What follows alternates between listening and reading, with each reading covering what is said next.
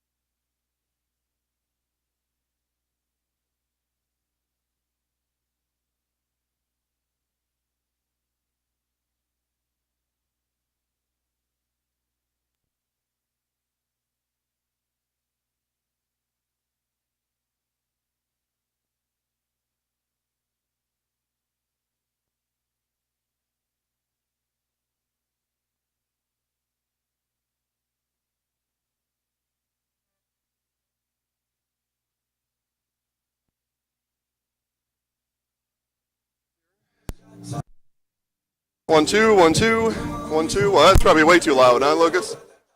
1, 2, 1, 2, 1, 2, 1, 2, 1, 2. Good there? Good there? Okay. All right.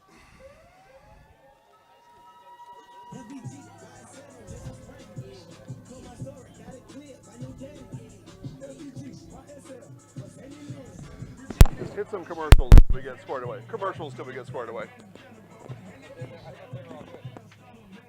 Yeah, I know, but just run some commercials so we're ready to go. Grassland Dairy Products is your match for an exciting new career today. Go to grassland.com to see the opportunities waiting for you. Browse through careers like CDL truck driver, shipping and receiving, line tech, quality assurance, forklift, maintenance tech, inventory associates, and more.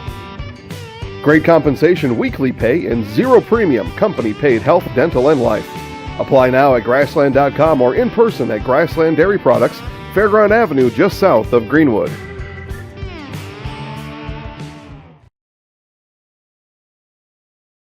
If you have a fear of overpaying, you have FOOP. But don't worry, switch to US Cellular and get a free Samsung Galaxy S25G, plus no activation fees. So you can stream, capture, and post without FOOP. Switch and get a free Samsung Galaxy S25G at US Cellular. Choose fair. Northside Computers is Marshfield's U.S. Cellular store. Visit us on South Central Avenue in Marshfield for the latest Samsung, Apple, personal cellular devices, tablets, and more. Taqueria El Sol sirve la comida mexicana más auténtica en Wisconsin Central. Taqueria El Sol está en Marshfield, en Avenida South Central y Calle 17. Está abierta cada día. Taqueria El Sol prepara salsa y guacamole cada día. Y tiene un menú con muchas recetas familiares de México. Taqueria El Sol tiene una tienda de comestibles también. Se venden comidas mexicanas secas, refrigeradas y congeladas para ayudarle a servir la comida mexicana, la más auténtica en Wisconsin Central. Taqueria El Sol en la Avenida South Central in Marshfield. Hi, I'm Ashley. I'm the director at Little Sprouts. Little Sprouts has been a real great community. It's very family friendly. It feels like a big family to me, and being the new director here, I felt very welcomed into the family. I like the smaller family. Everybody knows everybody, and you all get to know everybody in the center, and we do family activities and much of a family atmosphere.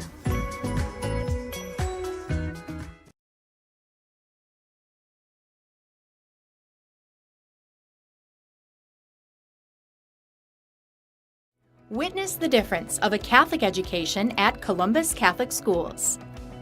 I think everyone should just know what makes this place special. Come and see. That's just what the Lord always said, and put your toe in the water. There are great schools, and it's a good fit. I'd always want them to come and to feel the goodness and the family atmosphere. I invite everyone just to come in and see what it's about and to see if it might be right for them and their family. We invite you to schedule a tour today.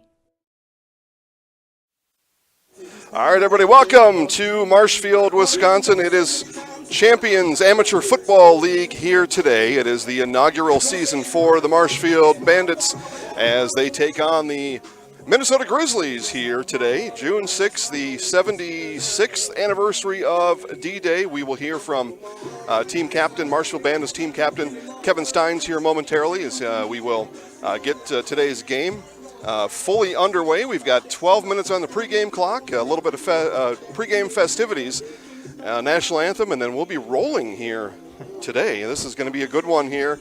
Jason Zaleski alongside Steve Maves, Lucas Holheisel producing today's broadcast, and Jada Hamblin on camera number 2 in the end zone, going to give you some cool shots. Actually, that's Jada's shot right there. So Jada already getting in the mix here today. Bring Steve Maves into the broadcast here today, and Steve, football, live football. The Marshfield Bandits believe they are the first team-organized activity game east of the Mississippi playing here since the shutdown began, but we've got football here today. Yeah, that's pretty crazy to think of that, and to know that it very well could be the first organized team game, and now a competition against somebody else.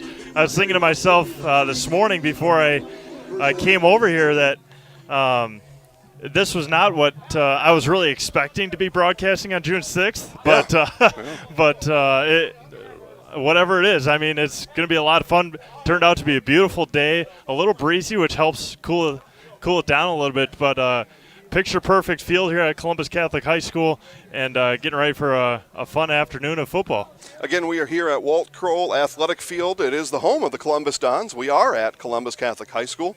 Attendance here is available. It is free admission. Social distancing encouraged. Bring a lawn chair, and I see some folks in their lawn chairs, and sit wherever you want. You can distance yourself as close or as far as you want. Bring your own sanitizer. They've got other hand sanitizers, other safety precautions here at the field. So come down, have a safe time. It's a family time down here. Full concession stand, everything available in there. The only thing I forgot today, Steve, was my 6-pack of Miller Lite, but I'll catch up on that later tonight. But otherwise, come on down, watch some football. If you're in central Wisconsin, you've got 13 minutes to kick off, but football game could take a couple hours, so come on down. And watch if you're not able to make it here to Marshfield today. And I see a number of you already watching online. Make sure to tell your friends, neighbors, and strangers where you found us so they can find Marshfield Bandits Minnesota Grizzlies football here in 2020. This is the Grassland Dairy pregame show. Grassland Dairy, exciting, rewarding career opportunities available for you now at grasslanddairy.com. Lucas, let's hit a Grassland Dairy 30-second spot. And we'll be back for pregame festivities here at Walt Kroll Field in just a moment. Grassland Dairy Products is your match for an exciting new career today. Go to grassland.com to see the opportunities waiting for you. Browse through careers like CDL truck driver, shipping and receiving, line tech, quality assurance, forklift, maintenance tech, inventory associates, and more. Great compensation, weekly pay, and zero premium paid health, dental, and life. Apply now at grassland.com or in person at Grassland Dairy Products, Fairground Avenue, just south of Greenwood.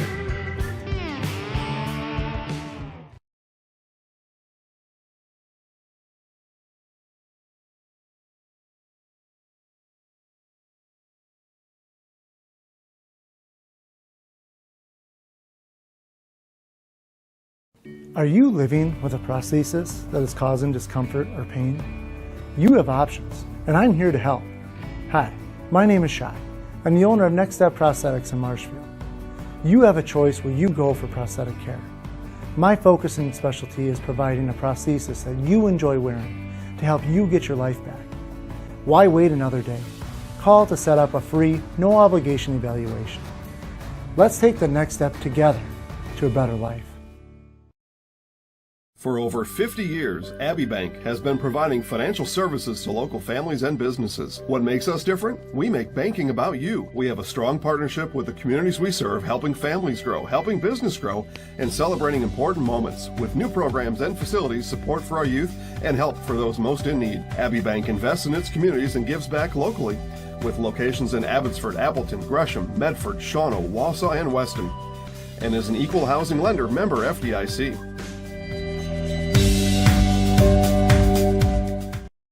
And all of our sponsors. I would also like to welcome the Grizzly family to Central Wisconsin. Hope you guys enjoy your visit. Just not too Welcome much. back to Walt Kroll Field here at Columbus Catholic High School as we get you ready for our inaugural Bandits football game between the Columbus Catholic, or excuse me, between the Marshfield Bandits and Minnesota Grizzlies. And we're going to take a moment of silence here for our D-Day recognition.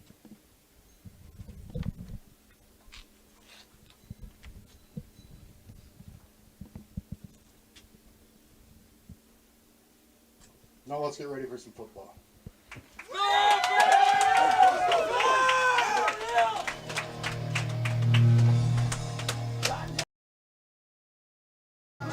All right, welcome back again, ladies and gentlemen. CMAVs alongside Jason Zaleski, Lucas Holheisel, and Jada Hines here, all ready to get going as the Marshfield Bandits in their inaugural season.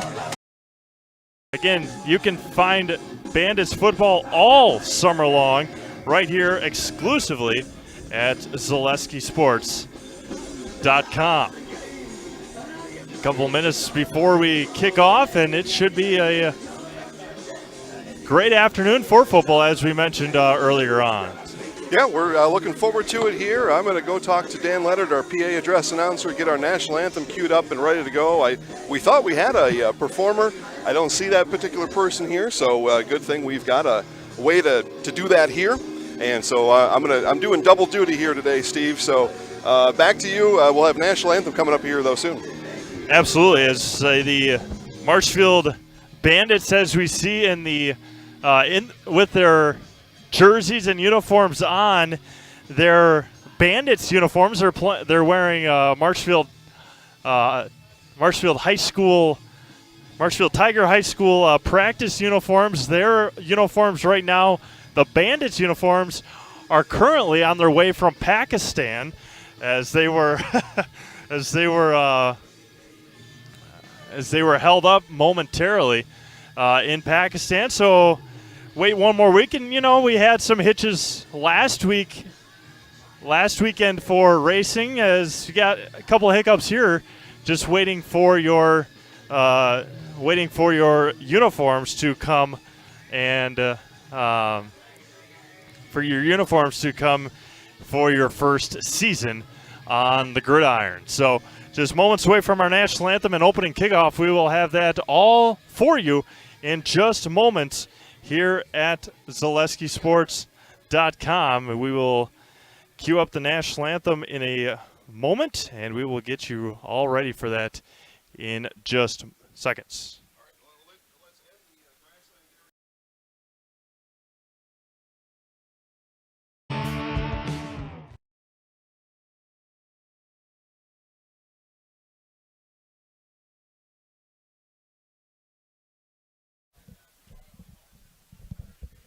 Oh, welcome back to Columbus Catholic High School. As we have our PA announcer announcing in our starting ceremonies here in just moments, as the players take their helmets off. The Grizzlies, as Jason will have to head over here to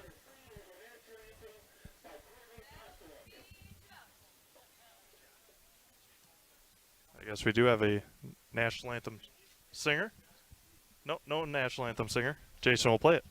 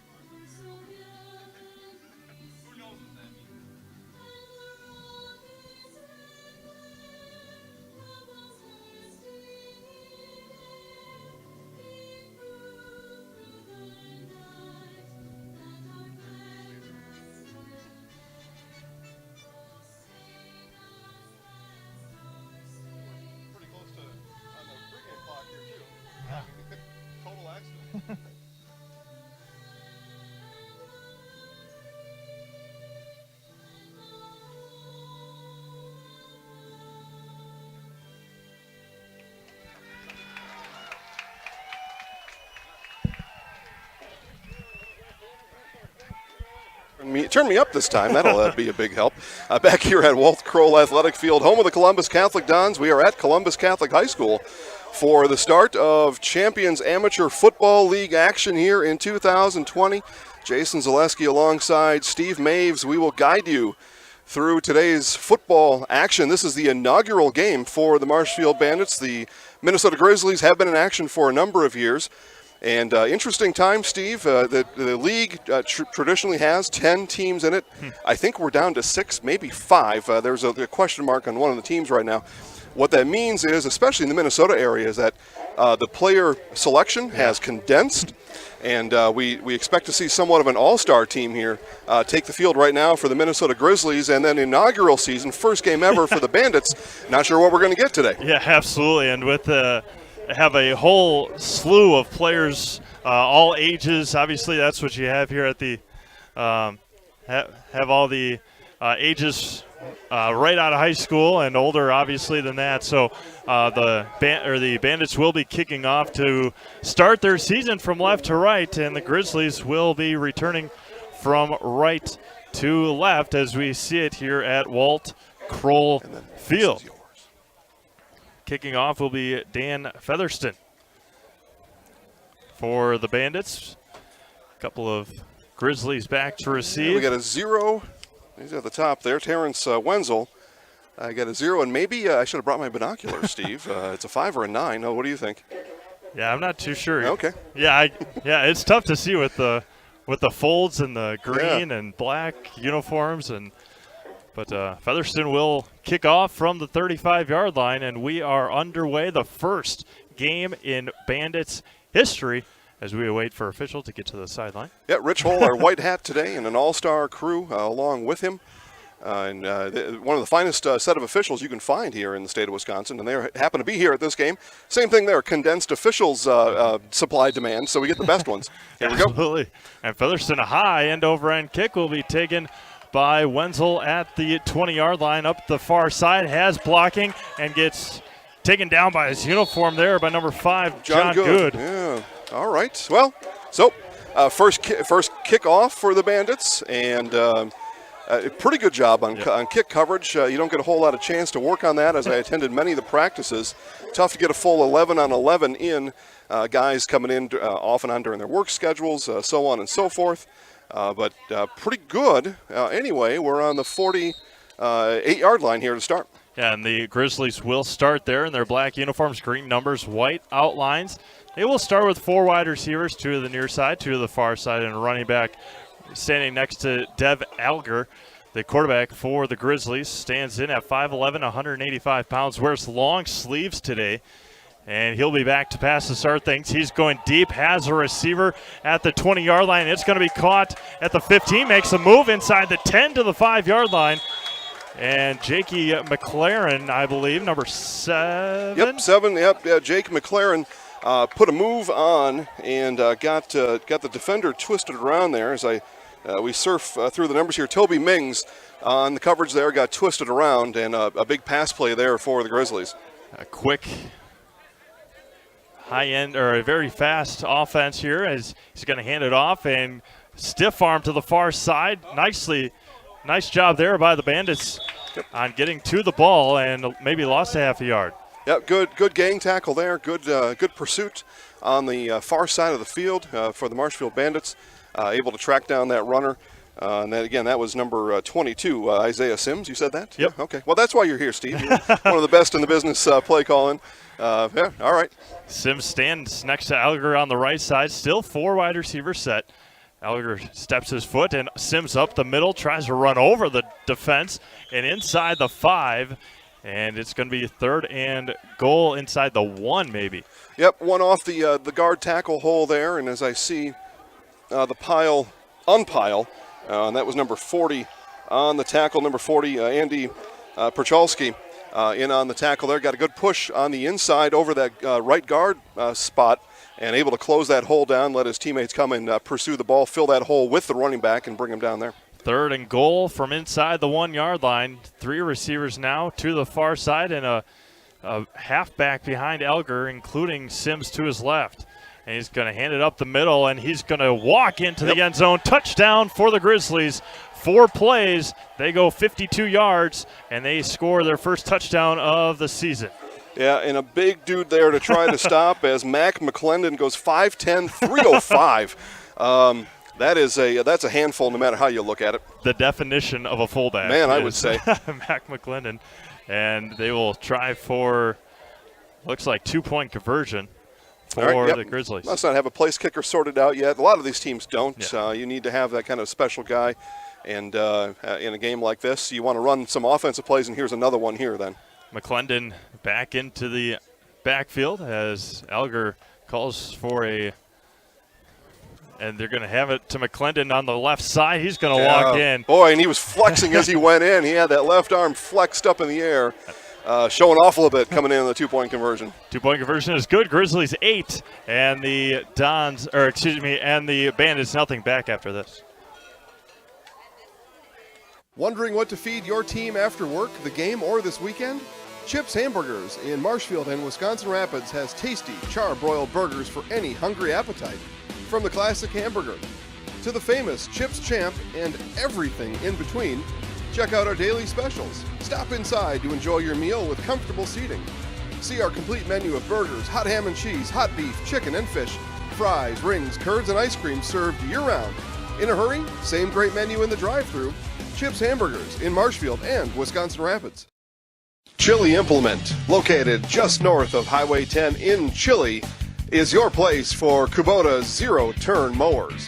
If your lawn is big or small, we have all the lawn care solutions for you. Check out our 60-inch deck. Kubota powerful, precise, proven. Chili Implement is your choice for Kubota, Case IH, and Gale. Chili Implement, open 6 days a week to serve you. Chili Implement.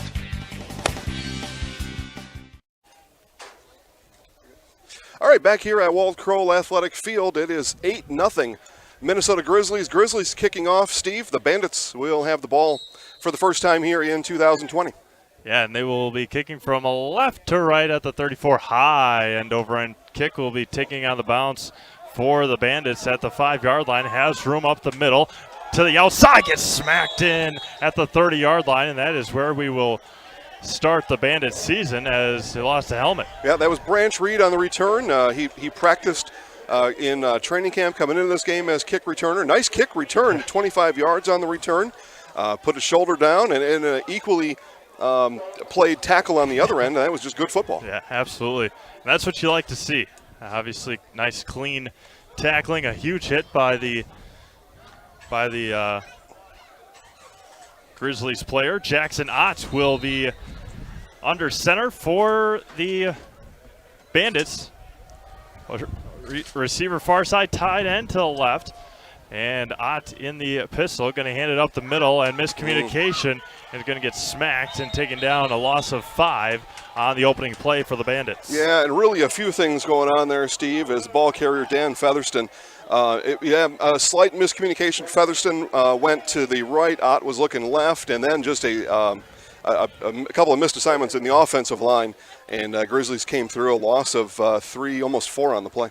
Talk about Mac McClendon as the fullback. They got some monsters on the defensive line as well for the Grizzlies. One receiver to the far side, double tight end. Jackson Ott's going to flip it out to the far side. Has a lot of room, a lot of green to the 35, 40, and he's going to get a first down.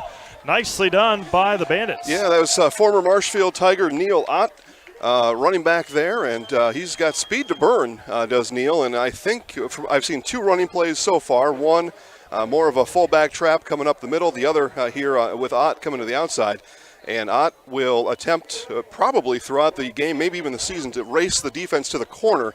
And he did there, and it was a gain of, what did you come up with there, about 11, 12, 13? Okay. Yeah, 13, yeah. Yep. third and 1. So I just keep counting, I'll get there. 3rd and 1, a receiver near side, and they're going to have it to Ott again. They're going to swarm him up and lose some more yards. It's going to be 4th down for the Bandits. Yep, couldn't race to the corner that time. The defensive end on that far side was able to get across the line of scrimmage, force Ott back inside, and then the defensive help came from the defensive line interior, stopped Ott. We'll see what the Bandits do here on 4th and short from their own 37-yard line. And they change Looks like personnel. a punt from here. Yep. This is the grouping I saw during practice. So this will be a punt upcoming for the Bandits. They will go 3 and out on their first ever offensive series. Yeah, and the first play obviously didn't pan out very well. The second play, Neil out on the outside, as they're having miscommunication with personnel to get out there for the punt. They're going to have trouble here with the play clock, and the countdown has started with the white hat, and they're going to be trouble getting this one off. And now they're having trouble spotting the ball. And flag's going to fly here, I think, Steve. Yep. So a flag or a timeout, perhaps. Yep. Nope, it is a delay of game. We kind of saw that coming there. Yeah, and that's one of those things that can be tough with only having the number of officials that they have. It's going to be one of those things that they need to keep an eye on the officials and where they are. So lost 5 more on the play, 11:20 to go in the opening half, and a snap over the head of the punter, and it's on the ground, and it'll be recovered by the Grizzlies inside the 20 to the 15, and that is where Minnesota will take over. Yeah, recovered or not, that was 4th down, so it was going to be Grizzlies ball from that point, and that'll be something that Coach Mike Good will circle and need to work on punt team, and he's talking to his punter down here, which also happens to be his quarterback, about what happened out there. I will tell you that Nasonville Dairy is a 2020 Processor Award winner. Congratulations to Nasonville Dairy. Nasonville Dairy, fresh cheese curds made daily. NasonvilleDairy.com. 11:14 to go, opening quarter, 8-0 Minnesota Grizzlies over the Marshfield Bandits in our inaugural Marshfield Bandits game.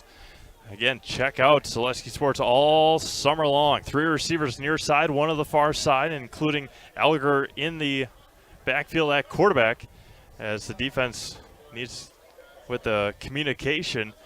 Elger claps his hands, back to pass, pressure is on, rolls out, flips it out to Sims, and he makes a move, missed tackle, and finally able to corral it inside the 15 to about the 12.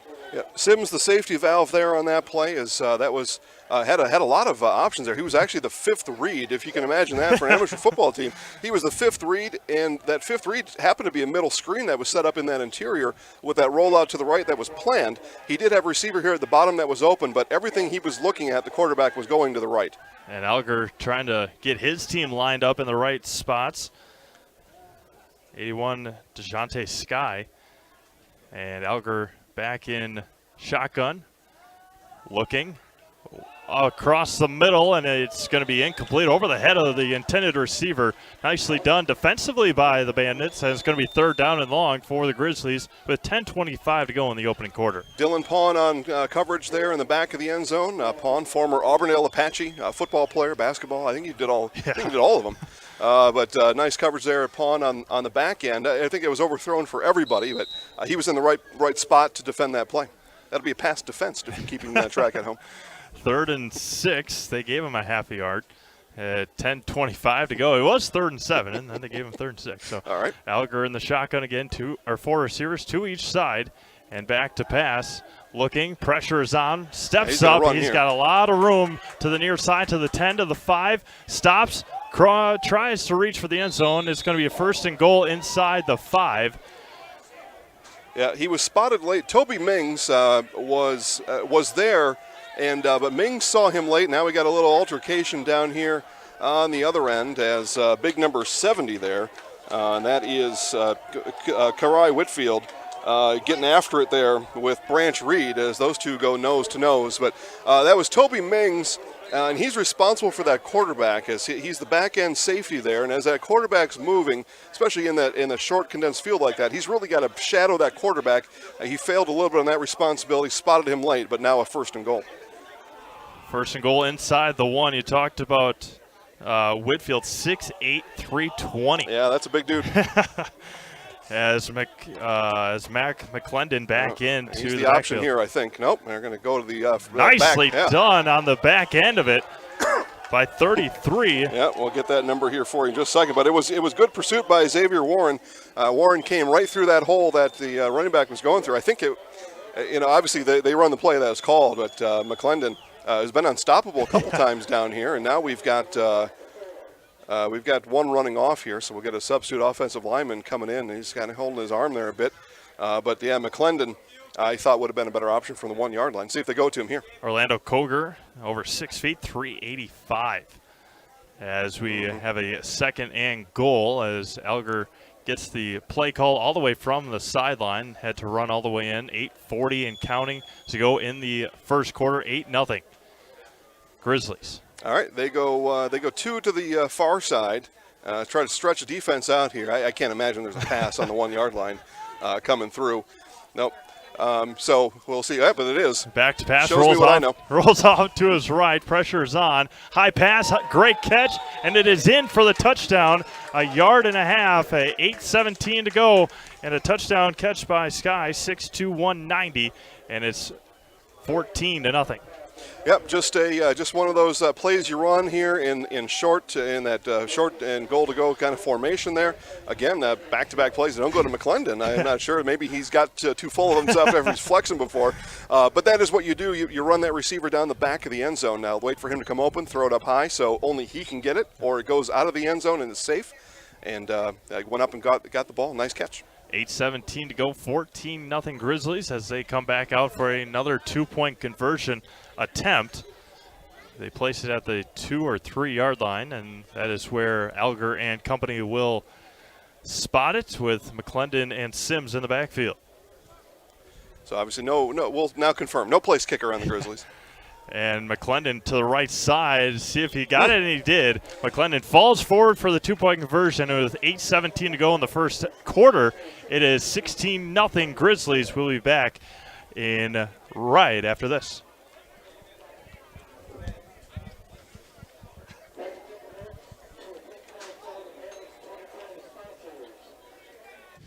Grassland Dairy Products is your match for an exciting new career today. Go to grassland.com to see the opportunities waiting for you. Browse through careers like CDL truck driver, shipping and receiving, line tech, quality assurance, forklift, maintenance tech, inventory associates, and more. Great compensation, weekly pay, and zero premium company-paid health, dental, and life. Apply now at grassland.com or in person at Grassland Dairy Products, Fairground Avenue, just south of Greenwood.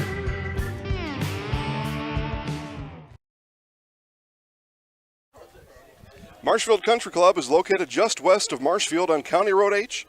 Enjoy 18 holes of golfing along the picturesque Yellow River with golf available for all skill levels.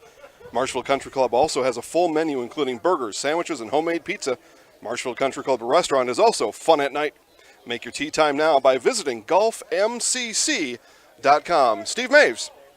Yeah, speaking of Marshfield Country Club, we'll be out there on Monday, I believe. For River Edge. River Edge. We'll be back out to River Edge on Monday. Yep.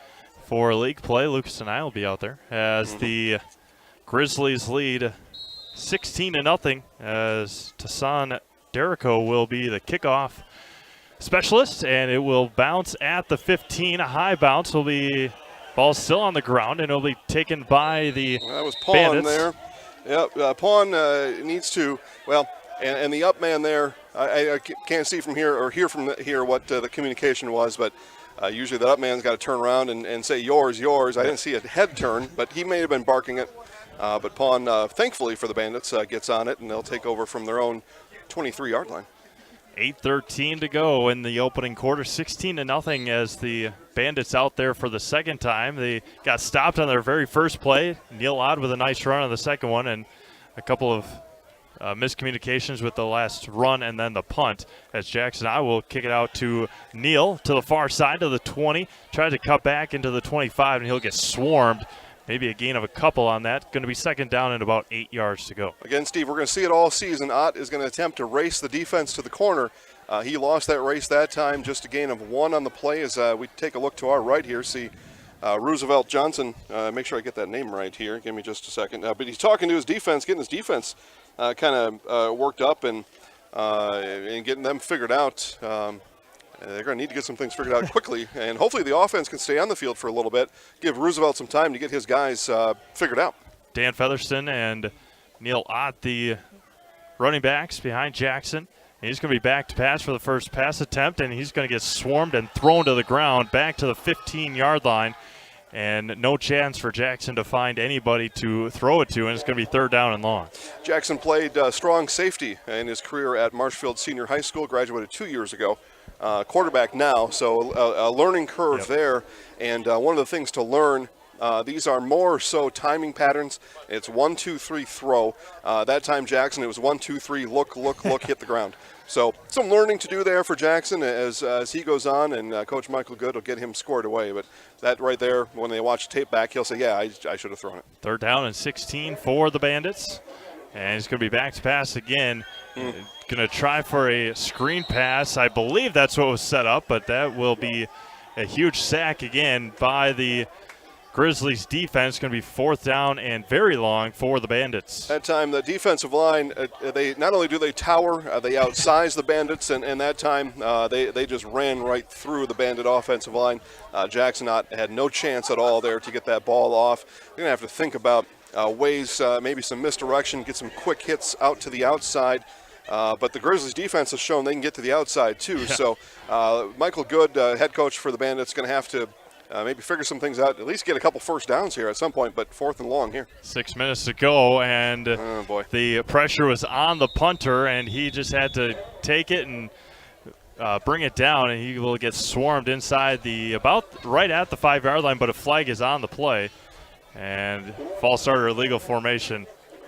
Okay, yep, so change of possession. We're going to take a quick 30-second timeout. We'll be back for more Marshfield Bandits football right after this. If you have a fear of overpaying, you have FOOP.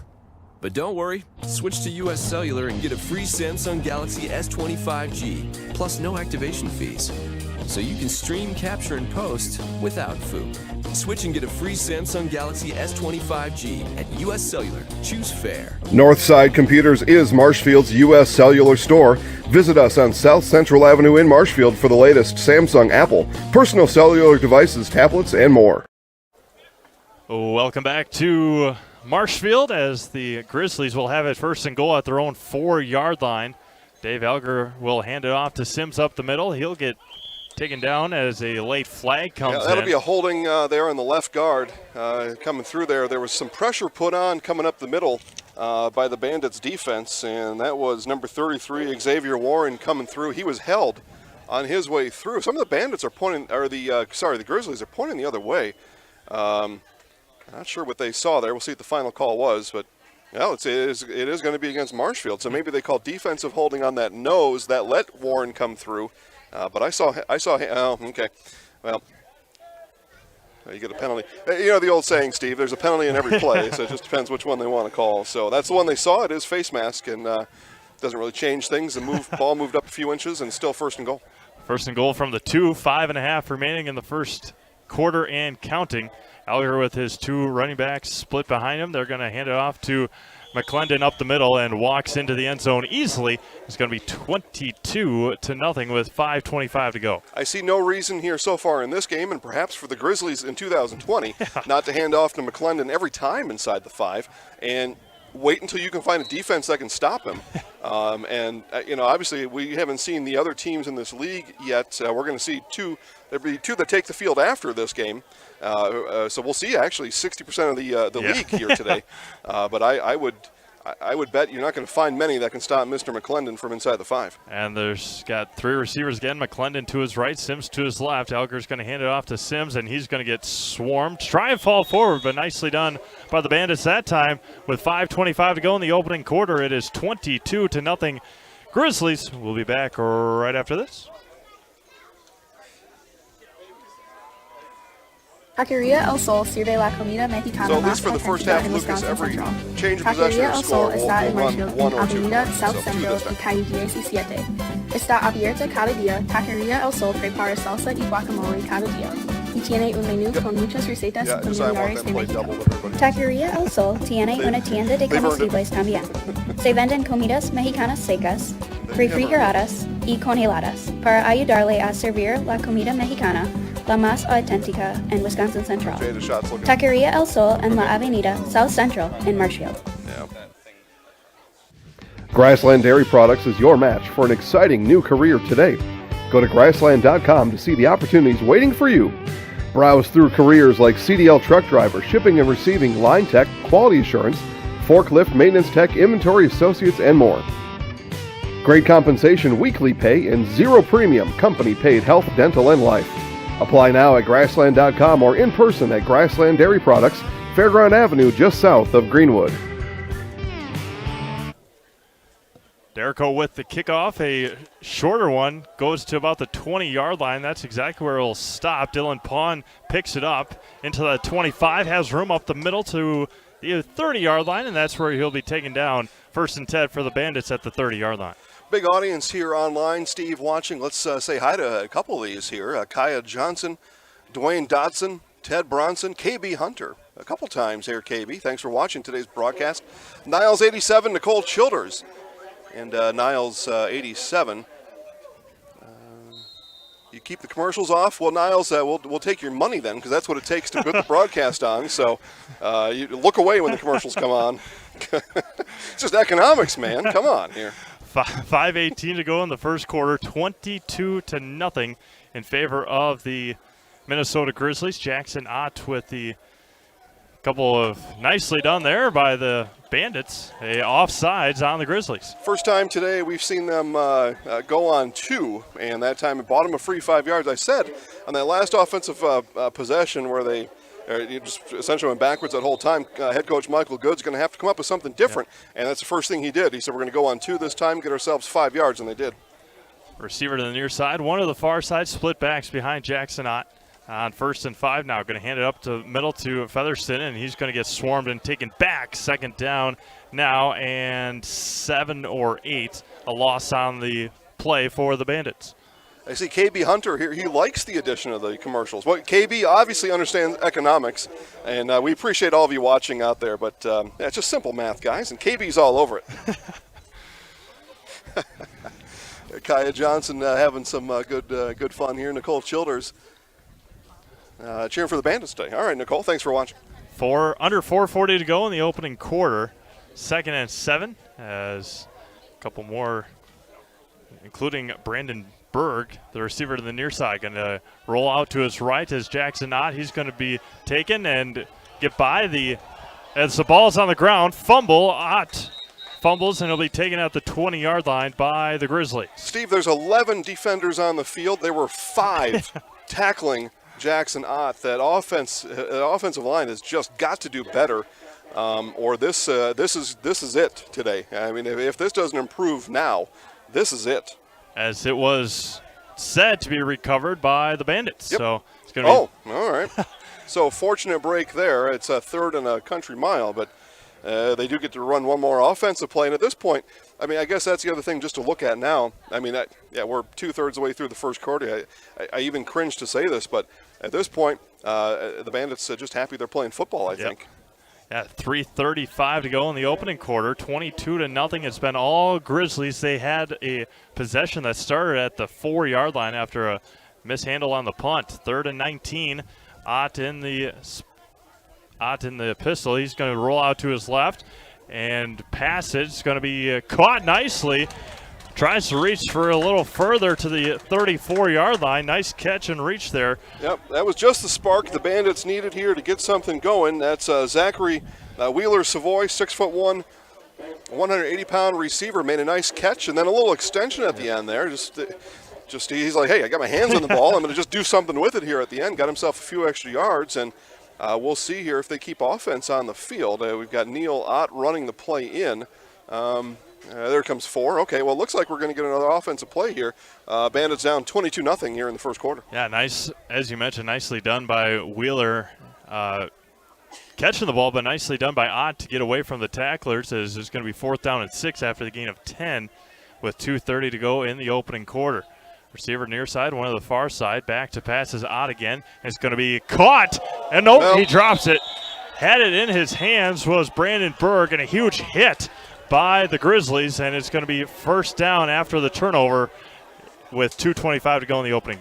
Yeah, that hit put on there by Joshua Murray, 5'11", 210-pound safety, jarred that ball loose from number 27, Brandon Berg, and turnover on downs there. Berg had the ball in his hands. It was just a better play by Murray. A good defensive play there and get the turnover on downs. As that is where the Grizzlies will start, 1st and 10 from the 34-yard line. Working from right to left here in the first quarter, 22-0. 2:25 to go in the opening quarter from Walt Kroll Field. And Walt Kroll Field here, Steve, home to hundreds right now. And everybody here having a good time. I see people essentially in the entire football field kind of scattered around. Again, social distancing encouraged, and people are encouraged to bring their lawn chair. Distance as much as you want. 1st and 10 with Elger back to pass again. Looking, fades it up, and it's going to be incomplete. Nicely tipped away there by the Bandits' Shane Westerhausen. And a couple of Grizzlies run into each other. Otherwise, they probably could have had an easy scoop if they would have kept on running. Yeah, really the first self-inflicted wound, if you will, for the Grizzlies. That ball was poorly underthrown. It got launched up in the air, just not the pass that he was looking for there. It really his first bad throw today. Everything else has been pretty good. And but yeah, Bandits looking for a break. Maybe that's a break. 2nd and 10, 2:19 to go. 2 receivers near, 2 to the far as Sims flanks Alger to the right side. Calls out the play, claps his hands, and hands it off to Sims to the near side. Spins away from the defender and falls forward inside the 30 to the 28-yard line. Slipped the tackle there of Andy Prochalski, number 40, and able to get around and get himself an extra 4 yards. He was going to be stopped for a gain of only 1, but instead able to squeeze almost 6 out of it after he slipped that tackle from Prochalski. And it's a 3rd and medium here coming up for the Grizzlies inside the Bandits 30. Under 2 minutes to go in the opening quarter. 4 receivers split out again, 2 near, 2 far. Sims flanks Alger again. Stands behind his monsters offensive line. Alger back to pass. Yep, receiver screen out that side. Nicely done on the far side by Shane Westerhausen. Boy, I would say, because that screen was well timed and well, just a good coincidence. They thought they had Marshfield caught in something there as the Bandits were coming around with pressure on that far side. But Westerhausen there made the tackle. And the Grizzlies going to keep the offense on the field up 22-0 and inside the Bandits' 30-yard line. 4th and 4. By the time they snap, it'll be under a minute as Xavier Warren had the pressure on Alger before he was able to throw it, as about 55 seconds to go. 4 receivers again.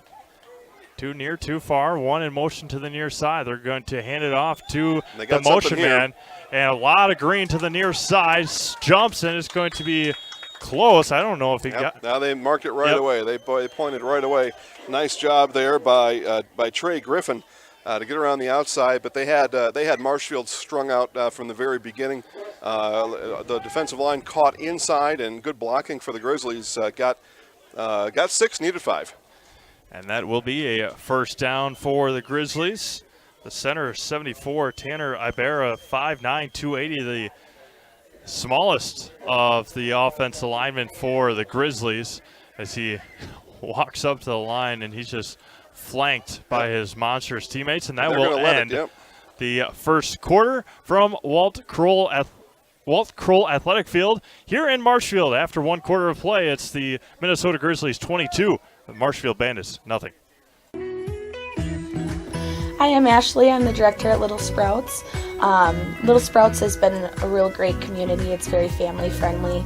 It feels like a big family to me, and being the new director here, I felt very welcomed into the family. I like the smaller family. Everybody knows everybody, and you all get to know everybody in the center, and we do family activities and much of a family atmosphere.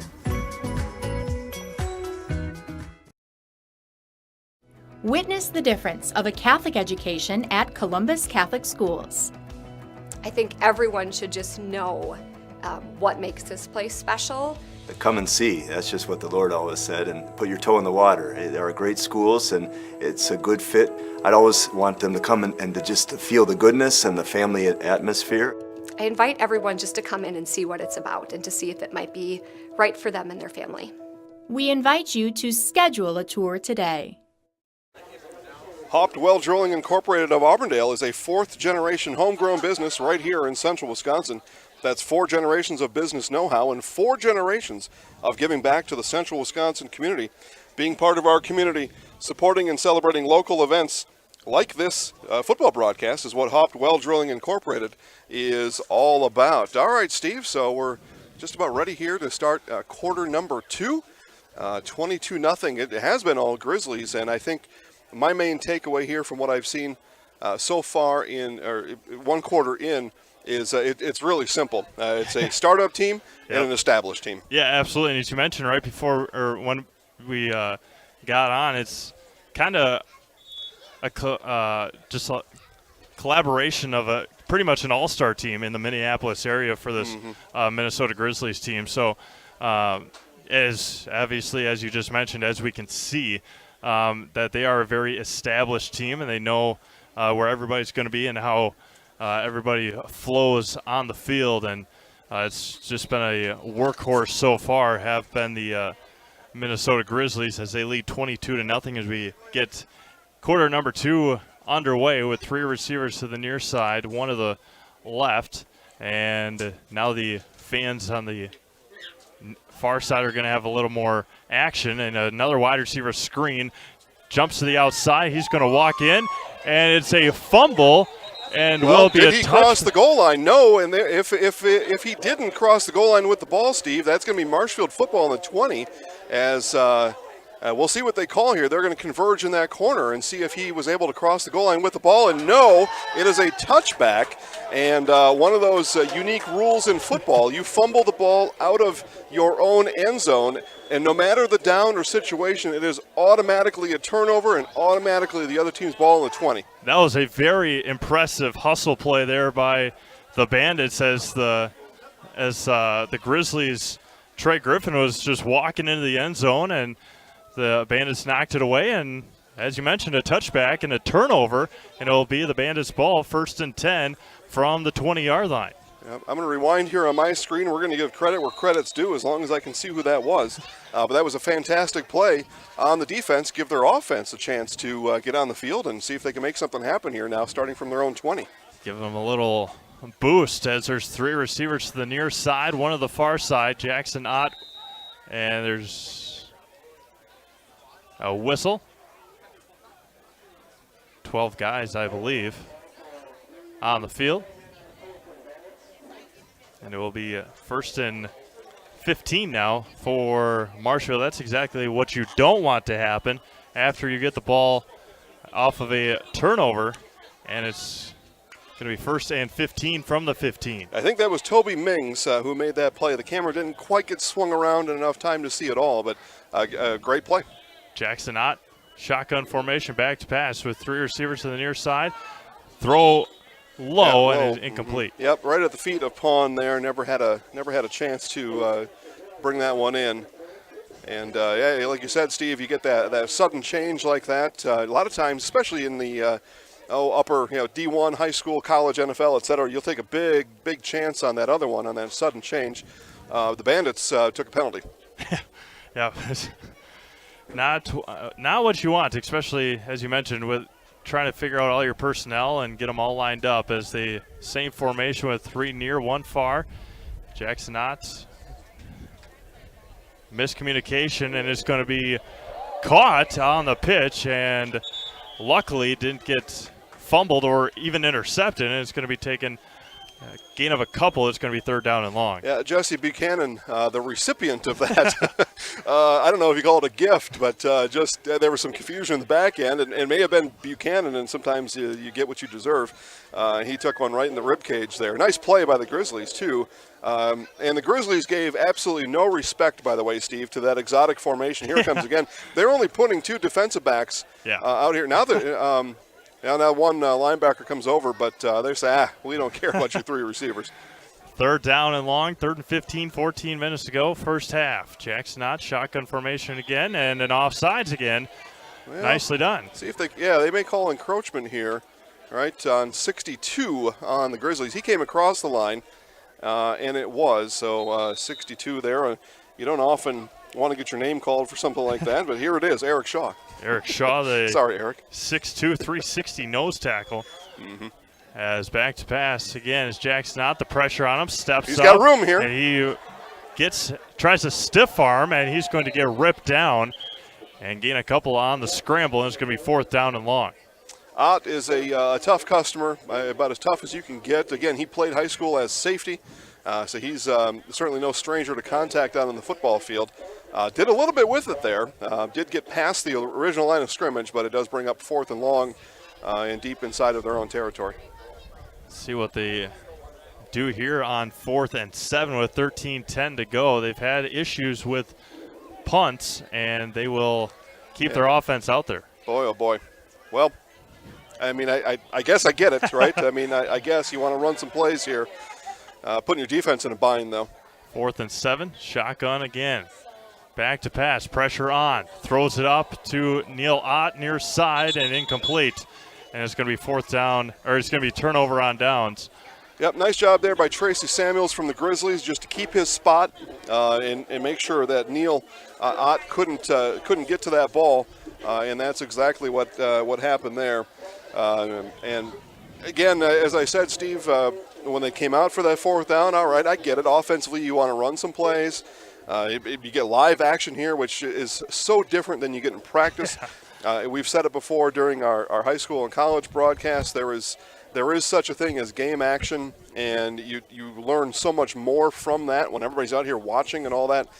The other side of the coin here is now you put your defense, who also wants to get some plays, but you put them in a real bind here. Yeah, absolutely. And the way that they have struggled at times against this Grizzlies offense continues here, as it's going to be 1st and 10 at the 23-yard line. And Alger is going to hand it off to Sims. It is nicely done by the Bandits defense. Yeah, again, that was number 33, Xavier Warren leading the way. Warren racking up tackles here left and right, doing a nice job of just flowing to the ball, getting behind his defensive line, finding that hole, finding the ball carrier, and making the tackle. And he's played a really nice game here so far in this first half. 12:20 to go in the first half as Alger gets the play call in from the sideline, went all the way over there, came back to his huddle with receiver to the far side, 2 to the near side, and split backs behind Alger. 22-0, 12 minutes to go. As the pressure is on, back to pass, has his receiver at the 5, caught and falls in to the end zone. Touchdown for the Grizzlies. 23 yards on the pitch and catch, and it's 28-0 Minnesota. Yeah, the defense just got behind there, and look at that number here just a minute ago. Branch Reed there on the coverage, and he got turned around, and Branch is going to rewatch the game tonight probably when he gets home, and he'll grade himself on that one. But that's one that he'll need to learn from there. Is he got his hips twisted the wrong way, and that receiver came loose on the outside. Yeah, Nathan Cromie left open, 6'4", 195, and he stands to the far side again. McClendon not in the game for this 2-point conversion. All right, interesting. And they're going to hand it up the middle as the ball is on the ground. A fumble on the 2-point conversion. It is no good. And back-to-back 2-point conversion failures by the Grizzlies. And with 11:53 to go in the second quarter, it's 28-0 Minnesota. Back after this. Are you living with a prosthesis that is causing discomfort or pain? You have options, and I'm here to help. Hi, my name is Shai. I'm the owner of Next Step Prosthetics in Marshfield. You have a choice where you go for prosthetic care. My focus and specialty is providing a prosthesis that you enjoy wearing to help you get your life back. Why wait another day? Call to set up a free, no obligation evaluation. Let's take the next step together to a better life.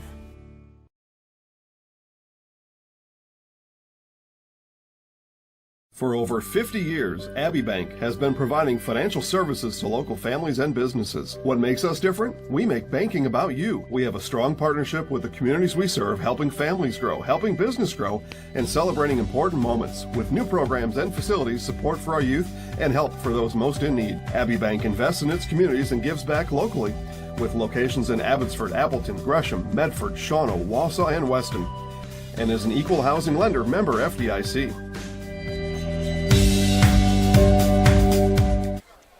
Welcome back to Walt Kroll Athletic Field here in Marshfield as the Grizzlies lead 28-0, and a flag on the kickoff. And we'll see what the... You don't see that very often. It was offside, though, on the kick team. Those of you watching, and thank you all for watching live football today. We'll bring you both games today. Steve and I are going to head out of here, though, after this game. See if we can find something else for you. Leave Lucas to be. That's what's going to happen. Those of you wondering about the scoreboard, it's coming back. You just need to hit the refresh on our scoreboard. We'll have that back in just a minute. But as Steve was saying, 11:53 still to go in the second quarter, 28-0 here for the Grizzlies. Yeah, we thought before we came on it might be high school rules, 12-minute quarters, which is not to be, 15-minute quarters. And the Grizzlies lead 28-0 as Derrico will be back to kick again from left to right. And a high end over end short kick taken by Pawn at the 30 on the bounce. And he has room to the near side as he's going to get ripped down right at midfield. And that is the best starting field position for the Bandits so far today. 11:47 to go, and Jackson Ott and company see if they can get something cooking here in their next possession. See team captain, Bandits captain Kevin Steins talking to Derrico there, Tasman Derrico. Hey, thanks for coming out to play us today. We appreciate you being here, and we're tired of practicing against each other. By the way, we're going to be at Brown's Bar after the game if you got nothing else to do. Kevin's a good dude, and probably exactly how that conversation went. Jackson Ott back, shotgun formation again. Crowd keeps on filing in here. Would say. A lot of people on the far side.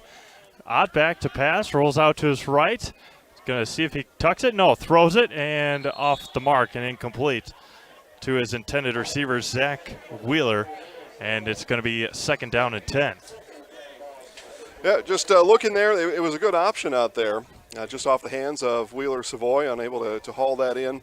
But you can see right away, Steve, Coach Good went away from the run here a while ago. Yeah. And just trying to work the edges here a little bit, trying to get to the outside. But a lot of beef on that Grizzly defensive line. Probably the run is just it may have torn those pages out of the book already. Yeah, absolutely. 11:40 to go. Timeout taken by the Bandits. We will take a quick break, come back to Marshfield right after this. Jason Zaleski here to tell you that Hewitt's Meat has you covered with easy and simple home delivery.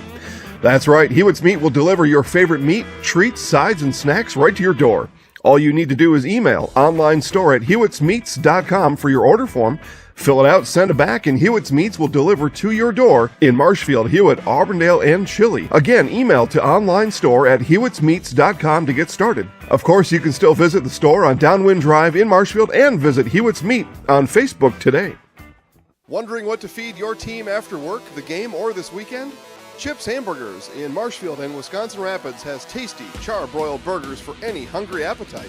From the classic hamburger to the famous Chips Champ and everything in between, check out our daily specials. Stop inside to enjoy your meal with comfortable seating. See our complete menu of burgers, hot ham and cheese, hot beef, chicken and fish, fries, rings, curds, and ice cream served year-round. In a hurry? Same great menu in the drive-thru. Chips Hamburgers in Marshfield and Wisconsin Rapids. Second and 10 for the Bandits. Split backs behind Jackson Ott. And back to pass. Keep a couple of guys in there for blockers. And it's going to be incomplete. Feet got tangled up. And it's going to be third down and 10. Looking for Wheeler Savoy again. And a much better job there for Ott to go 1-2-3 throw, as I said back in that first quarter, on those routes, especially on a day like today where you know you're going to get pressure, you've got to take your drop and throw the ball, and he has. And so credit to Jackson and the coaching staff for reminding him, hey, Jackson, it's 1, 2, 3, throw, and he did. As mentioned right before the break, a lot of people here, a lot of time left to come out and watch this game as well as the game after this. Free admission, a lot of fun, a lot of food here at the concession stand. As Ott backs pass looking for the screen, it's going to be caught, and Neil Ott's going to be ripped down, and a loss of a couple with a flag on the play. See what the... Well, could be somebody too far down the field there, and that was Scott Van Handel, and it is an illegal man downfield. I think that was Van Handel, 96 there, and he's making the motion himself. It was me, and it was I was too far down there. Maybe the timing there was thrown off a bit. It happened pretty quickly, pretty seamless play, but Van Handel maybe just in a hurry to get down the field and go hit somebody. 11:10 to go and counting, as they will decline it. Yeah, and it's going to be fourth down. Yeah, mm-hmm. Yep. Yeah, that's the right call all day long, and the punt team now comes on for the Bandits. Interestingly enough, they went for it inside their own 20 and didn't get it. Now they'll bring the punt team out. And you know what, Steve, in that situation too, inside the 20, you figure they're going to get the ball in our half anyway. Yep. Maybe we'll just run a play. Now you can at least kick the ball away and see what happens. Yeah, they keep Featherston in there to help block, see if they can get a snap down, and they do, and it's blocked anyway, and it's going to be on the ground, recovered, scooped by the Grizzlies inside the 20, inside the 15, 10-5, falls near the end zone inside the 5, and it's going to be taken over by the Grizzlies right there, first and goal. Well, and on the ride back home, he is going to be chastised for saying, come on, man, you were 2 yards away, 2 yards from getting the score, getting the tutty. And, he'll have some memories there of that one. Was that 31, Steve? Yeah, is that what I saw? 31 is Royante Malone. Nice job there by Malone to scoop that up. But Royante, I'll just tell you first. I'll give you the first ribbon here. 2 yards, man. Get the ball in the end zone. What are you doing? And that is where the Grizzlies will take over, first and goal inside the 2. And Grizzlies trying to extend their lead here in the first half with 10:27 to go in the second quarter. Again, thank our sponsor here, our game day sponsor, Grassland Dairy. Grassland Dairy has exciting and rewarding careers available for you now.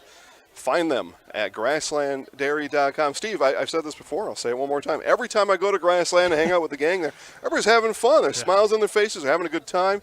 I know some of those folks that come out afterwards. Always having a great time. Exciting, rewarding careers. Grasslanddairy.com. Yeah, and it's no better way to help local farmers. I mean, go over to Grassland, help them out, get some food and butter products and ingredients and all that. As the Grizzlies, and they delay a game coming out of that change of possession there. And coach not happy. Coach is not happy, and he should not be. Yeah. And he's out there letting his guys know that listen, this is the grouping I called. Get your butt out there and run the play. Might as well run the same play. I mean, they had everybody out there. It wasn't.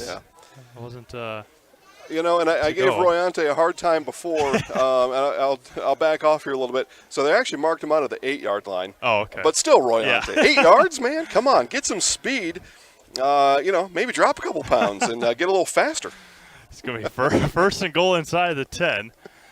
And going to fumble it on the exchange, and going to be swarmed by the Bandits and taken down back near the 20-yard line. Well, and Coach was upset to begin with because they didn't run the play on time that they told him to run. He may have just said, just get your butts back out there and run the play, and then they let the ball hit the ground, and Coach going to let somebody know something at halftime about that.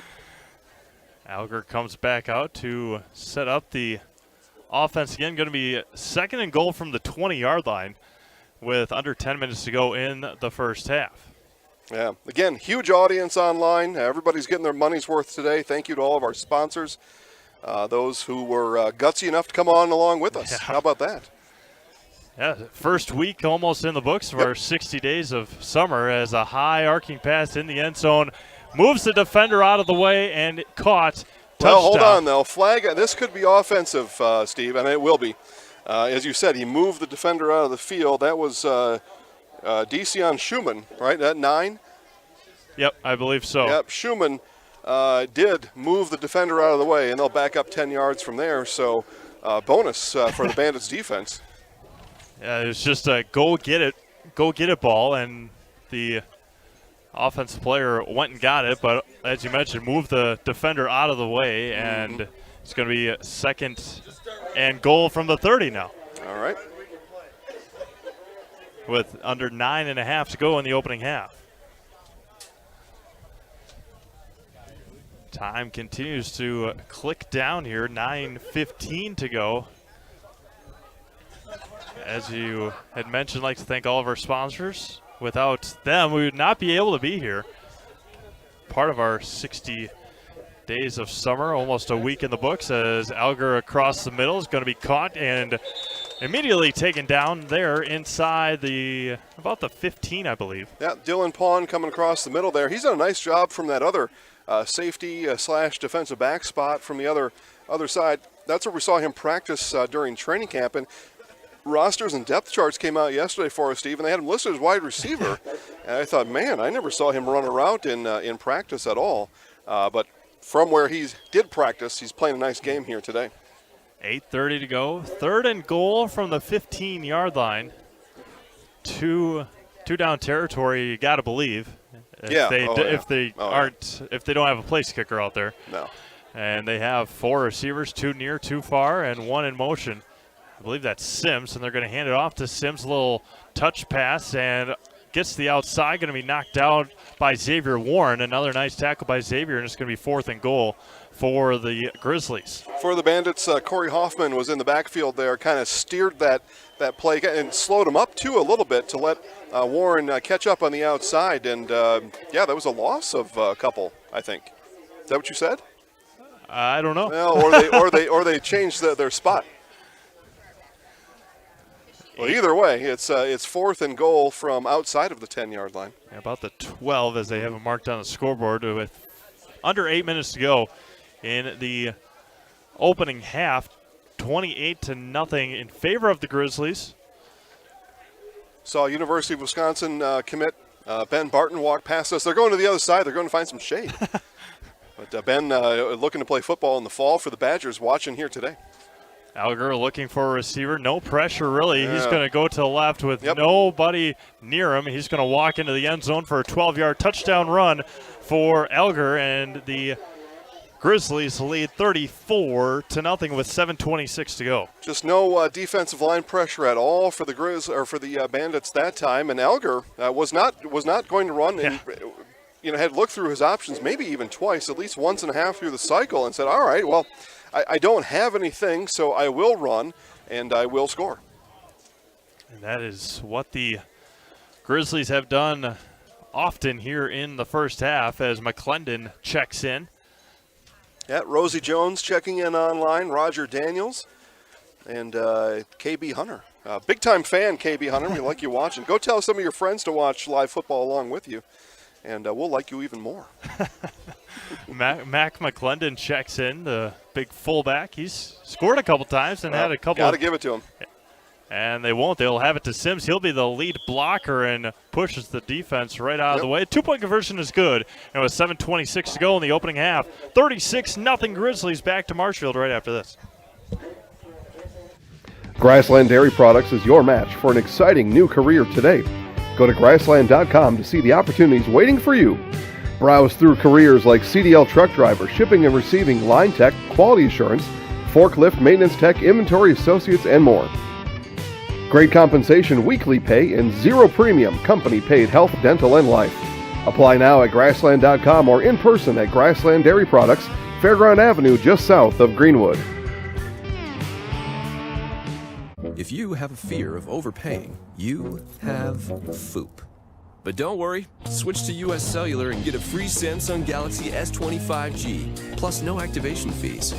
so you can stream, capture, and post without FOOP. Switch and get a free Samsung Galaxy S25G at US Cellular. Choose fair. Northside Computers is Marshfield's U.S. Cellular store. Visit us on South Central Avenue in Marshfield for the latest Samsung, Apple, personal cellular devices, tablets, and more. Welcome back to Marshfield, Walt Kroll Athletic Field here on a beautiful afternoon for football. The Minnesota Grizzlies 36 and the Marshfield Bandits nothing here in their inaugural game this afternoon. We'll be back with them next Saturday right here in Marshfield for week number 2. And we'll have that live all summer here at ZaleskiSports.com as Derico will kick off from left to right, and he does so. He'll be taken by Pawn at the 25-yard line, looking for room, goes right up the middle, and will be taken there for the Bandits. That's where they will start their next possession. 1st and 10 with 7:21 to go in the opening half. Steve, it is. It's just an amazing day for anything today. We are blessed to be out here on this 76th anniversary of D-Day and back here with live sports. In Wisconsin, there is some talk that the Minnesota teams may struggle to find a home field yet as they go on in their season. So we may see more. That's why the SaberCats and the Roughriders are with us here today, as the SaberCats and Roughriders still looking for a place to play, and they're going to play here. All right, quick swing pass out to the left side there, and that went nowhere. They are going to say it's a forward pass, but there's also a penalty flag on the far side. Let's see what that is. Clean that up, and I don't know what they're going to penalty on Marshfield apparently. I think that's 12-man one, isn't it? So that went on the Grizzlies. Well, they're still getting it sorted out here. The pass the pass was a forward pass that was caught, but it was caught behind the line of scrimmage. Yeah, it is 12 men for the Grizzlies, so the Bandits obviously take that. It'll be 1st and 5 upcoming. With 7 minutes to go, it'll be 1st and 5 at the 46-yard line for Marshfield, with receiver near side, one of the far side split backs near Jackson Ott, and the pressure is on quickly. They're going to flip it out to the far side, have room to the green side, and go nowhere. Maybe lost a yard. Yeah, trying to race to the outside, but Buchanan not quite as fast as Ott, and he wasn't able to win that race. It's going to be 2nd down and 6 now after a loss of maybe a half yard with under 6.5 to go in the first half, as the Bandits tried to continue to figure something out. 6:10 to go in the first half. Just to break up the shot. As Ott with a Brandon Berg near side receiver claps his hands and asks for the ball, throws it to Berg, and it's going to be tipped in the air and incomplete. Nicely defended there by Schumann, the cornerback, 5'9", 185 for the Grizzlies. Yeah, he and Isaiah Jones were back there waiting to, and some push-ups here, as Schumann wanted to bring that one in. Nice job there. Get your 10 quick push-ups in. Showing off to the crowd, too, is Mr. Schumann. But both were there in case the tip drill did come up, but ball fell to the ground. 5:53, 3rd and 6. 36-0 Grizzlies. Jackson Ott, pistol formation again, back to pass, 4-man rush on across the middle, and it's high up in the air. It's going to be intercepted. Great catch there. It's going to be taken at the 50, inside the 45, and Buchanan's going to rip him out of bounds. And the Grizzlies will take over after the turnover. What a great catch that was. In traffic, jumped up above everybody else and ripped it out of the air. Yeah, some of those Bandits, they rewatch this back, and they're going to see themselves quit on the play. The ball was intercepted, but they're going to kick themselves because they quit on the play. Could have, perhaps made the tackle after that interception. Yeah, that was, I think Berg was one of them there that just out of frustration kind of stopped, and may have been able to at least make that tackle back here nearer the 50. Josh Murray with the interception, and the Grizzlies will take over 1st and 10 at the 35-yard line with 2 receivers near, 2 far, and Sims still flanking Alger here in the first half, up 36-0. Surveying and pressure quickly, and Xavier Warren couldn't quite make the tackle, but the swarm of defense nicely done there by the Bandits again. It's going to be second down and maybe 11, lost a yard. Yeah, just kept bringing one Bandit after another. We do have an injury on the field here, so with 5:21 left, we're going to take a quick break. We'll be back here to Walt Kroll Field in Marshfield after this. Taqueria El Sol sirve la comida mexicana más auténtica en Wisconsin Central. Taqueria El Sol está en Marshfield, en Avenida South Central y Calle 17. Está abierta cada día. Taqueria El Sol prepara salsa y guacamole cada día. Y tiene un menú con muchas recetas familiares de México. Taqueria El Sol tiene una tienda de comestibles también. Se venden comidas mexicanas secas, refrigeradas y congeladas para ayudarle a servir la comida mexicana, la más auténtica en Wisconsin Central. Taqueria El Sol en la Avenida South Central in Marshfield. Take a look at some of the people here attending in person, and again, social distancing is encouraged here at Walt Kroll Field in Marshfield, and you can see there standing standing or bring a lawn chair, whatever the case may be. But bring yourself here down to Walt Kroll Field and be as safe as you would like to be. Some folks sitting next to each other, some not. It's completely up to you. But it was number 74 there, Steve. That's Tanner Ibarra. Just a cramp at the center position. Saw Tanner kind of roaming through our pages here earlier. He's a big fan now, and we hate to see him head off the field. But he was able to walk off. Now he's going to stretch a little bit. And pretty good chance he'll come back on the field here soon. Yeah, you see Ibarra 5'9", 280, and then you see his cast of teammates out there, including Hamza Hassan, 6'3", 330, and just towering. Whitfield, we mentioned him earlier, 6'8", 320. Just some monsters on that offensive line, as that's what you want, obviously, to help your quarterback out, who Alger is only 5'11", so at times might struggle to see over his offensive line, but doesn't seem too bad right now. And Warren almost intercepted it through the hands of Derrico on the quick pass and couldn't come up with it and almost fell right into Warren's lap. Yeah, and Alger hit the deck there as he was pressured right away. Had to get the ball out of his hands, and that sometimes all that math does add up to an interception. Almost there. It's going to be 3rd and 12 with 4:46 to go here in the first half, with 2 receivers near, 2 far. Sims back there with Alger again on 3rd and 12. See what pressure the Bandits defense has. Yep, blitz coming here.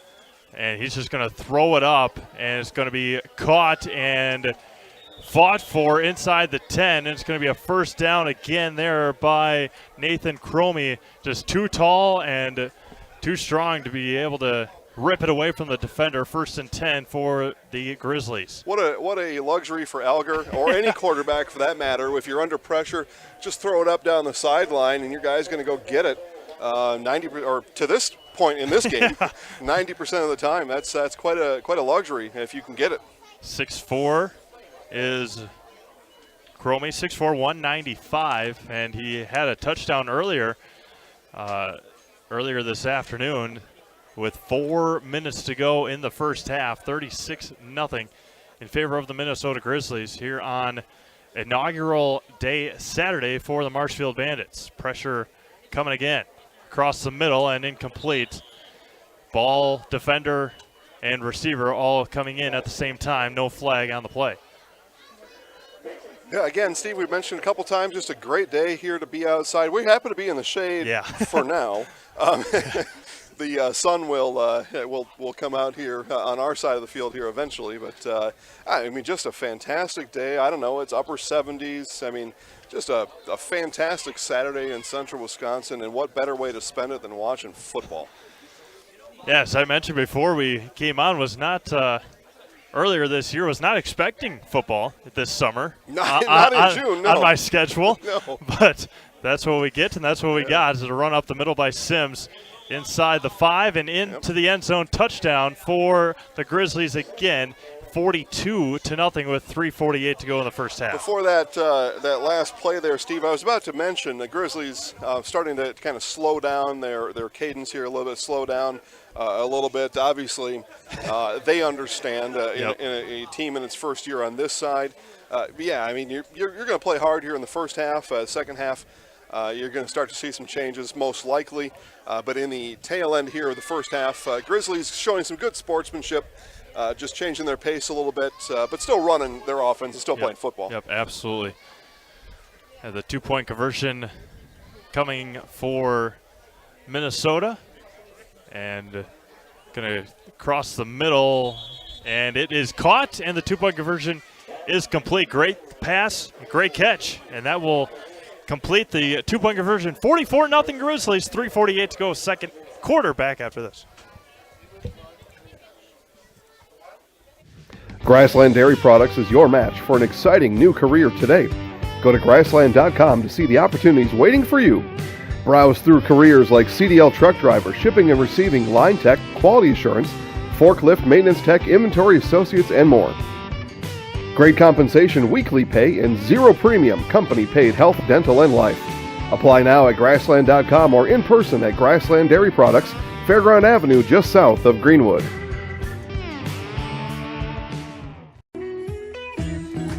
Hi, I'm Ashley. I'm the director at Little Sprouts. Little Sprouts has been a real great community. It's very family friendly. It feels like a big family to me, and being the new director here, I felt very welcomed into the family. I like the smaller family. Everybody knows everybody, and you all get to know everybody in the center, and we do family activities and much of a family atmosphere. All right, again, those of you watching online, thank you. Now is the time to tell your friends, neighbors, and strangers. Live sports are on Zaleski Sports right now. Rick Rock, Elijah Nelson, Jessica Sanders, and our good buddy KB Hunter, KJ Simon. Everybody watching online. Steve. As the kick will go out of bounds, as the Bandits will have good field position again. Sorry, Steve, I mentioned before that commercial that you'll start to see some players get some looks at different positions, and that was one of those there. And that's okay. Again, you're the coach of the Grizzlies. You got a 44-point advantage here before halftime. And up to this point, everybody in the league's been running plays against each other or running against air. So it's a good time just to get everybody out there, see what you might be good at. And the same for the Grizzlies for the Bandits at this point. 44-0, same score for them. Yep. Just in the opposite way. So maybe you'll try to mix and match and see if you can find some magic somewhere else. 3:48 to go in the first half, as Jackson Ott back out there with Neal, the receiver to the near side, three receivers to the far side, and Ott back to pass. Wide receiver screen to the far side. Dylan Pawn is going to try and run over defender. Nicely done by Dylan. Nice gain on first down. It's going to be second at about 2 after the nice pitch and catch and run after catch by Dylan Pawn. Yeah, Pawn just kept his feet moving. You hear that all the time in football, right? Keep your feet moving. Well, that's why, and he did.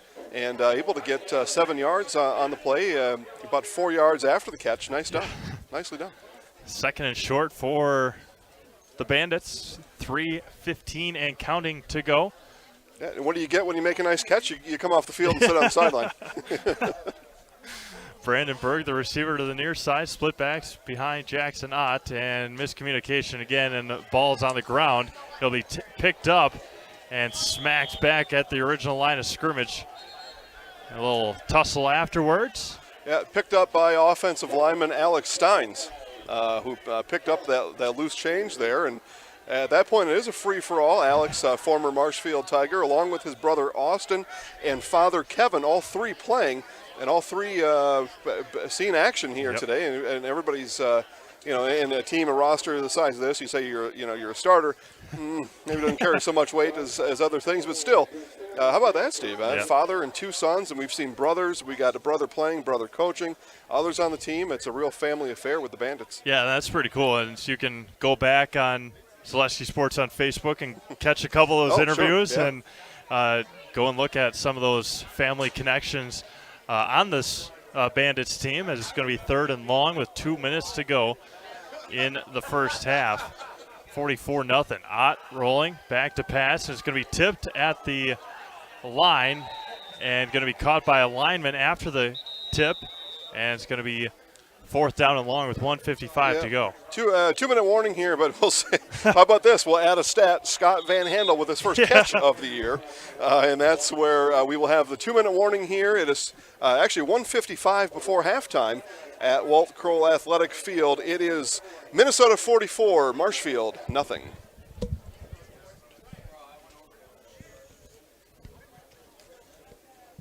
Witness the difference of a Catholic education at Columbus Catholic Schools. I think everyone should just know what makes this place special. Come and see. That's just what the Lord always said, and put your toe in the water. There are great schools, and it's a good fit. I'd always want them to come and to feel the goodness and the family atmosphere. I invite everyone just to come in and see what it's about and to see if it might be right for them and their family. We invite you to schedule a tour today. Are you living with a prosthesis that is causing discomfort or pain? You have options, and I'm here to help. Hi, my name is Shai. I'm the owner of Next Step Prosthetics in Marshfield. You have a choice where you go for prosthetic care. My focus and specialty is providing a prosthesis that you enjoy wearing to help you get your life back. Why wait another day? Call to set up a free, no-obligation evaluation. Let's take the next step together to a better life. Back-to-back plays coming out of the before that break there. We had an offensive lineman run the ball and then an offensive lineman catch the ball. Yeah. Steve, I have no idea if that's ever happened before or the last time it happened. Yeah, and that's something that you, I think, would expect from this league, and just very strange. It's going to be 4th down and 17 with 2 minutes to go in the first half as a flag after before the play, and a false start on Marshfield backs them up 5 more yards. I don't care who you are, what level you're playing at. I coach Pee Wee football. That drives a coach absolutely nuts. You come out of a dead ball situation and have a procedure penalty or any kind, but a procedure penalty just drives a coach batty. 4th and 22 now, 1:55 to go, and again another one. Oh man. Yeah, and this is the point where I'm that coach. I run the punt team out there. Yeah. I'm like, all right, you guys have screwed around long enough now. Get out of there. But they're going to keep the offense on the field, maybe. It's just so tough. And we see Coach Good. He's on his knees. His hands folded. And there's nothing else you can do as a coach. I mean, that's it. The players play. 4th and 27 now. 4-man rush, and Ott is going to be taken down, and another loss. And it's going to be turnover on downs with 1:48 to go, and ball back to the Grizzlies. Say hi to Jason Witt, watching online. Asked if Ben Barton was out there at tackle. The Bandits need him. Yeah. I believe, though, he is ineligible to play amateur football, as he's on a full scholarship to the University of Wisconsin. If he wasn't, I'm sure he would be out there playing. No doubt about that, Jason. But Ben was out here earlier with Dad and brother, and they walked around to the other side to go find some shade. As again, the sun begins to encroach on our easterly position here at Walt Kroll Athletic Field. But we were excited to watch Ben and the rest of the Badgers play football, and it just seems, Steve, we can get into this later, but it just seems like we're crawling towards that happening, but we're crawling. Yeah, and Mark Murphy, the president and CEO of the Green Bay Packers, yesterday said that the Badgers Notre Dame game that's supposed to take place at Lambeau Field in October is still a go, and so that's promising, as Xavier Warren with another great tackle from behind. And it's going to be 2nd down for the Grizzlies with about 100 seconds left. The NBA has decided a go-live time end of July, I believe, and they're going to play 20 games or something like that to get back up to speed. Or 22 teams. 22 teams into the playoffs, I think is what yes. I don't know. Yeah, well, we've got to figure that out. Playing games or something. And baseball, my late grandfather, Harry Zaleski, called baseball players crybaby SOBs, but he said the whole full thing there. And it turns out Harry was right all along, as those guys just can't get it together. What a bunch of knuckleheads. Good Lord, go play the game. Yeah, I mean, hockey's coming back too, which is a big one. Racing has been back the last couple of weeks, so just waiting on baseball if it ever happens. Well. And a nice move on the outside, trying to go back against the grain. Will be taken down there. Will be DeJounte Sky. As a baseball fan, Steve, I am. But as a baseball fan, the way that the players are reacting right now, I don't care if they ever play again. They can stay out. And I'll watch college baseball. We've got summer baseball, Marshfield Chaparrals, and the Dairyland League back in action. We'll have every Marshfield Chaparrals game played this year right here on Zaleski Sports. And that's the baseball I'm a fan of, as we're going to have a timeout, Marshfield. So timeout on the field, 17 seconds left. Score remains Minnesota 44, Marshfield nothing. For over 50 years, Abbey Bank has been providing financial services to local families and businesses. What makes us different? We make banking about you. We have a strong partnership with the communities we serve, helping families grow, helping business grow, and celebrating important moments with new programs and facilities, support for our youth, and help for those most in need. Abbey Bank invests in its communities and gives back locally, with locations in Abbotsford, Appleton, Gresham, Medford, Shawano, Wausau, and Weston, and is an equal housing lender, member FDIC.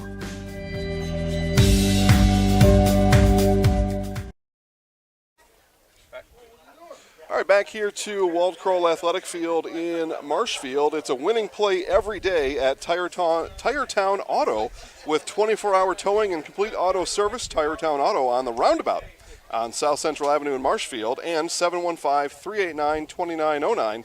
That is 715-389-2909 to get you back on the winning side with Tiretown Auto. Our play of the game, we'll call it here right before halftime.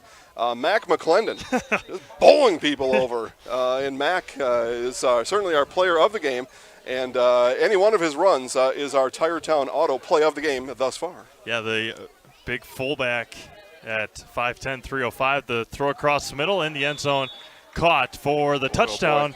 And with 11 seconds to go on a third down, it is 50-0 Grizzlies right before halftime. Yeah, we'll catch a number here. I see him, and as soon as the Bandits clear out of the way so I can see who he is. The Bandits weren't particularly impressed with the dance he did, but the Pawn's going to congratulate him, though. I thought that was some pretty smooth moves he had going on there, but just waiting for him to turn around here. Boy, Steve, 81? Yeah, yeah, 81. It looks like it. Mm-hmm. DeJounte Sky again. Sky had moves on top of moves during and after the catch. I'm impressed. That's what I'll say about it. As McClendon's back in there for a two-point conversion attempt. Yeah.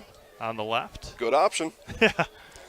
And he's going to be the blocker again, but Alger is going to take it himself for the two-point conversion and successfully complete. And the Grizzlies extend their lead 52-0. We'll keep it right here with 11 seconds to go in the first half. It's the RPO, run pass option there, and it was run pretty well. Alger is some kind of athlete. I can see that already. Again, we'll see the SaberCats and the Roughriders kick off at 4 p.m. You'll watch it live right here. Right here. Just stay right where you are, and you get to watch the SaberCats and the Roughriders. But we'll see, Steve, when you and I watch that game. And we'll kind of get a better feel for the Champions Amateur Football League. I did a little bit of scouting. I watched some of the teams from last year and the year before. The scouting was worthwhile. It wasn't completely valuable just because of so many of those players not involved this year. But this team and the players I saw in years past, in the past 2 years, out of the Grizzlies, good athletes, and we're seeing them here today.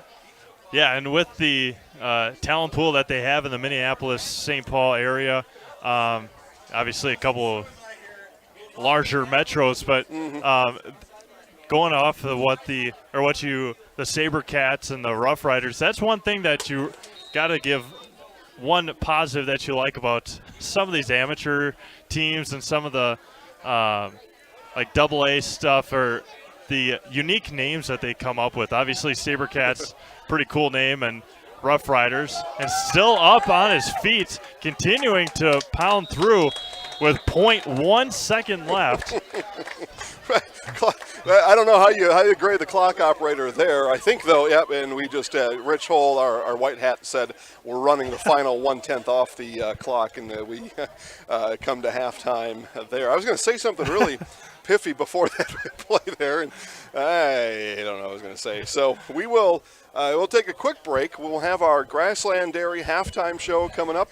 We'll see if we can find anybody here from the SaberCats or the Roughriders. I see some guys kind of lingering around down here. So we'll take a quick break. We'll be back, and we will commence our Grassland Dairy halftime show in just a moment.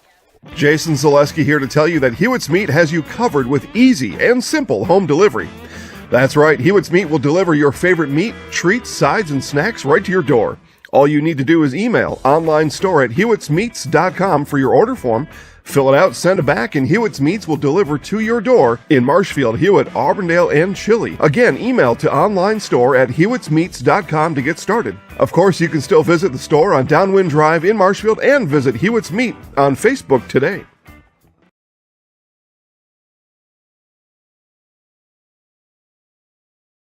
Wondering what to feed your team after work, the game, or this weekend? Chips Hamburgers in Marshfield and Wisconsin Rapids has tasty, char-broiled burgers for any hungry appetite. From the classic hamburger to the famous Chips Champ and everything in between, check out our daily specials. Stop inside to enjoy your meal with comfortable seating. See our complete menu of burgers, hot ham and cheese, hot beef, chicken and fish, fries, rings, curds, and ice cream served year-round. In a hurry? Same great menu in the drive-thru. Chips Hamburgers in Marshfield and Wisconsin Rapids. Chili Implement, located just north of Highway 10 in Chile, is your place for Kubota zero-turn mowers. If your lawn is big or small, we have all the lawn care solutions for you. Check out our 60-inch deck. Kubota powerful, precise, proven. Chili Implement is your choice for Kubota, Case IH, and Gale. Chili Implement, open 6 days a week to serve you. Chili Implement.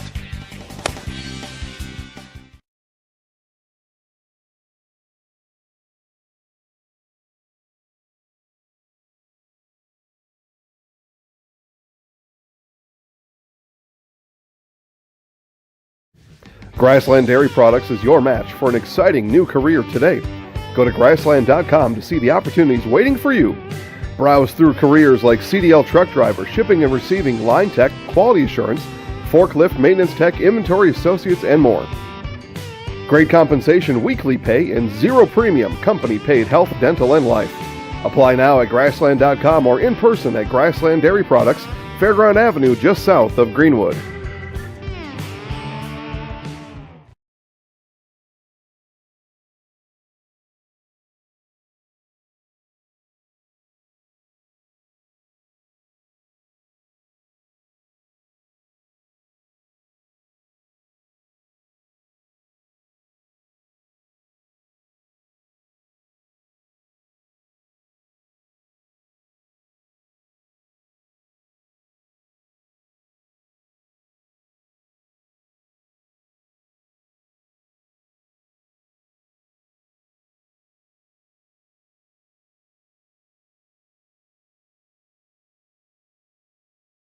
If you have a fear of overpaying, you have FOOP.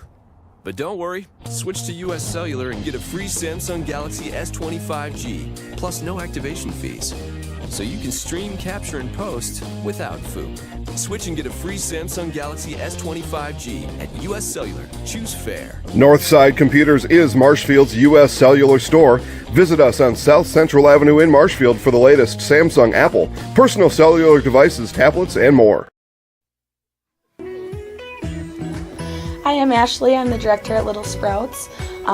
Little Sprouts has been a real great community. It's very family friendly. It feels like a big family to me, and being the new director here, I felt very welcomed into the family. I like the smaller family. Everybody knows everybody, and you all get to know everybody in the center, and we do family activities and much of a family atmosphere.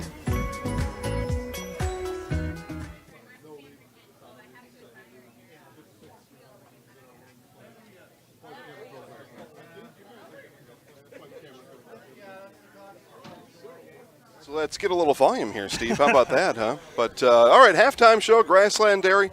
Halftime show here at Walt Kroll Athletic Field, home of the Columbus Dons. Columbus Catholic High School. Steve and I have spent a lot of time inside the gymnasium at Columbus Catholic, but I believe this is my first broadcast here on the football field. I'm sure yours, too. Yeah, this is the first time I've ever been here. Obviously, as you mentioned, I hang out in the gym quite a bit during the fall and the winter, but first time that I've ever saw Walt Kroll Field. So, all right, well, here we are, and we've got a Roughrider headed this way here. Again, it's Roughriders and SaberCats coming up next here. Come on in here.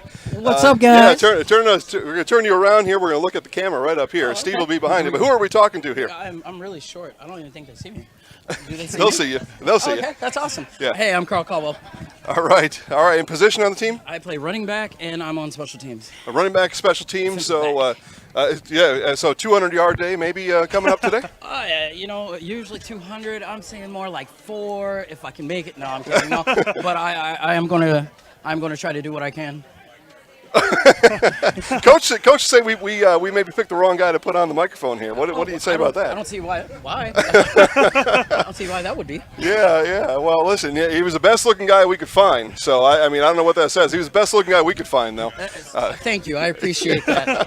I appreciate that. Tell us about practice so far this season and what you're looking forward to getting accomplished here in Game 1. Game 1, we're looking to accomplish setting the tone for our team, and our coach has done what he can, and we've done what we can despite COVID and everything else going on with that. Okay, we'll keep talking to him then. All right, we'll see you, Coach. We were trying to get Coach over here to talk, but he said, listen, it's all you now. Yeah, all you. Yeah. Well, no, that's fine. With our coach and stuff, like I said, just with COVID going on and everything just going crazy right now, we've done what we can, and I mean, that's all we can do. So we've come together. We're gelling pretty well, and we expect it to be a very good football game, very competitive. We know the Grizzlies are great, and of course, who we're going against, they're a phenomenal team too. But we do plan to engage them and not let up. How many years have you played in the Champions Amateur Football League? I have played. This will be my second season in the Champions Amateur Football League, but I've been playing since 2010. I played for the Central Wisconsin Spartans. I played for the Wausau Jaguars. Okay. Yeah. So, yeah, there you go. I played for the Cowboys, and now I'm actually playing for this team. So it's been great. Where do you call home? Houston, Texas is actually where I'm from. There you go. Home on the range. Where are you staying at now? No, I reside in Wausau now. So, okay. There you go. Yep. I actually came up here in 2010 after I got out of the military. I was a combat medic. Yeah. Thank you for your service. You're welcome. Army. Well, 101st Airborne Division. Yeah. There you go. Yeah. So it's just been great. One thing that I do love about this team, more than any other team, is how cohesive we are. We literally operate as a family, and I think that's something that separates us, and that's why this team in particular has been around so long. I mean, I was looking at clips from like 2006, 2000. Like, these guys have been around forever, and that's what you need to sustain a good football team. Is you have to have that family gathering, that family bond, and that's one thing that attracted me to them. That's why I drive 2.5 hours to go and play with them. So, really great guys, really great coaching staff. Just great owners.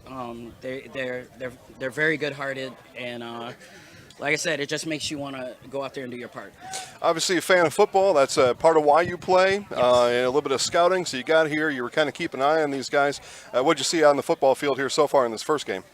What I saw basically is that Marshfield Bandits, I do like them as a football team. I think it's very courageous of them to come out and do what they can. And they started out strong. I think what they need to stop doing, though, is letting little mistakes or little things, little nuances get to them.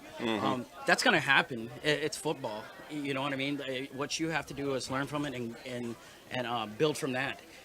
and each quarter it's new. It's just like first quarter. Each quarter is something different, and you have enough time to turn the game around. But it's totally on you. If they take the air out of you or start getting you down, then you've already lost.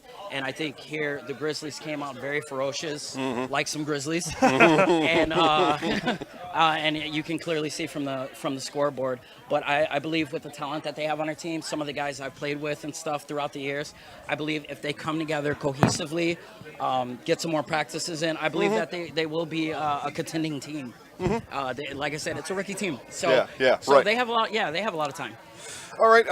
Lastly, so we'll have your game live coming up. So anybody back at home you want to say hi to? Yes. Go ahead. Gretchen, hey, how's it going, sweetie? Love you. I am glad that I was actually able to do this. You said when I made a touchdown to do the little set. I'm right here, sweetie. There you go. That's about it. Excellent. And everybody in Wausau and everybody watching at home, thank you for tuning in and thank you for supporting us. And we hope to put on a great game for you. This will be a great game. Yeah. Trust me. Excellent. All right. Well, we appreciate the time. Best of luck today. It was good talking to you. Yes, it was a great time. Thank you. All right. So we will take another quick break here as we bring today's Grassland Dairy halftime show in for a close. That was a good interview there. Yeah, absolutely. I mean, you like to see the spunk and the enthusiasm and just a pure through and through football player there is what I heard. Well, and to know that he was a member of the 101st Airborne, obviously very well spoken and very, very nice guy all around. Absolutely. Yeah. We'll talk to him again if we ever make his acquaintance again. Got about 2.5 minutes left here before the start of the second half. It is 52-0. Grizzlies, and the scoreboard, Steve, does indicate what the game has been like, and really from the start. We heard there a couple helpful tips, and we saw that too, just shooting themselves in the foot a little bit. And I think for the second half, a couple goals are let's get some first downs, and let's just move the ball a little bit down the field. Yeah, absolutely. As we mentioned, right after the 2-minute warning, I believe it was, they had 2 or 3 penalties right away in a row. They turned it over a couple times, and like he just said, it's a rookie team, first game ever, and going up against a team like the Minnesota Grizzlies, obviously not too easy, and it just great show of support. Everybody that has come out here and watched them so far, and it should be a fun season. See how they continue to grow. So first half was rough, but we'll see how the rest of the game here this afternoon goes. Second half football coming up. You have been watching the Grassland Dairy halftime show. Grassland Dairy, exciting, rewarding careers. Available now at Grassland. Just go to grasslanddairy.com. More from Walt Kroll Field in just a moment. Grassland Dairy Products is your match for an exciting new career today. Go to grassland.com to see the opportunities waiting for you. Browse through careers like CDL truck driver, shipping and receiving, line tech, quality assurance, forklift, maintenance tech, inventory associates, and more. Great compensation, weekly pay, and zero premium, company-paid health, dental, and life. Apply now at grassland.com or in person at Grassland Dairy Products, Fairground Avenue, just south of Greenwood.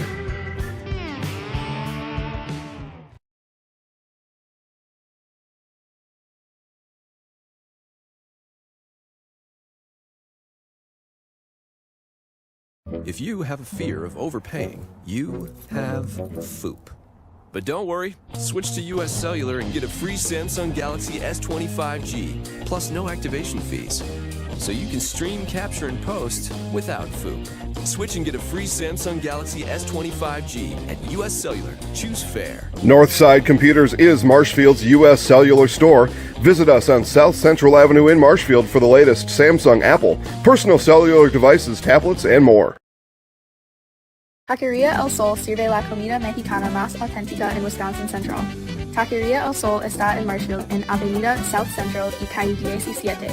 Está abierta cada día. Taqueria El Sol prepara salsa y guacamole cada día. Y tiene un menú con muchas recetas familiares de México. Taqueria El Sol tiene una tienda de comestibles también. Se venden comidas mexicanas secas, refrigeradas y congeladas para ayudarle a servir la comida mexicana, la más auténtica en Wisconsin Central. Taqueria El Sol en la Avenida South Central en Marshfield.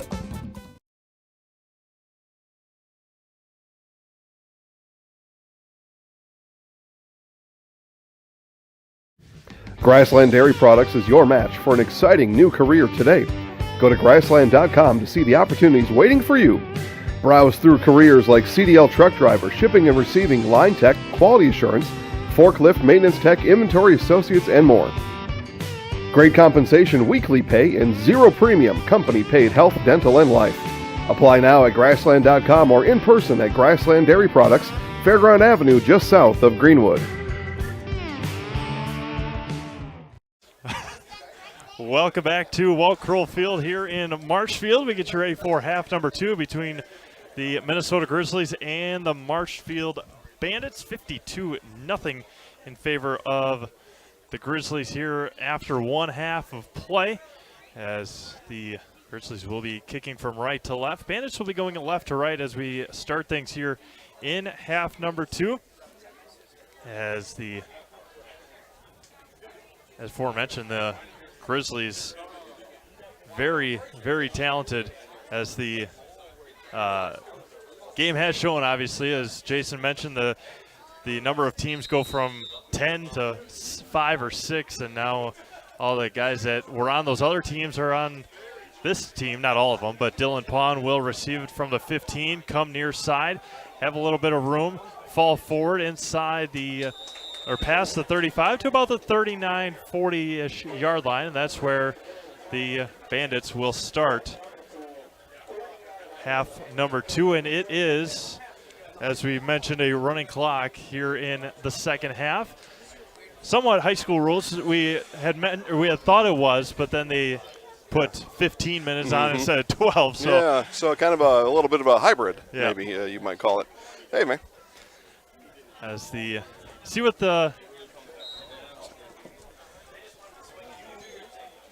had come about in that halftime speech. As mentioned, now's the time to practice against, obviously you're going up against somebody else, as the Grizzlies bring a little bit of pressure. Neil Ott runs past the 40 as the whistle blows, and 3 guys come up on Neil Ott after a gain of about 2 or 3, and it's going to be second down. Well, again, you just get tired of practicing against each other, practicing against half speed, half team, air, whatever it is, and Kevin Stein's going to come out of the game here, and he's checking the bridge of his nose, but he'll come over here and get a little face mask repair. And if I know Kevin like I do, and I've known him since I was about 14, he'll be back on the field. Get it cleaned up a little bit, and they did stop the clock for that. With 13:44 to go, as they will push it to go ahead, as they got the substitute in, and we are getting going here. Yep, clock rolling. 13:30 to go, third quarter. Jackson out back to pass, pressure on, quick pass, and incomplete. Had a couple of guys open between Zachary Wheeler-Savoy and also 87, Brody Krall. So third down after an incomplete pass. Had a couple of guys open, but couldn't quite get it there. And it's going to be third down with 13 minutes to go. Looking for their first down here in 2020, Steve. That's a box you want to check, and they'd hoped to check it earlier. See if they can check it here. Third down and long. Jackson Ott, pressure on quickly, rolls out to his right, still being pressured, breaks a couple tackles, and he will get smothered and go back beyond the original line of scrimmage. It's going to be fourth down and 11. Just 3 receivers on the route and had 5 in coverage, and that's tough waters to navigate there for first-year quarterback Jackson Ott, and did the right thing, pulled it down, trying to make himself some room, and he's going to come off the field, and punt team will come on.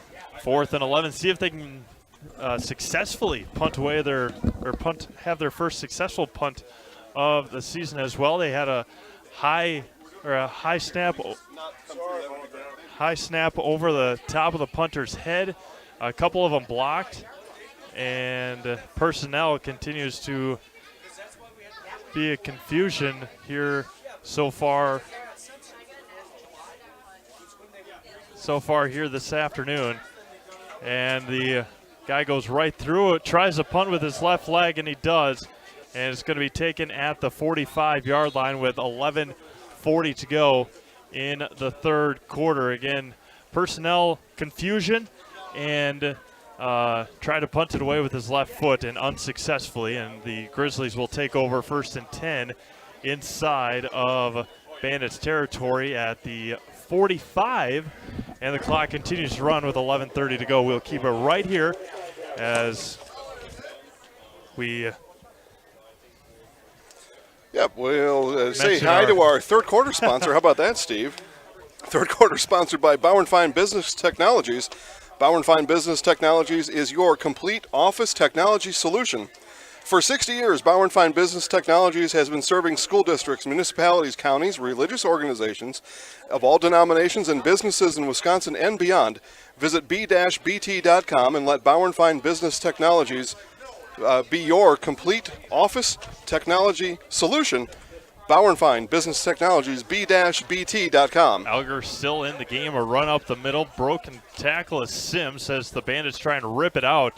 Gain of 9 on the play, and it's going to be 2nd down and 1. Nice hard run there for the Grizzlies. And with 10.5 to go here in the third quarter. Again, don't forget, stick around for game number 2 after this. SaberCats and Roughriders.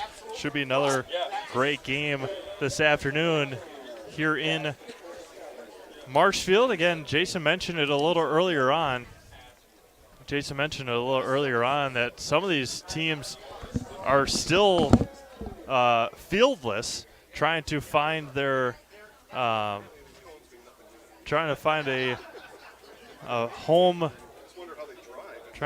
home field, as Marshfield said, come here, you can come play here, and that's exactly what they're doing. And Alger's back to pass, looking for his receiver, and he's going to have him in stride, runs out of bounds. No, he's incomplete. Oh, boy, yeah, caught it with his left foot out of bounds. Otherwise, that was 6 all day. Again, that's Nathan Cromie, who has scored a couple touchdowns so far today. And it's going to be 3rd down and 1 with 9:35 to go in the third quarter. Yeah, on the coverage there was Branch Reed, and Branch had a nice game today. I just say that right away, but he got turned around and blown by that time. And the receiver, you said that was Cromie. Hey, you let him know about it. To which Branch said, well, you're out of bounds anyway. Go back to the huddle there, buddy. 3rd down and 2 with 9:10 to go. As they're going to hand it off to the big fella near side, and a huge stiff arm and runs out of bounds at the 30-yard line. 1st down for the Grizzlies. McClendon again. And again, though, Branch Reed has all the Grizzlies remind Branch at the 1st down, and Mac does too. He turns around and talks to a couple of guys over here. But congratulations for Branch on being, standing up and powering through that tackle. But it is a 1st down for the Grizzlies, so one of those plays where everybody kind of felt good when it was done. Yeah, McClendon. We haven't seen McClendon in open field, and he's usually the goal line guy, and he got out on the edge a little bit there and showed a little bit of the speed that he has. I'll tell you a story about a fullback here after this play. McClendon now in at tight end on the right side. Auger snaps his hands it off to Sims up the middle, untouched up the middle, tries to run over the defender. He does, up to the 16-yard line, another 1st down. Yeah, that was Mings that came up to slow that play up, and then teammates behind him helped. The name just slipped past me who said it, but back in the late 80s, fullback in the NFL, when fullbacks were still a thing, by the way. They're really not anymore with 4 or 5 receiver sets. But anyway, after the game, he said he had a key 1st down late in the game, or converted a 3rd and short. And he said, listen, if you need 2 yards, I'll give you 2 yards. If you need 5 yards, I'll give you 2 yards. And a lot of Mac McClendon, I think, is what I was thinking about as I was remembering back to that interview that he gave. Remember the name, and I'll let you know who it was. But that's a good one, right? Yeah. Oh, yeah, absolutely. That's the John Kuhn mentality for the Packers. It finds Cromie in the end zone. He's out of bounds and lands on the gravel track area. Yeah, zone coverage that time, and it was nicely done as both Reed and Mings bracketed Cromie there. And that's about a two-deep coverage, zone-type coverage. It was played as well as you can play it, and they did a nice job there. Both converged on that point of the ball and made it happen. Second down with under 7 minutes to go. 52-0 Grizzlies here in the third quarter. About over halfway done here in the third quarter so far. Running clock, as mentioned, up 52-0. Talking about Ben Barton earlier and saw Vaughn Bright running the chains as Sims up the middle.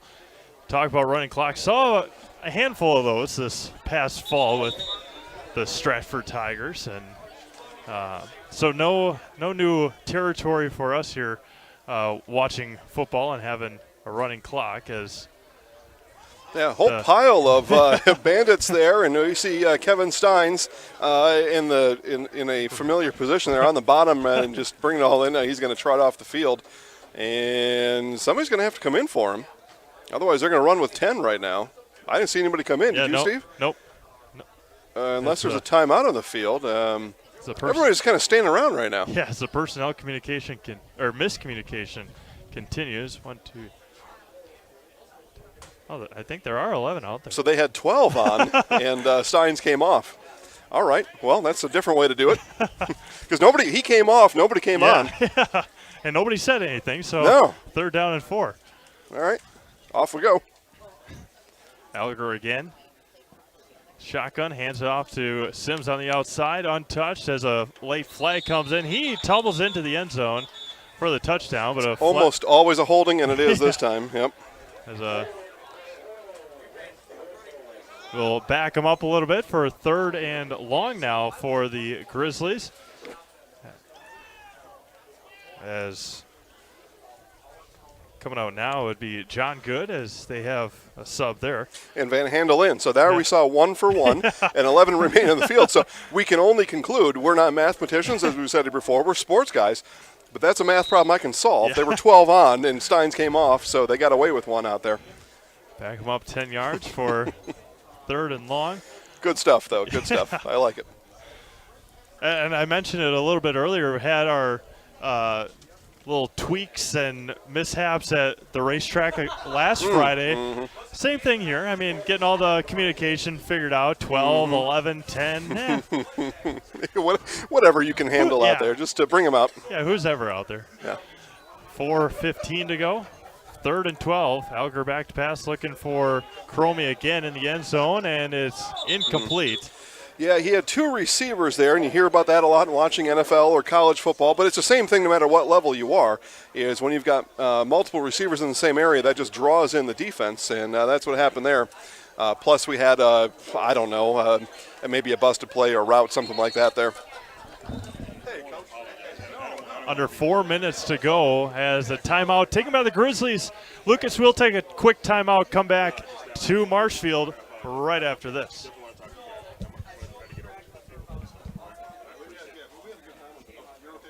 Witness the difference of a Catholic education at Columbus Catholic Schools.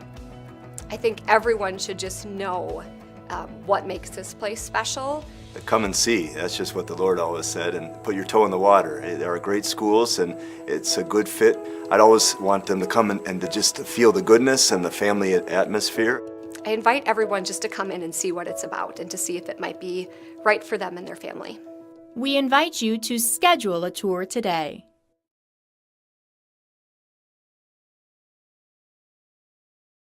Are you living with a prosthesis that is causing discomfort or pain? You have options, and I'm here to help.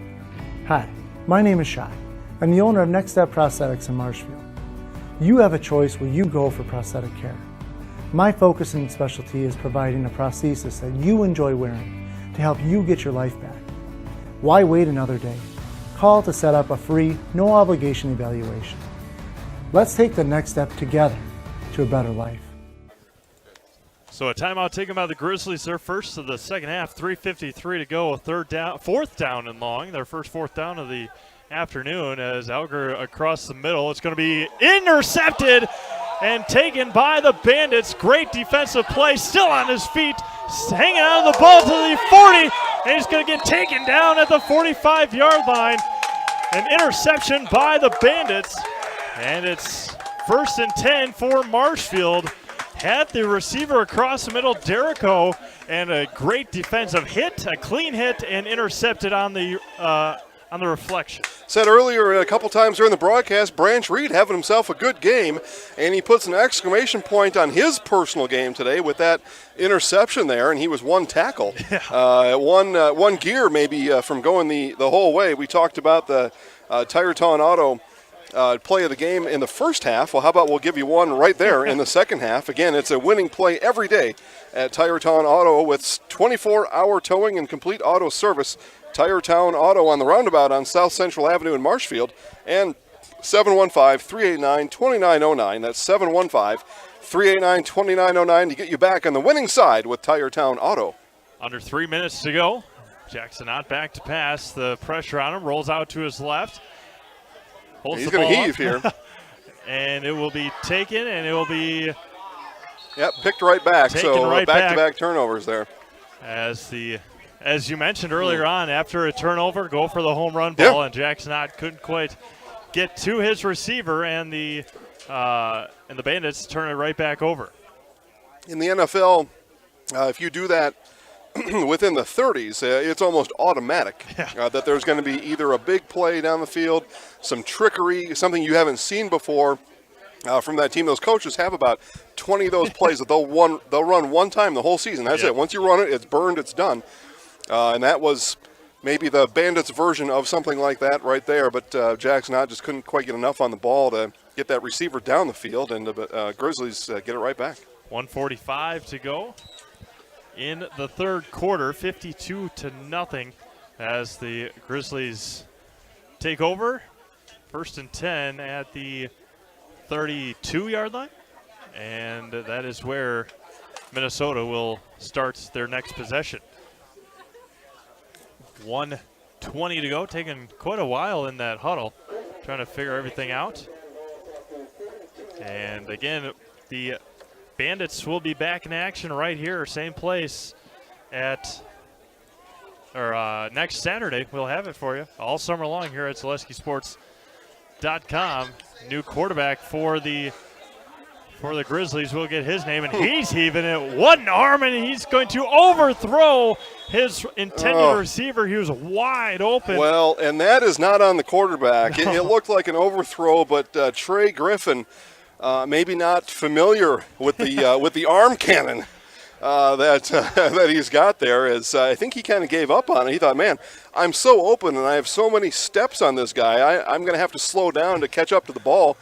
And if he keeps running, it's a catch and a touchdown. Jacob Lindgren, the 6'4" quarterback, the new quarterback, as he gets the play, and you can just see the height difference, obviously, between him and Dev Elger, 5'11" to 6'4", just to have the difference back there at quarterback. And we'll see what Jacob can do in his time here in the next. Yeah, Griffin just wasn't sure. Yeah. Now he knows. 5 seconds to go as a miscommunication on the ball's still loose, Steve. Ball is still loose on the ground, and it's Bandits football inside the Grizzly 20-yard line. And that will. We do have an injury on the field. It does end the third quarter. Go ahead, Steve. Yeah, that is the end of the third quarter. 52-0 Grizzlies. Bandits with a huge opportunity when we get back to Marshfield right after this. All right, and they want me to read off some numbers here, apparently. For over 50 years, Abbey Bank has been providing financial services to local families and businesses. What makes us different? We make banking about you. We have a strong partnership with the communities we serve, helping families grow, helping business grow, and celebrating important moments with new programs and facilities, support for our youth, and help for those most in need. Abbey Bank invests in its communities and gives back locally, with locations in Abbotsford, Appleton, Gresham, Medford, Shawano, Wausau, and Weston, and is an equal housing lender, member FDIC.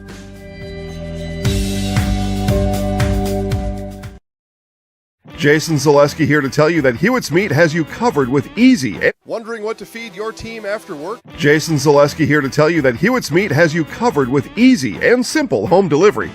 That's right, Hewitt's Meat will deliver your favorite meat, treats, sides, and snacks right to your door. All you need to do is email onlinestore@hewittsmeats.com for your order form. Fill it out, send it back, and Hewitt's Meats will deliver to your door in Marshfield, Hewitt, Auburndale, and Chile. Again, email to onlinestore@hewittsmeats.com to get started. Of course, you can still visit the store on Downwind Drive in Marshfield and visit Hewitt's Meat on Facebook today.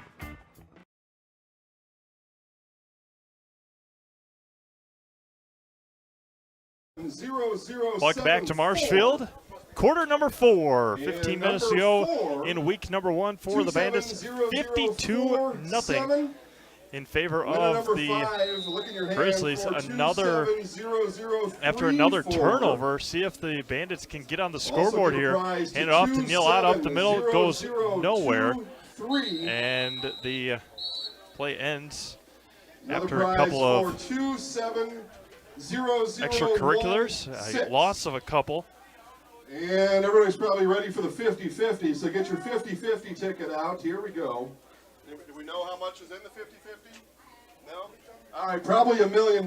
Here we go, 50-50 drawing. 14 and a half minutes to go. 3, 6, 0, 0, 8. Yes! And we've got a winner!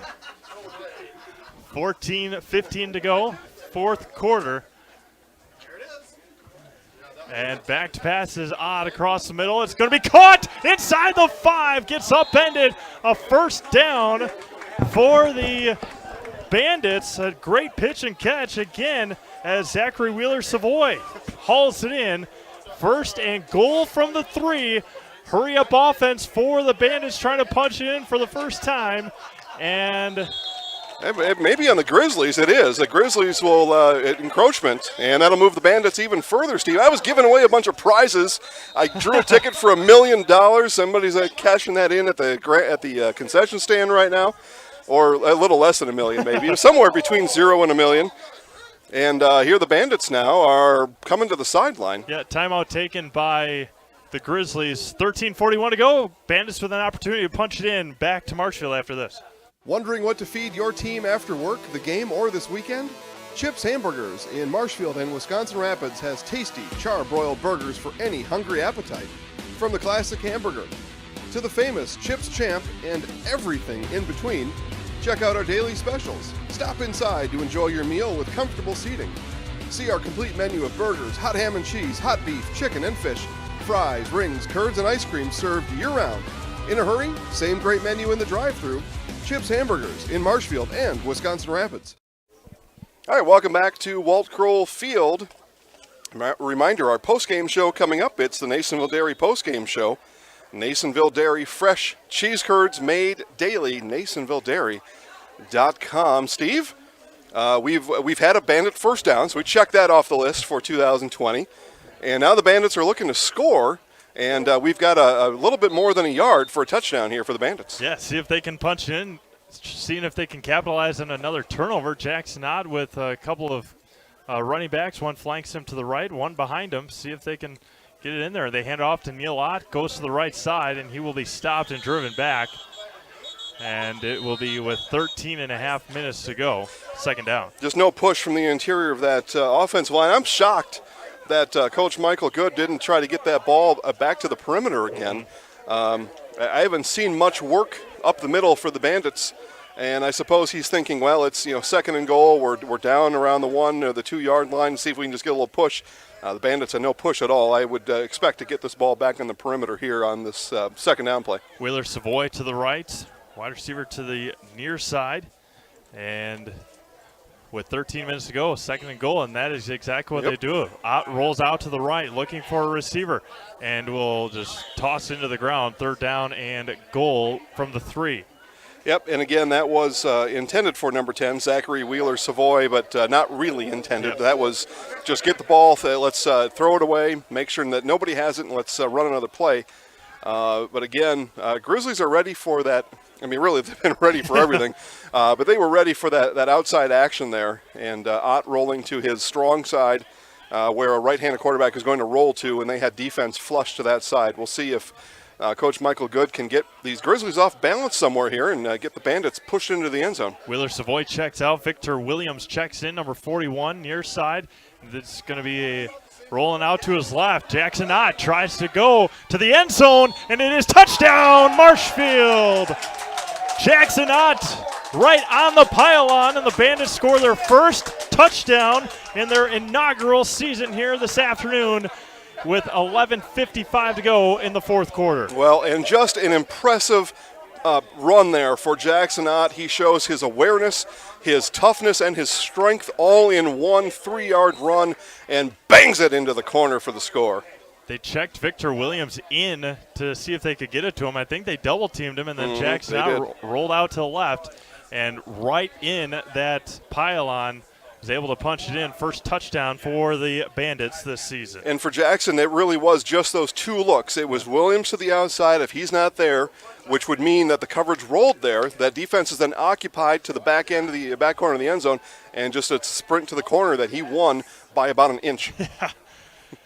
And that's what you got to do, especially on that pylon. If you are inside, if you stay inside and you hit that pylon, it's going to be a touchdown. If you hit the pylon, you score. And the personnel miscommunication continues for the Bandits after the touchdown.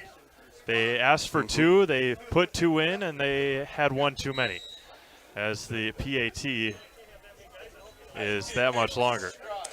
Yeah, just some of those things that practice is going to be spent this next week, just going through all of these issues and just working on those, just ironing out all the, like I said, the personnel groupings, the what to do when this happens, why did this go wrong, here's what you do instead.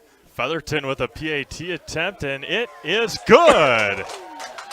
Wow, all right, there you go. It was almost blocked to begin with.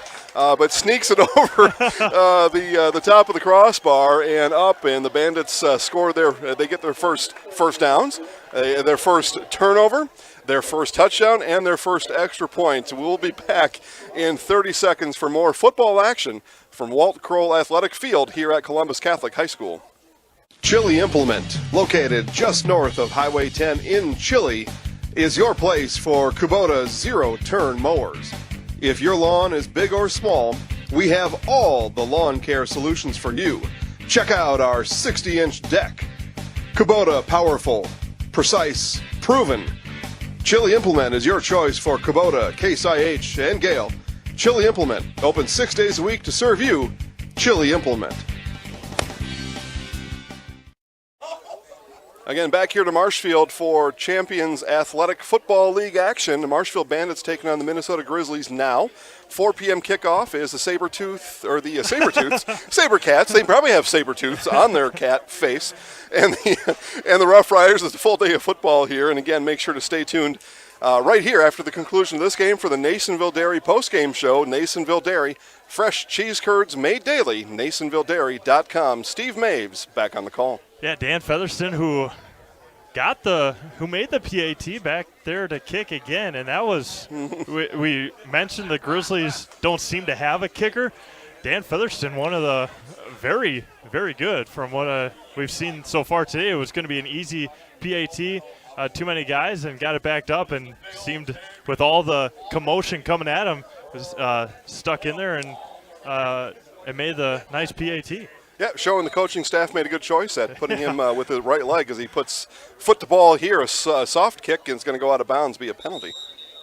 And it will be taken at the 40-yard line for the Grizzlies, where they start with exactly 11 minutes to go in the fourth quarter here this afternoon. Turned out to be an 8-yard penalty on the kickoff as it went out of bounds at the 32, and we will advance right there to the 40. Again, we should say, Steve, again, a great job by our officiating crew today, led by White Hat Rich Hull.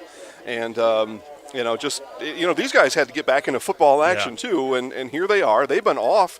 You think of that, right? They've been off since the last week in October. Yeah. It's not like these were basketball officials or something that even that would have been a long layoff. These guys have been off since October, and they're coming out here, and, they have called a spectacular game. And they're going to make him re-kick here, Steve. Interesting choice. We'll talk about that in just a second. But you know that the officiating crew has called a magnificent game when you only mention them to congratulate them, and that's exactly what we're doing here. Yep. Yeah, absolutely. It's we've run into Rich a couple times. I know you know Rich pretty well, and so Better than I ever thought I would. And from, the games that, especially last fall and the last couple football seasons that we've been doing this, don't have too many complaints about too many officials. No, there really isn't. Really, we have some of the finest probably in the entire country, and we just are that lucky. Yeah, and Featherton, a nice kick there, will be backing up as gets by a tackler, goes to the outside as Derrico will be taken down a yard further than they would have had the ball via the penalty. So they gained a yard on accepting the penalty, as it were. So, all right, well, you win how you can, and 1 yard at a time. You keep matriculating the ball down the field, and that's, I guess, what you put that one under. Put that in the file folder and slam the door shut on that 1 yard. But, yeah, 10-20 and counting here. Steve, I think on this game as a whole, one of the things to consider, again, is just the hundreds of people that are here. Yep. I'm not – we said we're not that good at math. There could be 1,000 because how they're wrapped all the way around the field, and we can't see everybody, but it may be close to 1,000 in attendance here. And one of the things they wanted to see was their hometown team score a touchdown, and they got it. Yeah, and to have the fans come out from all over, and a nice job there, bringing them down, a big loss there, and Sims brings them down, or Sims gets taken down. But as you mentioned, a good crowd on hand. Down to the right of us here, as you mentioned, wrapped all the way around in their cars on the far side. The definition of tailgating. And so there was plenty of shade earlier on. People have continued to find the shade, but as you mentioned, just a great crowd on hand for the first weekend of football. Get out in the sun. A lot of people finally being able to get out and enjoying the nice weather. Before the scorcher that's supposed to come on Monday. So, and even that, some people like the super hot. So. I raised my hand. That's right. So we got a second and long here. All right. Back to pass, quick pass, and that's going to be taken by Terrence, and he fumbles it, and it's going to be another fumble recovered by the Bandits again. So DeJounte Sky in at quarterback there. And they do uncover it and point now to the Bandits officially. But Sky, so the third quarterback to throw a pass for the Grizzlies today. That was not on him, obviously, but just a quick note as as we said in the first half, the coaching staffs, both teams will kind of cycle through players and see who does what, who can do what. And the Grizzlies will have also some things to work on, in particular here in the second half, ball security. Yeah, absolutely. Third turnover in their last 3 possessions. And so see what the Bandits can do. Down, obviously, by a handful, but if you can continue to punch it in and gain the yards that you are looking for, that's been one thing. The starting position in the last drive was pretty good, and just really haven't been able to drive down the field a whole lot. And they're looking to do that here on this next possession. And that one's going to be over the head. They're going to throw a flag over the head of the intended receiver, Brandon Berg. But that was a questionable, possibly a questionable one. But they will throw the flag on the the pass was high, Steve, and it was a quick decision by the back judge there, and as we say always, the officials' calls are final. You could have, though, seen that same play a different time and not been a flag at the same time. Yeah, absolutely, and it's going into next week, especially give the Bandits some confidence on what they can do as Jackson rolls out to his left, tucks it, and runs and stiff arms the defender. Well, okay, well, and Jackson needs to calm down here. I'm not sure. He won that play, and he stiff armed the defender to the ground and then took a swipe at him. That's uncalled for, Steve, and I'm going to say that every single time. Jackson, you won the play. Yep. You wowed the crowd. You got a yard. Get back in the huddle. Yeah. That was uncalled for. Yeah, absolutely, and it's, as you mentioned, gained a yard. He ran all the way back and was able to gain a yard and all that. Get back in the huddle. There is, and Jackson's a young guy. He graduated high school 2 years ago. He played down at UW La Crosse last year. He's excited to be out here playing football. I'll give him that, but certain respect once you become an adult, and you will see these guys often if you keep playing, so you want them to respect you too. Jackson out rolling out to his right and finding the receiver. Yeah, that was a nice side. catch. Wow. Very nice catch there by Wheeler Savoy as he came down to his knees to pick the ball up, and he may have knocked the wind out of himself. He's going to come, and that'll happen. You land right on your diaphragm, right on the ball is what happened. And it looks like he's going to come out of the game. Yep, he'll come out for one, and that'll send in number 88, David Dix, in at receiver. He'll come out here and catch his breath a little bit. 3rd down and 2 under 6 minutes to go in the ball game. Again, have a doubleheader for you. What game after this? SaberCats and Roughriders. Should be another good, exciting game. As Jackson out 3rd and 2. Will hand it off up the middle. Has the first down and more. Continues a first down for Jesse Buchanan. Yep, nice hard run. Kept his legs churning. And Bandits getting a little momentum here as they finish the game, and that's the next goal as you're talking about what the coach is looking for here over the next 5 minutes, although this drive started about 4 minutes ago, is he wants to leave the field today with a positive interaction and his players to see something positive on the field as they work towards practice and their next game. And something positive, obviously, would be a score here with 4:50 left in the game. Yeah, and you got to take like you just mentioned, take the positives away. And three turnovers they had, and that one is going to be dropped in the end zone by the defense. But they gave up 52 points in the first half, came out in the second half, and were able to turn the Grizzlies over 3 times, which is a big plus as the Grizzlies player slow to get up on the gravel pit area. Yeah, the running track was here years ago when Columbus Catholic would host track and field meets here, and some of that gravel still left over, and that'll sting tomorrow morning when he bends his knee coming out of bed, and there'll be scabs all over it from grating his knee on the gravel. Otherwise, he's just fine. That is 21, Josh Murray, who may have kind of broke the concentration of the other defensive back who probably should have caught that ball. Jackson out throws it up again, double defender, and it's going to be dropped. Close play there. Well, and a fantastic defensive play there by Josh Halligan-Bronze as he got his hand in there and stripped it away. Otherwise, that was going to be 6 for number 87, Brody Krall. 3.5 minutes to go as 3rd down and 10. And somebody's, I don't know what's going on here. If helmets got locked, face masks got locked together. Well, no, okay, so let's take a commercial break here. Lucas, we'll take a quick commercial break, come back for the last 3:24 here in Marshfield. Grassland Dairy Products is your match for an exciting new career today. Go to grassland.com to see the opportunities waiting for you.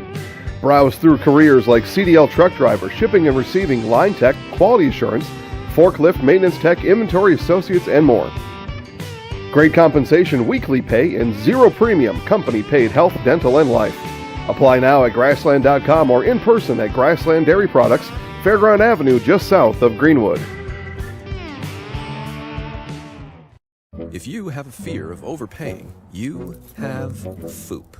But don't worry, switch to US Cellular and get a free Samsung Galaxy S25G, plus no activation fees. So you can stream, capture, and post without FOOP. Switch and get a free Samsung Galaxy S25G at US Cellular. Choose fair. Northside Computers is Marshfield's U.S. Cellular store. Visit us on South Central Avenue in Marshfield for the latest Samsung, Apple, personal cellular devices, tablets, and more. Taqueria El Sol sirve la comida mexicana más auténtica en Wisconsin Central. Taqueria El Sol está en Marshfield en Avenida South Central y calle 17. Está abierta cada día. Taqueria El Sol prepara salsa y guacamole cada día. Y tiene un menú con muchas recetas familiares de México. Taqueria El Sol tiene una tienda de comestibles también. Se venden comidas mexicanas secas, refrigeradas y congeladas para ayudarle a servir la comida mexicana, la más auténtica en Wisconsin Central. Taqueria El Sol en la Avenida South Central in Marshfield. All right, back here in Marshfield, Jackson out running for his life out of that timeout there, is able to get the ball delivered and takes a wallop in the back there. And Steve, that'll bring up 4th down as during that commercial break, Kevin Steins looked like a little woozy, got some help coming off the field, and hopefully they do the right thing and let him just stand there for the final 2:38 of the game. Yeah, and that'd be the smart thing, especially I mean first game out here this year, and with the heat and with the physicality of these two teams out there, it's not surprising that obviously you're going to have your bumps and bruises, but with 2:15 to go, we'll see if the Bandits can get a first down, 4th and 10, as Kevin put his helmet back on. Well, he's his own man, but hopefully they hold him back. As the pressure comes off big blitz the side, coming. And it will be incomplete through the hands of the defender, and that will be a turnover on downs as the clock will stop. A 2-minute warning with 1:55 to go. All right, so 2 minutes. We'll keep it here, and we'll give us an opportunity to thank our sponsors. You've seen those sponsors scroll across the bottom left-hand corner of the screen. We thank Grassland Dairy for their support of athletics here in central Wisconsin. Usually it's high school athletics, Steve, but at this point it's just athletics overall. Nasonville Dairy, again, Nasonville Dairy postgame show coming up, nasonvilledairy.com. And all the rest of our fantastic sponsors, as we just thank them immensely for coming on this ride with us during the summer. It's a different time right now, and it took a lot of guts and a lot of want to for these sponsors to come on. And so our ask of you, as you see them on the bottom of the screen, just tell them thanks. Go in and buy some of their stuff. Everybody has got a Facebook page. So as I look at the screen now, I see Next Step Prosthetics. Just as an example, go out to the Next Step Prosthetics Facebook page and just say, thanks for letting us watch football for free today. That's all you got to do. Yeah, and we saw, talking about racing earlier last week, that there was a Next Step car, and so Next Step all over the place. Yeah. So there's a handoff to the near side, and going to be upended near the 30-yard line, and another first down as 1:45 to go. Nice tackle there again by Dylan Pawn. Him and Branch Reed have had a really good game today, and not to leave anybody out, but those two for the Bandits really have impressed. They have played really, really well today, and of course the quarterback, Jackson Ott, and sometimes it's unfair to give the quarterback credit because they get the ball in their hands every play, and so, you should have a good game. That's why you're the quarterback, but still, those three really doing a nice job, and hopefully during practice here they can kind of shed some of their learning and their experience to everybody else and lift up the whole team. That's what leaders do. Yeah, absolutely, and that's we'll see how they all come back next week, as I have another game next week right here at Walt Kroll Field as they get pushed back again near the 35-yard line. Going to be second down, under a minute to go. As again, we'll have a game after this. We will start our sports week again on Monday. Yeah, Monday, Tuesday, Thursday, Friday, Saturday. Yeah, and Wednesday this week, as the Marshfield Chaparrals found a friend, the Dairyland League opponent, DC Everest. So the Everest team is going to come to Marshfield and play at 7 o'clock, and we will have that game live on Wednesday. That was just a really late ad that we found out actually on the golf course on Thursday, as Chaparral skipper Luke Wirtz was playing golf that night and told me, we got a game. And they'll play against Everest a lot this year because Everest just wants to play, so do the Chaps, and they'll play non-league games against a league opponent just to get some games in. Yep, absolutely. And you got to do what you got to do right now. Is it'll be the last play of the game. That's Terrence, as he gets to the outside, tries to get by the defender, and that will do it here in the first game of the season for the Marshfield Bandits. It is the Minnesota Grizzlies 52 and the Marshfield Bandits 7. We'll be back with our Nasonville Dairy post-game show right after this. All right, I'm going to try to get Big Boy McClendon in Marshfield.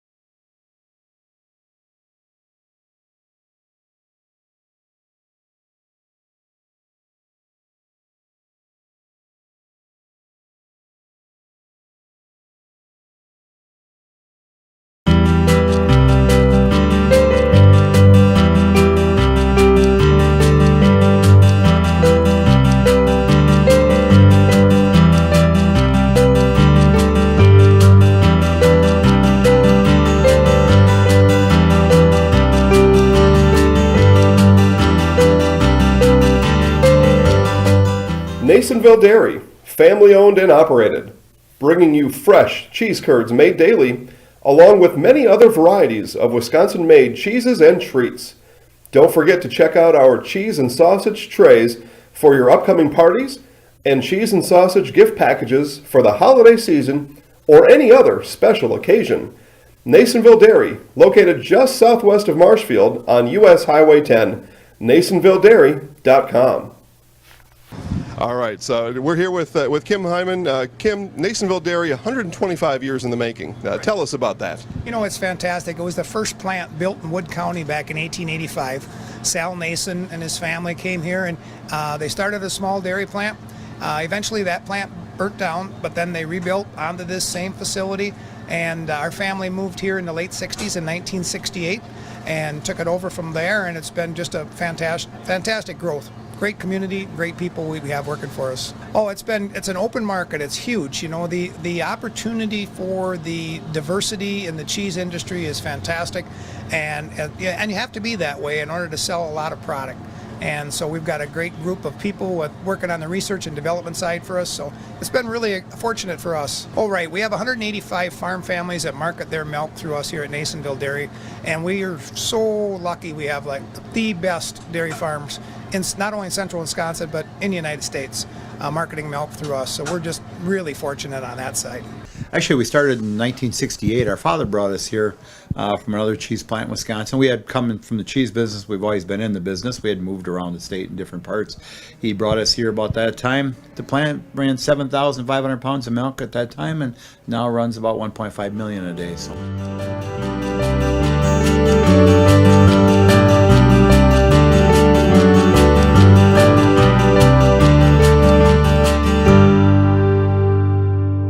We originally started out with making cheddar, and now we make cheddar, Colby, Monterey, Farmers Cheese, Pizza Cheese, Quesa Blanca, Quesa de Friar, Seco, Parma, Romano, Asiago, Fontina, Feta Caseri, Caflateri, Cafla Graviera, as well as making some Gouda Edam and a little bit of Munster on occasion.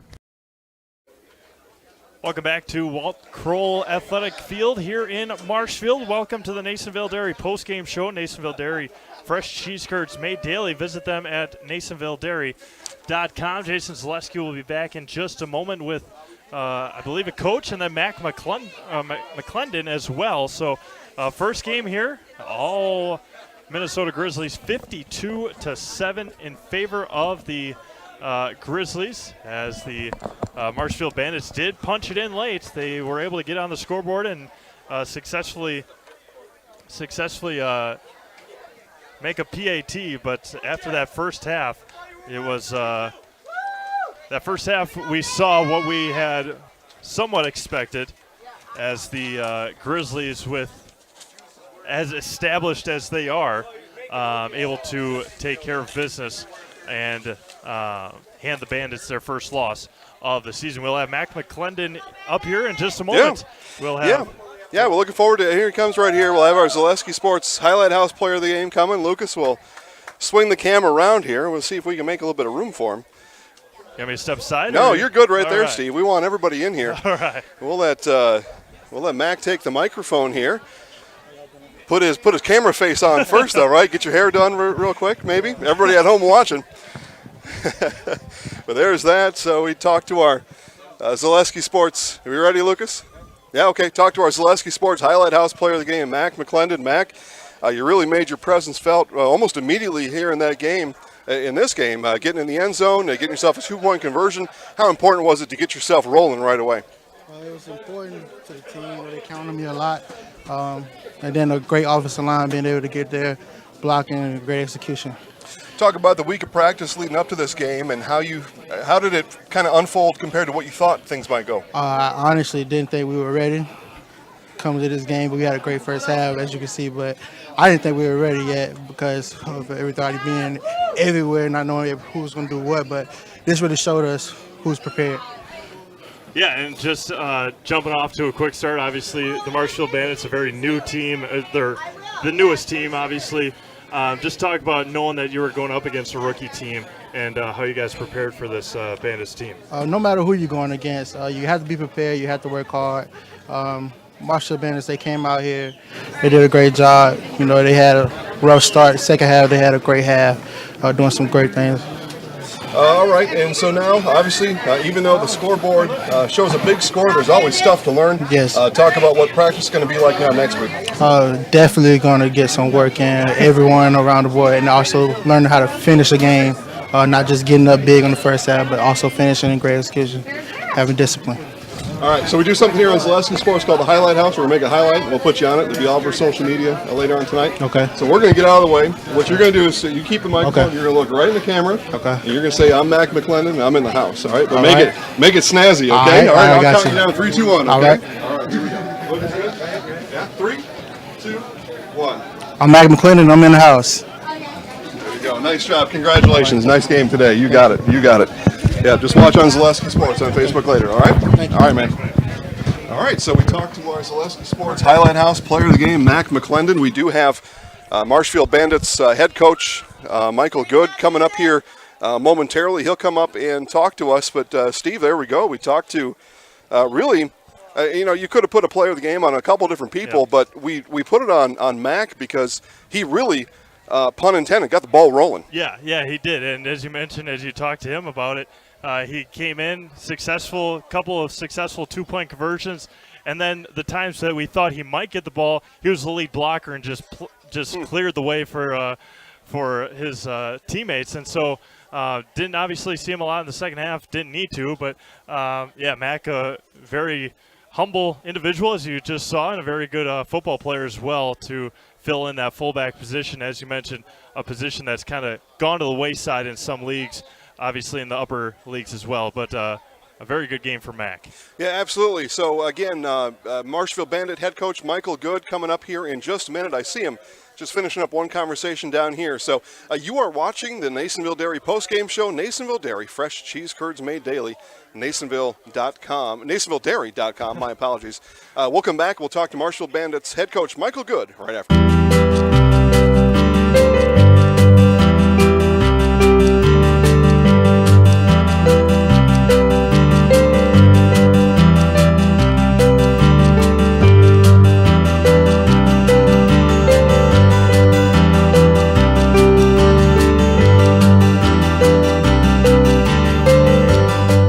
Nasonville Dairy, family owned and operated, bringing you fresh cheese curds made daily, along with many other varieties of Wisconsin-made cheeses and treats. Don't forget to check out our cheese and sausage trays for your upcoming parties and cheese and sausage gift packages for the holiday season or any other special occasion.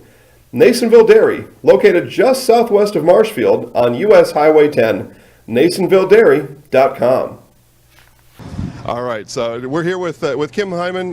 Kim, Nasonville Dairy, 125 years in the making. Tell us about that. You know, it's fantastic. It was the first plant built in Wood County back in 1885. Sal Nason and his family came here, and they started a small dairy plant. Eventually that plant burnt down, but then they rebuilt onto this same facility, and our family moved here in the late 60s in 1968 and took it over from there, and it's been just a fantastic growth. Great community, great people we have working for us. Oh, it's an open market. It's huge. You know, the opportunity for the diversity in the cheese industry is fantastic, and you have to be that way in order to sell a lot of product. And so we've got a great group of people working on the research and development side for us. So it's been really fortunate for us. Oh, right. We have 185 farm families that market their milk through us here at Nasonville Dairy. And we are so lucky we have like the best dairy farms in not only central Wisconsin, but in the United States, marketing milk through us. So we're just really fortunate on that side. Actually, we started in 1968. Our father brought us here from another cheese plant in Wisconsin. We had come from the cheese business. We've always been in the business. We had moved around the state in different parts. He brought us here about that time. The plant ran 7,500 pounds of milk at that time, and now runs about 1.5 million a day. So.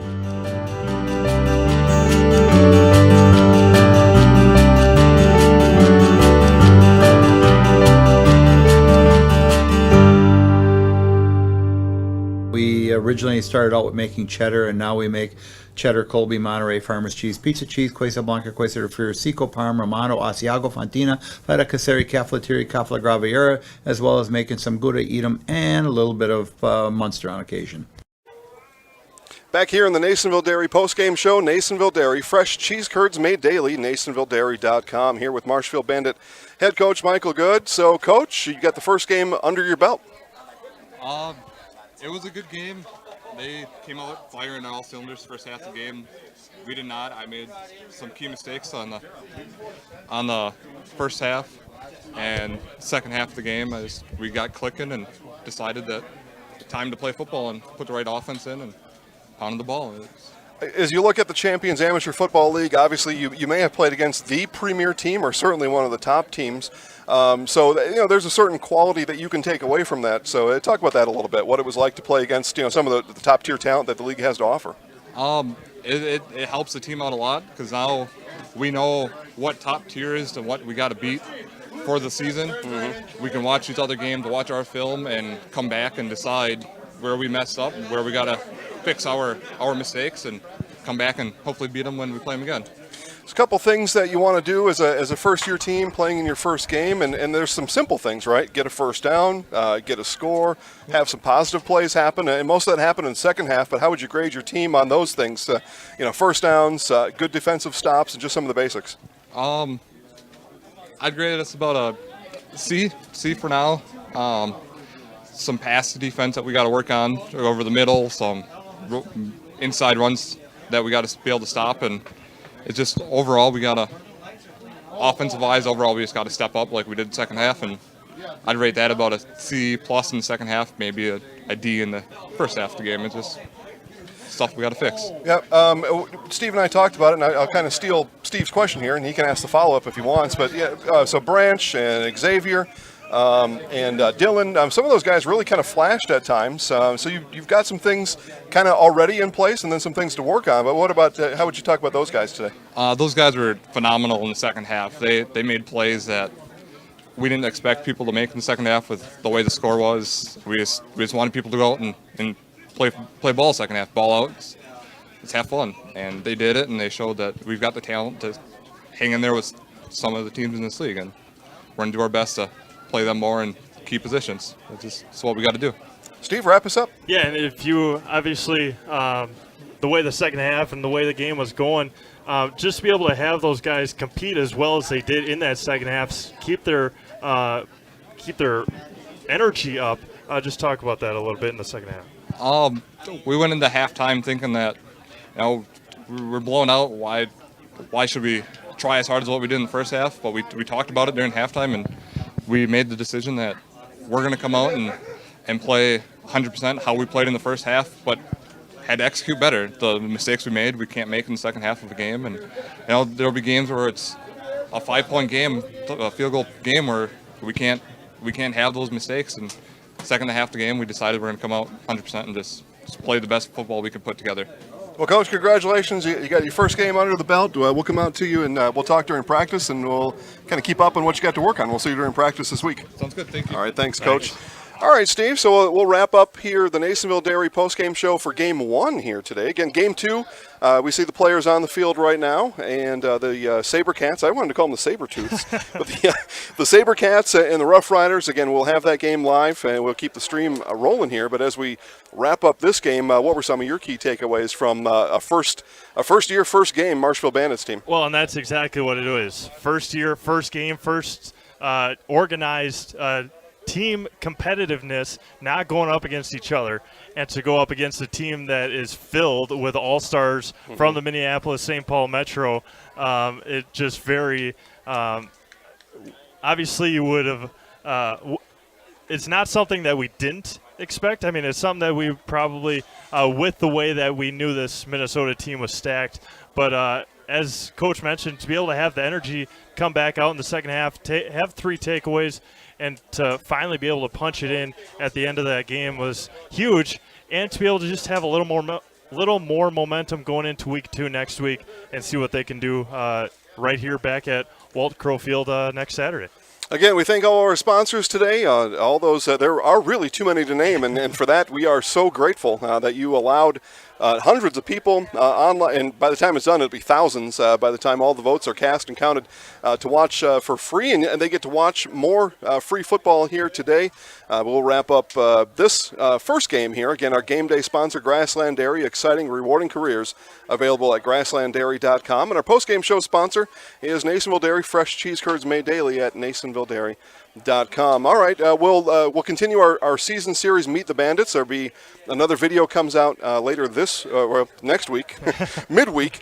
And you'll see Steve before you'll see me back on the camera. As a matter of fact, Steve will be at Holmes River Edge on Monday. That broadcast begins at 4:30 p.m.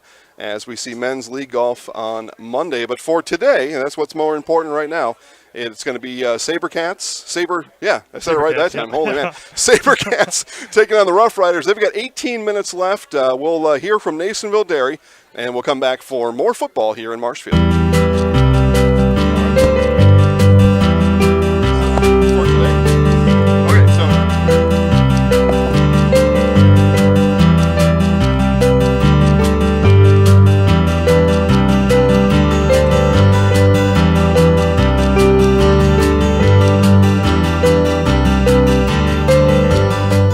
Nasonville Dairy, family owned and operated, bringing you fresh cheese curds made daily, along with many other varieties of Wisconsin-made cheeses and treats.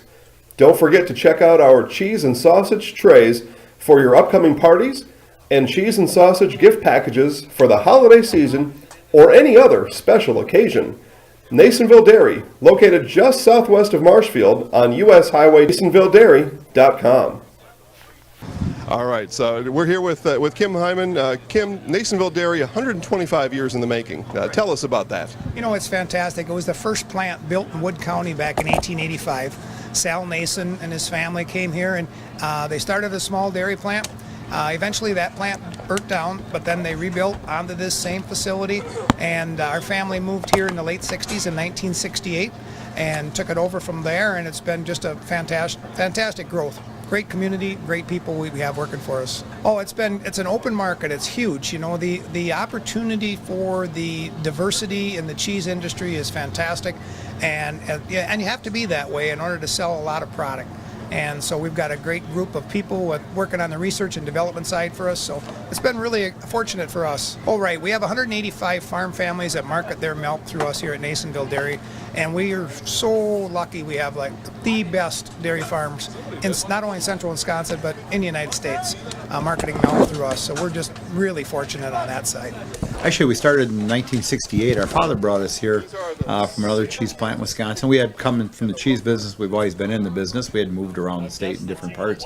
He brought us here about that time. The plant ran 7,500 pounds of milk at that time, and now runs about 1.5 million a day. So.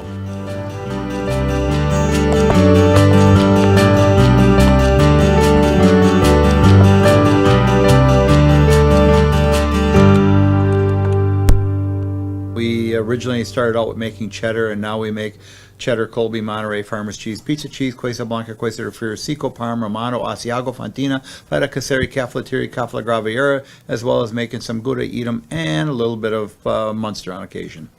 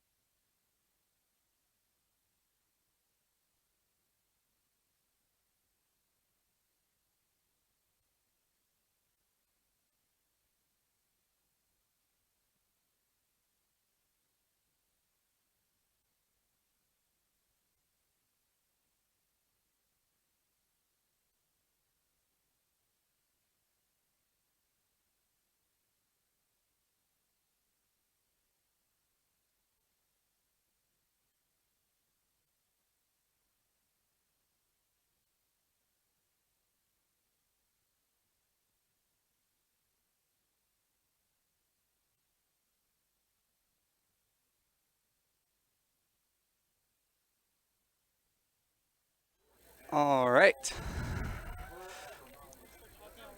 Yeah. Lucas Howeisel here with Zaleski Sports. I'm usually a producer kind of guy, but I'm going to announce for you guys on this second game here, or secondary game. We're going to get you a 2-in-1 combo package here. So we have the SaberCats and the Roughriders. The Roughriders in whites and the SaberCats in their blue. It's old. No, it's fine. I'm not a football guy. I've never really been a football guy. Just started announcing golf a couple weeks ago, so you're going to have to stick with me here as you try to learn football. So if you think you can do better, let me know. If you got any tips, let me know in the chat. As always, helpful tips and tricks and everything that I should know about football.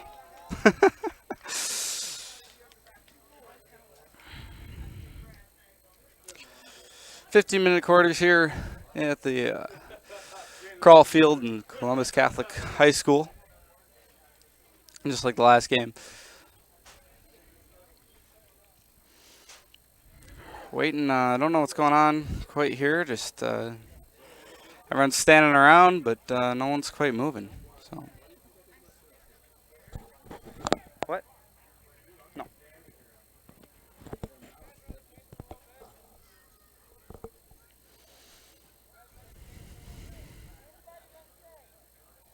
I don't have a roster, so we're going to have to, for this game, sadly, so we're going to have to figure it out on our own.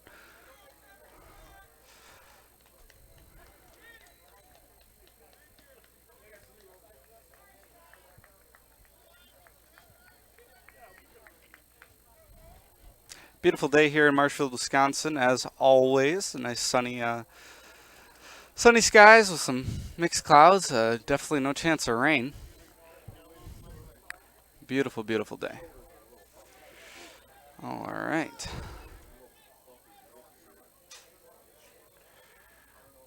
Roughriders starting out with a kickoff.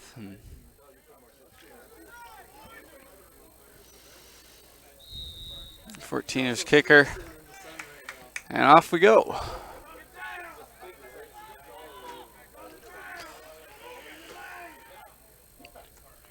Goes across the ground. You got a nice pile up towards the end there on the let's put the 15-yard line.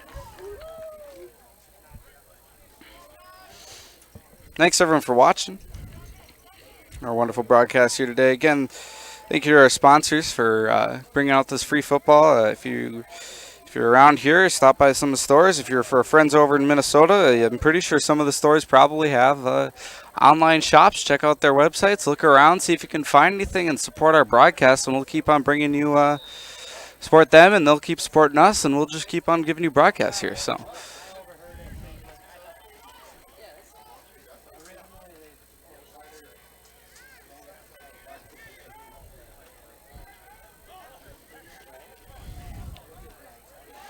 For the line.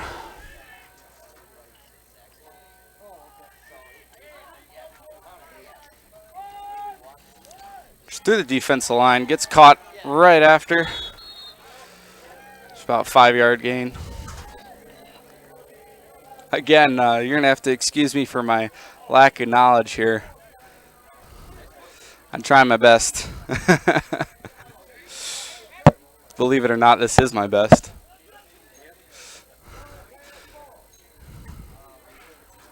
I'm a producer. I'm a tech guy. I'm not an announcer, but you know what? Don't mind it. Don't mind it for sure.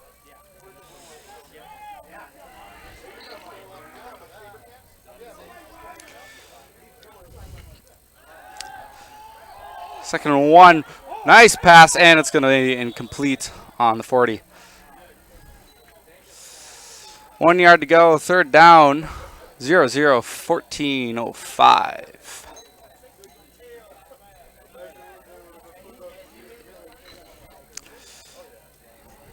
Decent pass, just couldn't quite get there in time.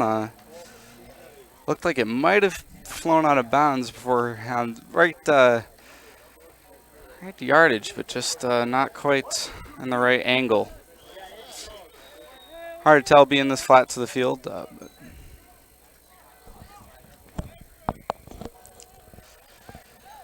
they're leaving the field.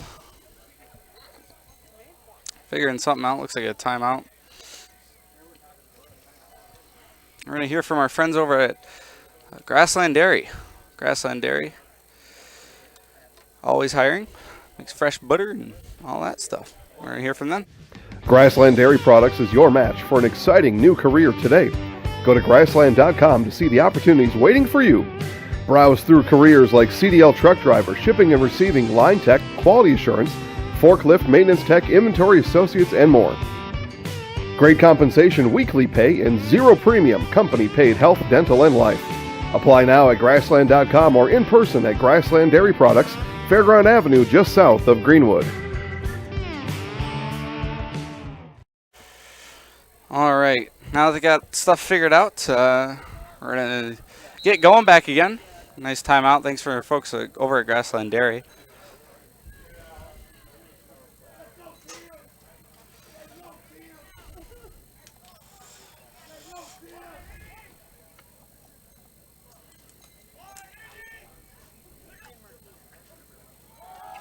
And off to the right, left, right on the line. Whew. Nice hit. Right into the... What? I said nice.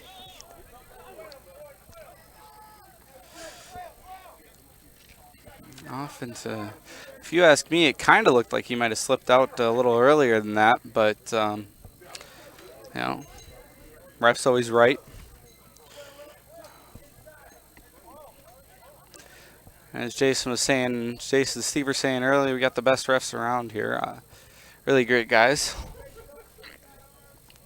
I'm not a ref. I barely even know football, so probably shouldn't even be talking right now. But, you know, we're going to get it done.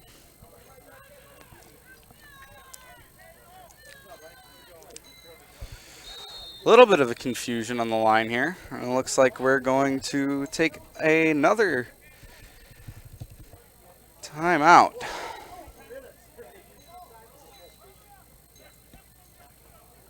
As we try to figure things out here. Gonna hear from our friends over at Northside Computers. Northside Computers, your U.S. Cellular dealer.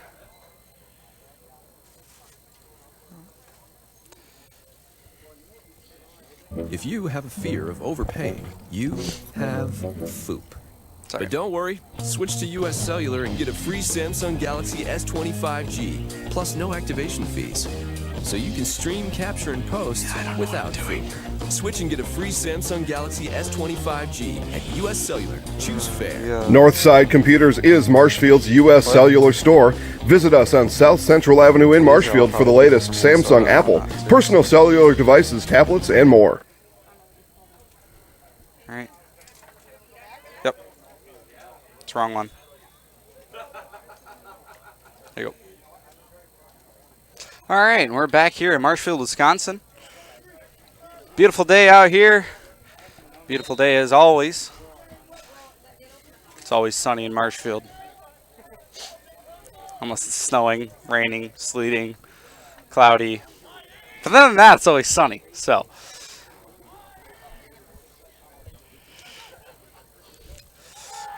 pick off to the left side of the field and down. Might have gained a yard there, but not too much progress. Second and 10. Doesn't look like he gained any progress at all. 2nd and 10, 12 minutes, 53 seconds left on the 40-yard line. First quarter, still 0-0.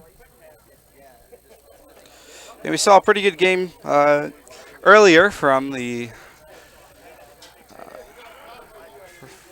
Marshfield Bandits and the Minnesota Grizzlies.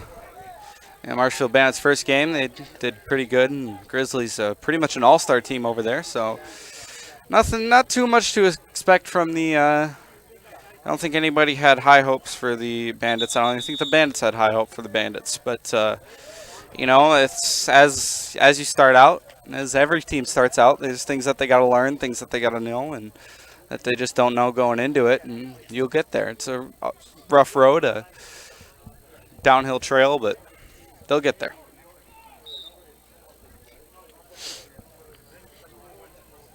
You know, Grizzlies a all-star Minnesota team after a couple teams folded in and decided, you know what, we got all this talent, we know what we're doing, we're just going to go on and we're going to make our own. Great team. Really great people too. Great people over in all these teams by the sounds of it. Talked with a really nice man earlier today from the Roughriders. You can catch that interview on the highlights that will be posted later today on ZaleskiSports.com or on our Facebook page.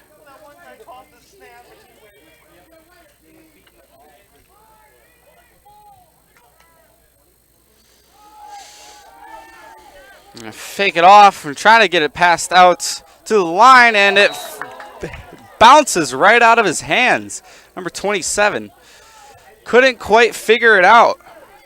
Perfect shot. Nobody in front of him. Nobody to tell him no, but he just couldn't get it in his hands. It was a little high, I'll give him that, but, you know, on a pass like that, passers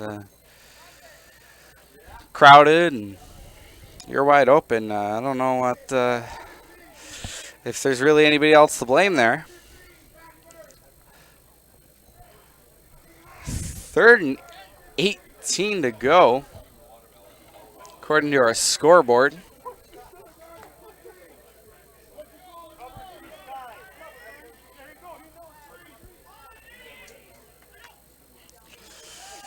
Off to nice pass and drops it again. Again, they drop it. It just slips right out of his hands. A clear pass. Nobody in his way. I don't know if he just got nervous, but the SaberCats got to figure out their passing situation here if they want to continue going on in this game.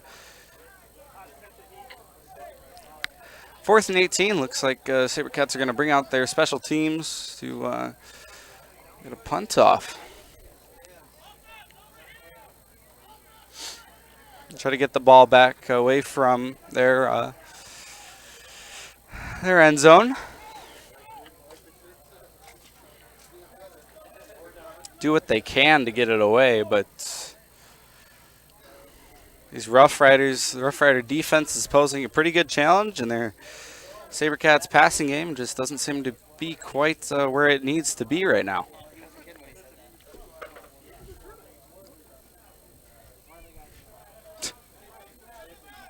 The kid just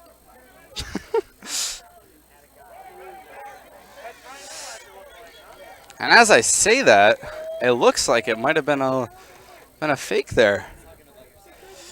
Running off to the left, but tried to get it. He got it. Did not get it, sorry.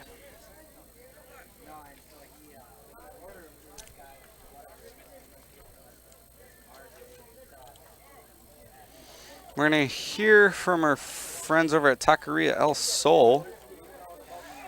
Taqueria El Sol, your destination for all things Hispanic. Taqueria El Sol sirve la comida mexicana más auténtica en Wisconsin Central.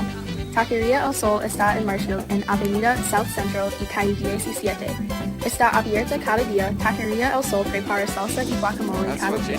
Y tiene un menú con muchas recetas familiares de México. Taqueria El Sol tiene una tienda de comestibles también.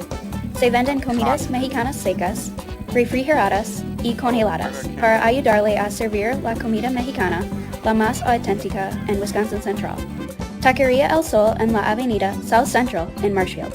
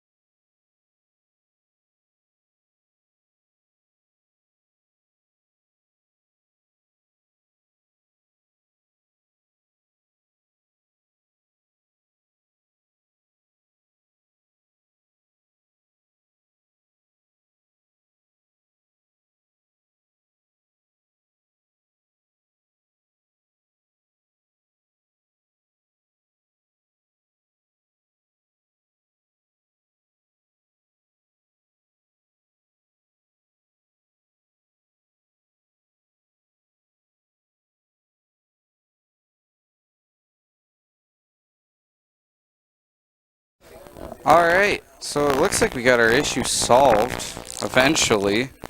Not too sure what the problem was. It was coming in on a different channel that we haven't had this issue before, but we'll get it fixed for later games.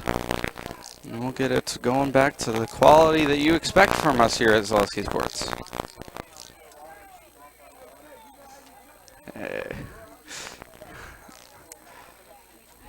Zaleski Sports, your one and only broadcaster.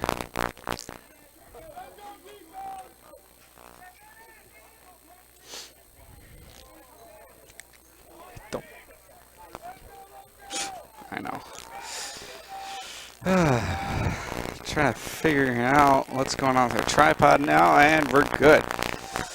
Not a lot has happened here at Crawfield in Marshfield, Wisconsin. Ooh. That was a shove for sure. Not a lot has happened. We haven't moved very far, just a couple of yards. It's two very well-matched teams on the offense and defensive sides. Just not a lot of movement. Not a lot of movement at all. So you haven't missed much in our escapade to get the live stream working, but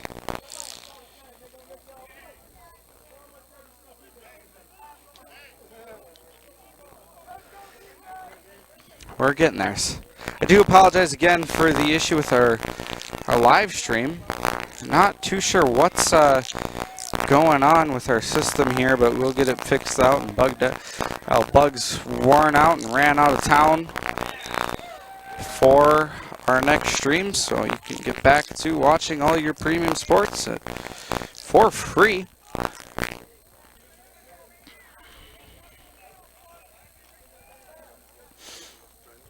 Again, I mean, first down, first and 10.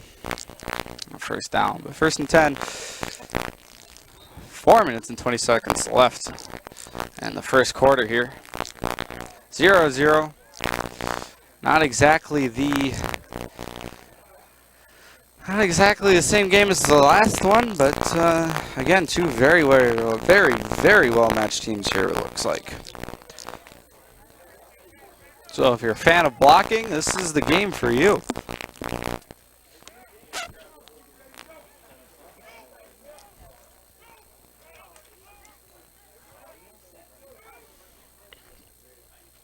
Roughriders ball. Ooh, and what a catch. Might be a pass interference on that one. It looks like there's a flag on the play.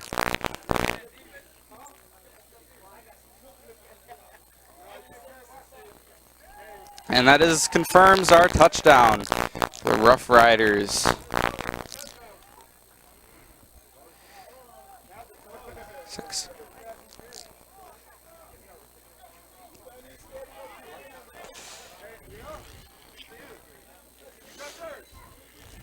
First touchdown of the game, Roughriders from lacrosse, if I remember correctly.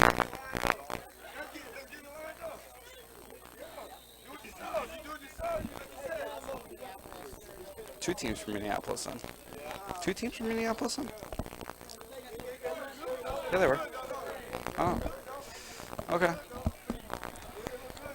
Two teams from the Minnesota. Here today, Grizzlies are the composite team, and the Wild are SaberCats from Minneapolis. Yeah, it looks like the extra point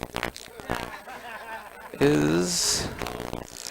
Look to our scoreboard here for confirmation.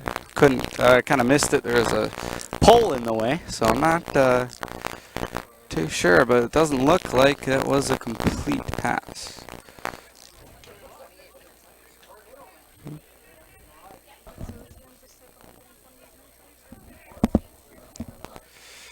Four minutes, 11 seconds left here in the first quarter. Again, a long first quarter here, 15 minutes, but just again, you know, two very well matched teams. Just staying still, an unstoppable force, and an immovable object. It's a question.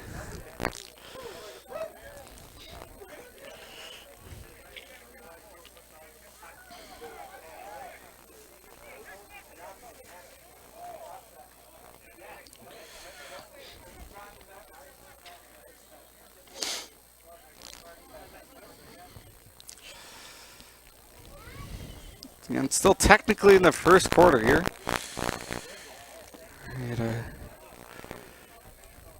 14 again on the kick for the Roughriders.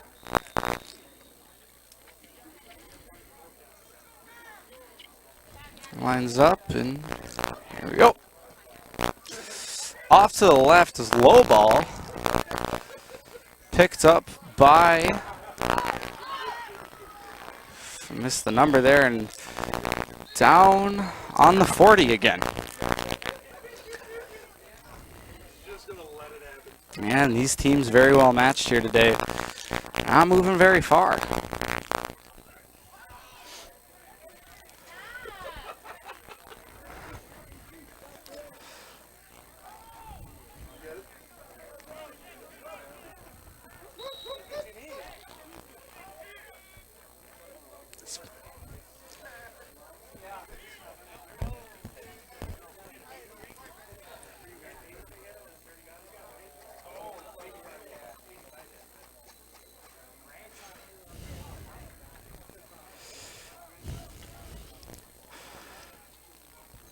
.36-yard line we're starting at here today on the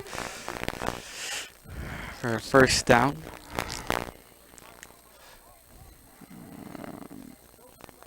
SaberCats with the ball.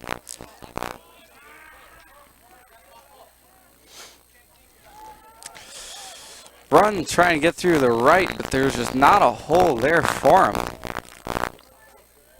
I mean, again, just offense and defense on these teams are just really, really well matched. There's not a lot of movement happening today. Passing game on the SaberCats, just as we saw earlier, just didn't seem to be it today. I don't think we've seen them pass since. You know, two slips of the ball, and coach is getting a little nervous and letting them pass again. So we'll see what they do here today. Hopefully they can decide to pass it again and get some movement going here. That seemed to be their most successful plays on movement-wise. It seems to be what their defense is, I guess, not up for, but you know, the offense has got to be able to catch. And look at that, my prediction was correct. Do see a pass, but my opinion on the defense was also wrong. Roughriders were right there for it, expecting it every second. They knew it was going down. 3rd and 13. 2 minutes 50 seconds left in the first quarter. And I'm Luke Soleisel here for Zaleski Sports. Usually a producer, but today I'm an announcer with my new producer, Jada Hamblin, on the scoreboard, as well as the ads. And she's doing the real work. I'm just sitting here talking. 80 of you out there today. And thank you for tuning in and watching it.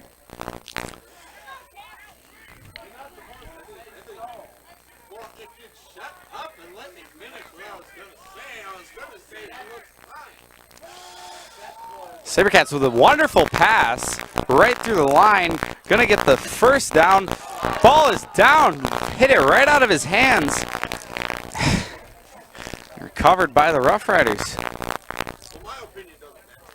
Again, the SaberCats just can't seem to keep that ball in their hands.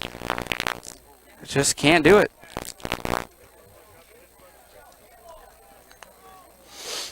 Every time they get it through, wonderful pass, wonderful catch, but just couldn't keep it in his hands. I don't know if they were fixing a car or something and got grease all over him, but just not what you want to see.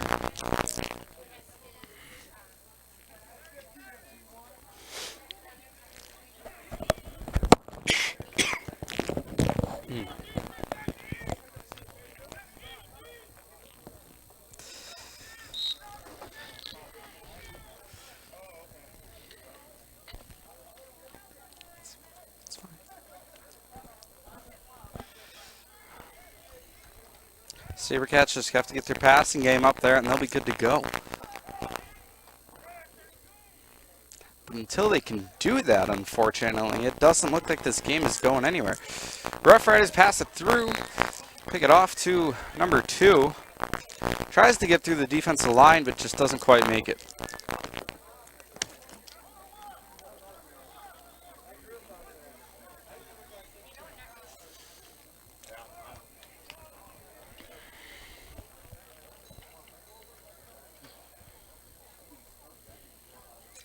.55 showing us some dance moves out there.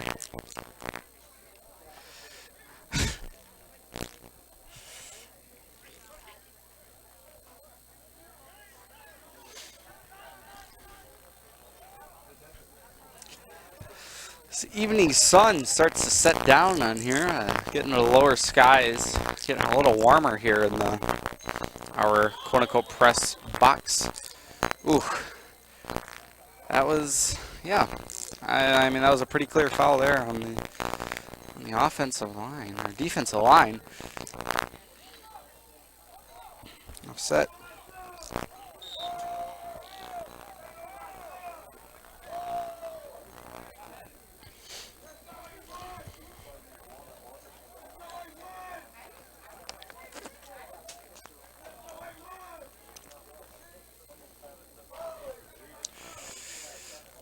That's gonna gain a couple yards. 40 seconds left in the first quarter. Roughriders with the ball. Second down, 7 yards to go. 30 seconds left. Let's see if we can get a second play out of them here. Third play.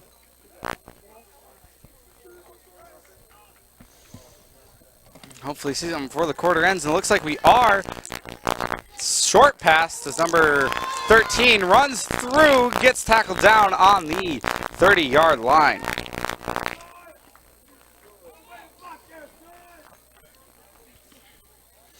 Again, those are the kind of movements we've been seeing all day here from both teams. And that siren is going to announce the end of our first quarter.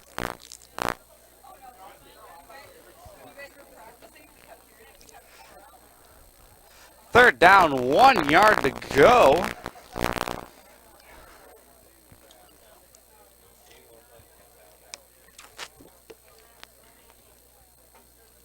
And mosey their way down to the other end of the field.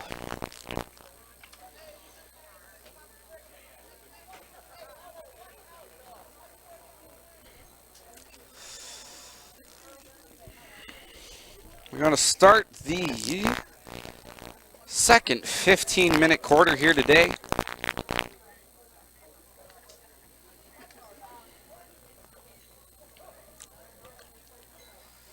And as we wait,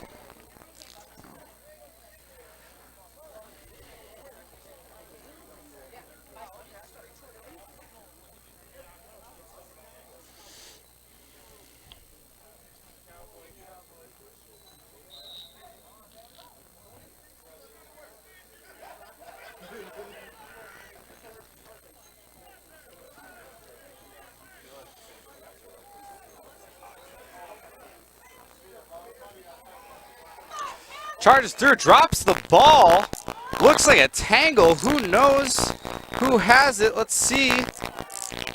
Hands point both ways. Flag down. 2 flags down.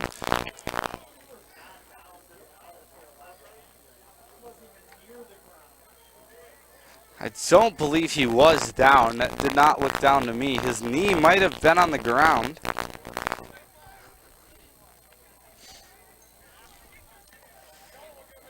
And it looks like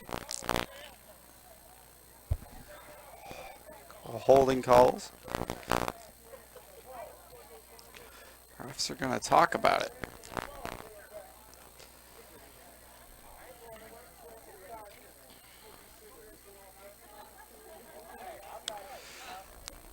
So we have the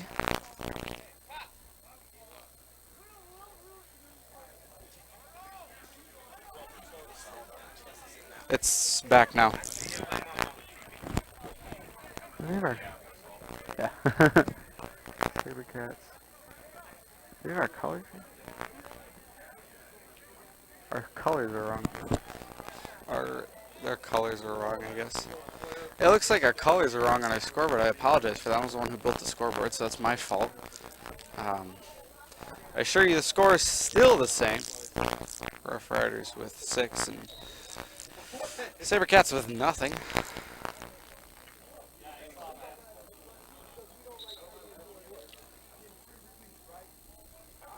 Let me close that one. Close it.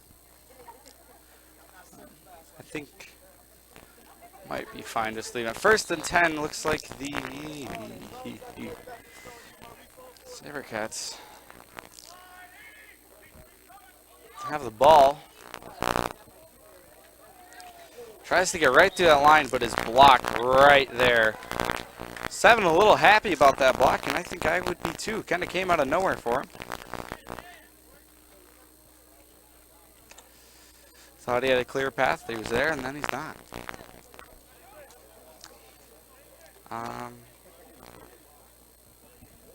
Don't worry about it.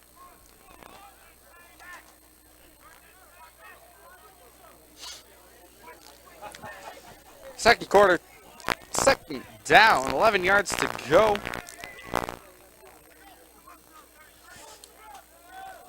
Drops the ball and drops it again.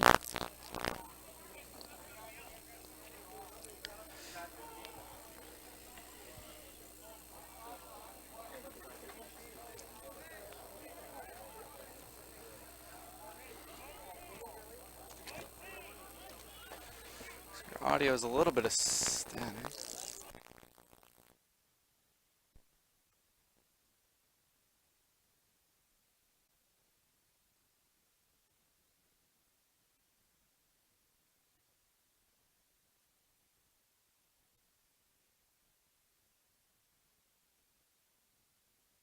It's good. Wirecast, our program is playing tricks on us today, so moving our channels around. Nice pass down, incomplete though.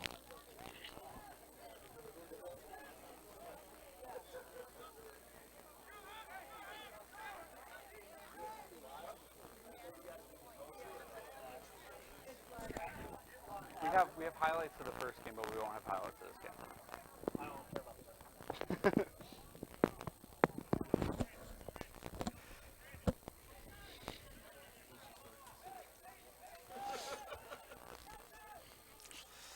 So we're on 4th down, 11 yards to go.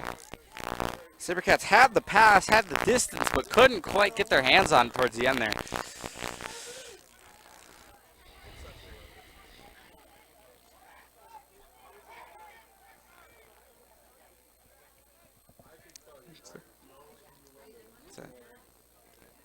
What channel is that? Channel 8. Punt off into the grass. And it's picked up right on the 45.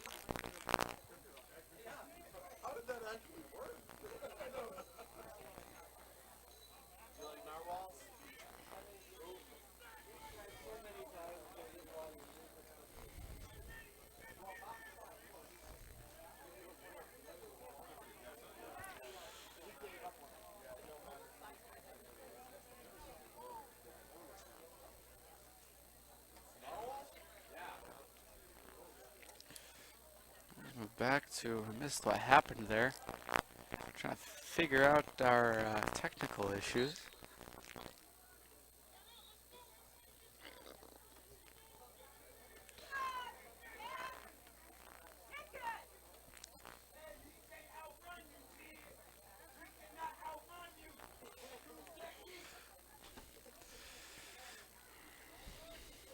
Back into the air. It's gonna picked up by number 5. 5's going to try to twist out of it, but just hits the ground right there, back at the 50.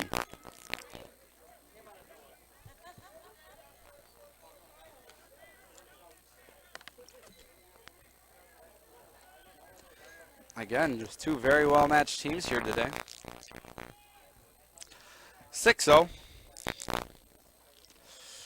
First and 10, second quarter.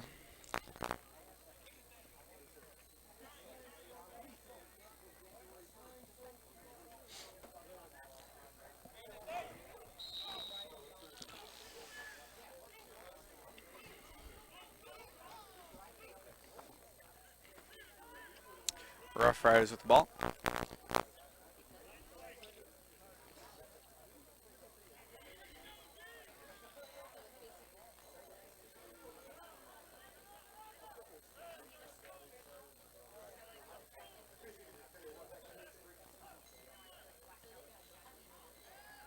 Looks like it's going to be a pass. Gets noticed and gets taken down. Tried to fake the pass there, but the handoff, but just couldn't quite get it. So got a tight eye on the SaberCats. Was not falling for it at all. He knew where that ball was, and he knew where to go, and he made sure that he wasn't seen getting it.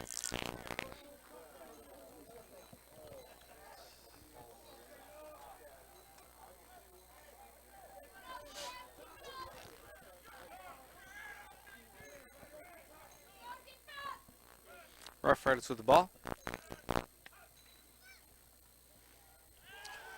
Beautiful pass, hits the ground though, almost intercepted by the SaberCats. Again, the passing game just not good on really either of these teams today.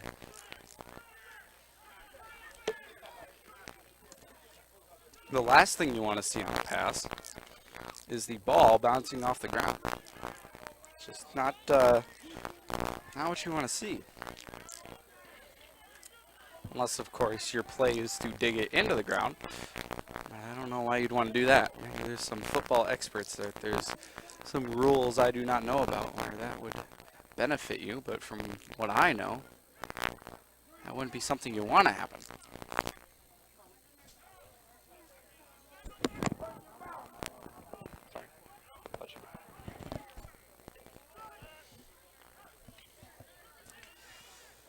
Pass it again, and almost intercepted for the second time in a row. Hit the ground, just that quarterback just can't quite, I guess, get his aim right.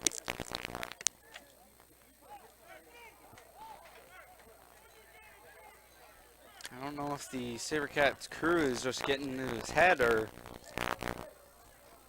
what, but I believe this is the first game for both these teams this year, so just like with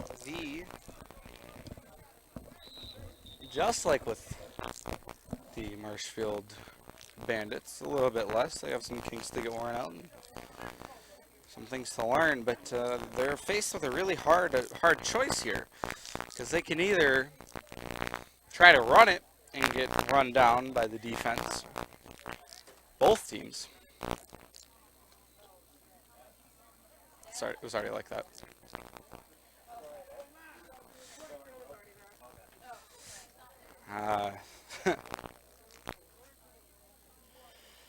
Again, as I was saying, both these teams faced with a challenge where they throw it and can't catch it, or they try to run it and can't get it through the defense.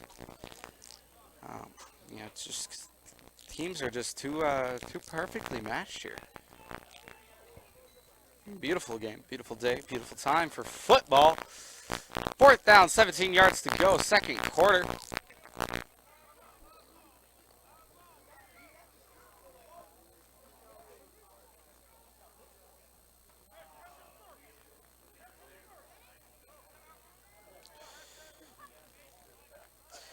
Ted Bronson in the live chat was asking for the score on the Bandits game. I believe it was 52-7. 52, 56-7, somewhere around there. It's just not loading on my phone, so.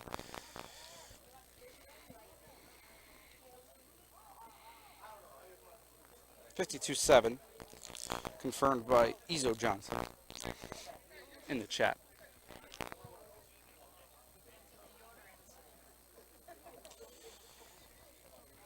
Camera does move. There's just not a whole lot of action going on. It's hard to move the camera when the players aren't moving. So.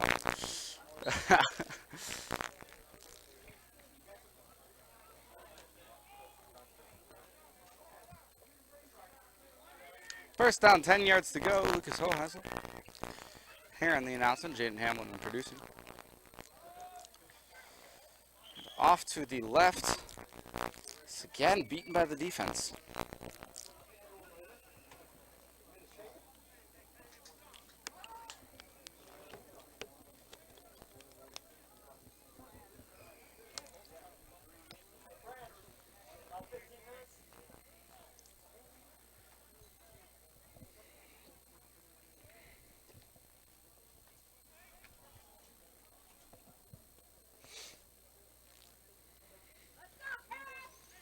Again, I'm usually the producer here on these games, but I'm announcing today as both of our announcers are currently unavailable after the last game.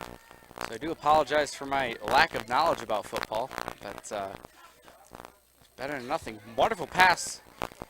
And it looks like he just gets it past him for a first down. Or at least 1 yard to go. Yeah, it looks like it's going to be 1 yard to go, second down.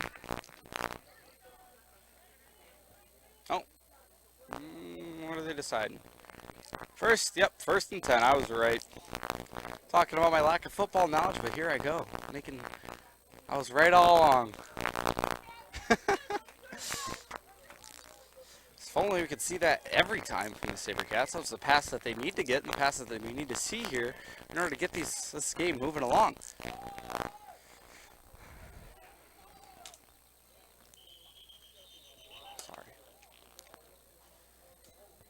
A pile up here, might have dropped the ball, might be an injured player. Looks like, yeah, it looks like we're going to take a quick commercial break here and hear from our friends at Grassland Dairy again. Grassland Dairy, always hiring. Grassland Dairy, here for you. Grassland Dairy Products is your match for an exciting new career today. Go to grassland.com to see the opportunities waiting for you. Browse through careers like CDL truck driver, shipping and receiving, line tech, quality assurance, forklift, maintenance tech, inventory associates, and more. Great compensation, weekly pay, and zero premium, company paid health, dental, and life. Apply now at grassland.com or in person at Grassland Dairy Products, Fairground Avenue, just south of Greenwood.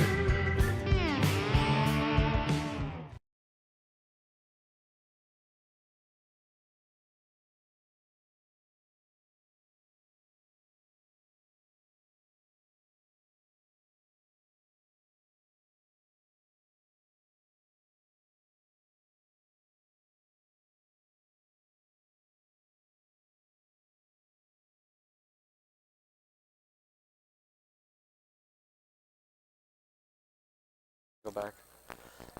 Alright, I do apologize for the issues we're having with our audio. We're trying to get those figured out, but I don't really know what's going on here. There's a couple things we can try to figure this out for you. Do give us a minute while we work on that. So I look through my bag of equipment.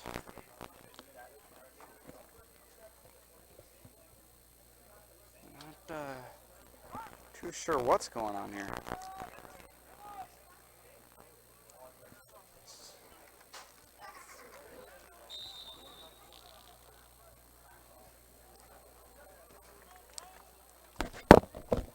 See if it's coming through okay on our end.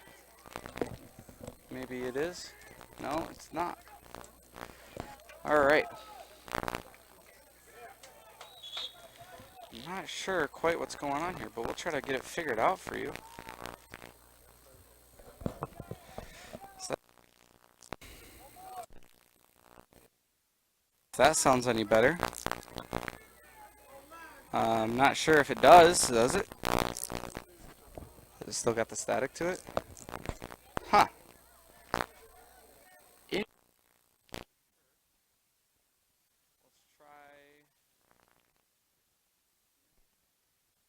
Does this sound any better? No.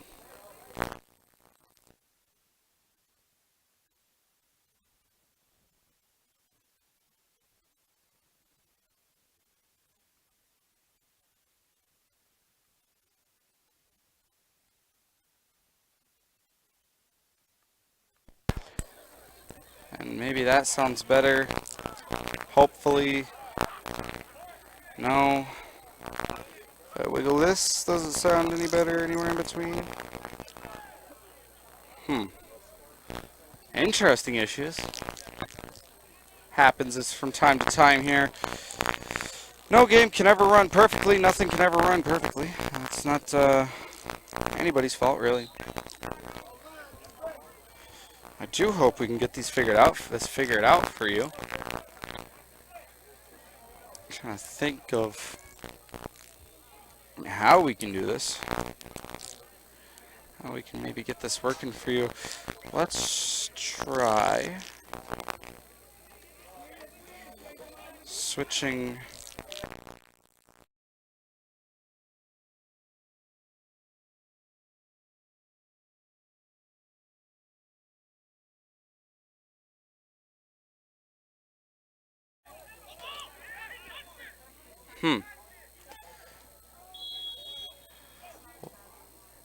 Not as, it's just quiet. I can fix that. I can be really loud. Static. There's still static in it.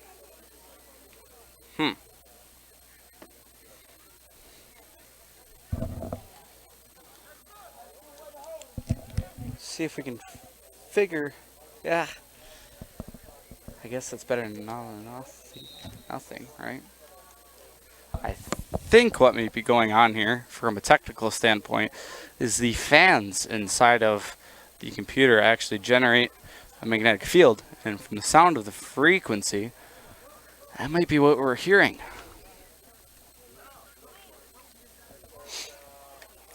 There's a couple things we might be able to try here, but we're gonna flag down on the play. Try to get back into the game here as we got our audio issues somewhat fixed for you guys. I do apologize for that, and it's never an easy day in live production. So never is, never will be, and that's what happens when you're live.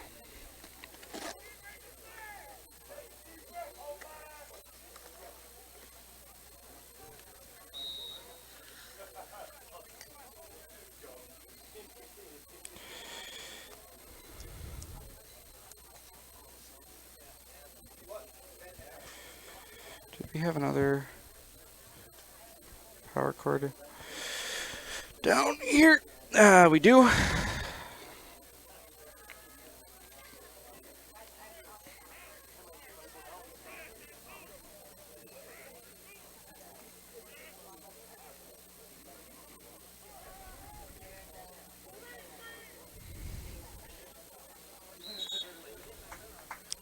So we're down on the 25-yard line. So maybe see if take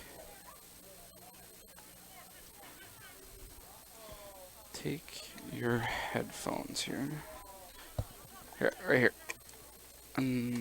Pull them loose. Let's see if that sounds any better. I don't know if that sounds any better. It does, yeah. So it looks like our issue is somewhere within our computer. In order to fix that, we're going to have to restart the stream. So I'm not going to worry about it. Flag down on the play.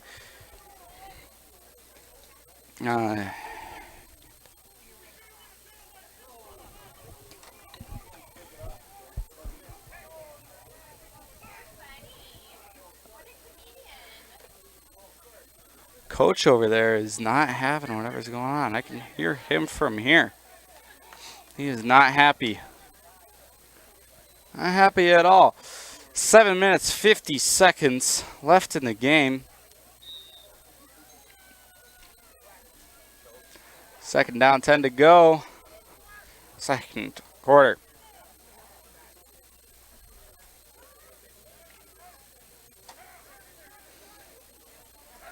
You're going to have to listen to it.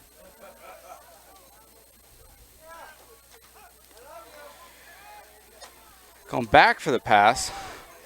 Gets hit down and ends up being caught by number 4 on the bench.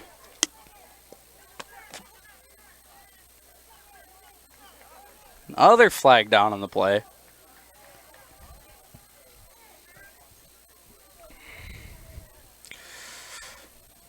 More flags here in front of the United Nations. It is Flag City. Hopefully these teams can get sorted out, get their game going forward. Until that happens, we're not going to see much movement. Just the way football is. Second down, 5 yards to go.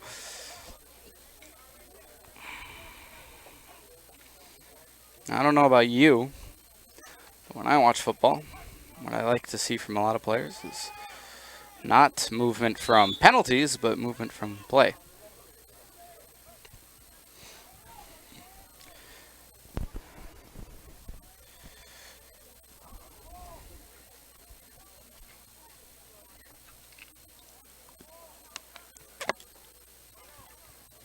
If I wanted to watch a Browns game, I would go ahead and watch a Browns game.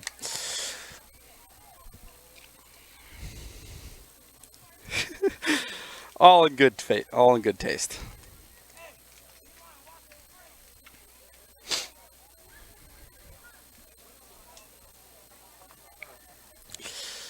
No harm, no foul.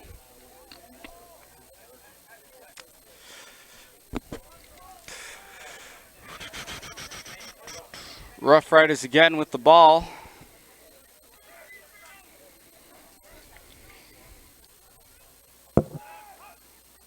Going across the line past the number 5 as he's running across.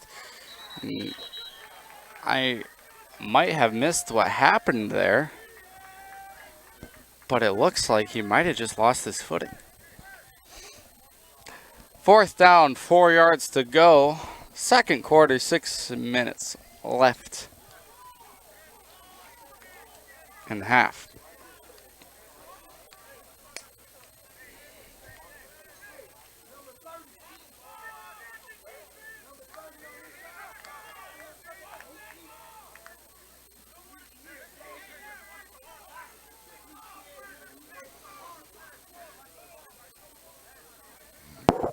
And the Roughriders taking their time here, trying to figure out what they're going to do. Trying to make sure that they get these 4 yards, 5 yards now, in.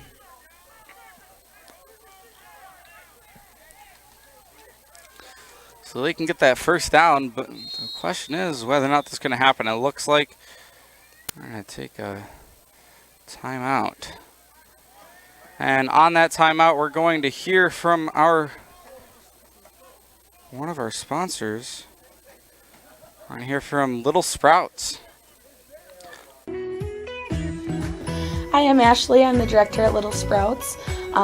Little Sprouts has been a real great community. It's very family friendly. It feels like a big family to me, and being the new director here, I felt very welcomed into the family. I like the smaller family. Everybody knows everybody, and you all get to know everybody in the center, and we do family activities and much of a family atmosphere.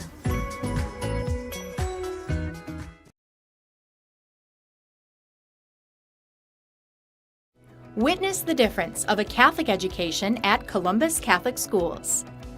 I think everyone should just know what makes this place special. Come and see. That's just what the Lord always said, and put your toe in the water. There are great schools, and it's a good fit. I'd always want them to come and to just feel the goodness and the family atmosphere. I invite everyone just to come in and see what it's about and to see if it might be right for them and their family. We invite you to schedule a tour today. All right, we're back here, Columbus Catholic High School at Crawl Athletic Field. And we are trying to figure out our scoreboard once again. Just a day full of technical errors. It's to no one's fault. It just happens. More than what it should. That's all I'll say about that. Looks like our scoreboard decided to hide from us in a NDI layer. Doesn't look the greatest, but you know what? As long as it shows you the data, what does it matter? Oh, it is for wrong teams. Go back, click back here. Scoreboard. Just change it. I don't know. It's title layer, it's funky. It's, I've colored it all wrong too. God damn it. Hold on. It's not your fault. Just. Yeah, there. Second down, 10 yards to go. Looks like the SaberCats with the ball. Scoreboard is having issues. The camera for me.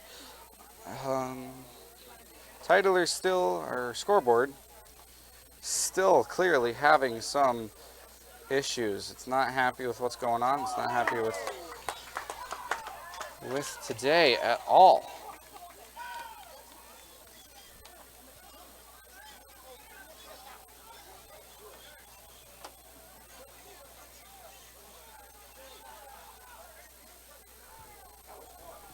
We try to get our scoreboard back here.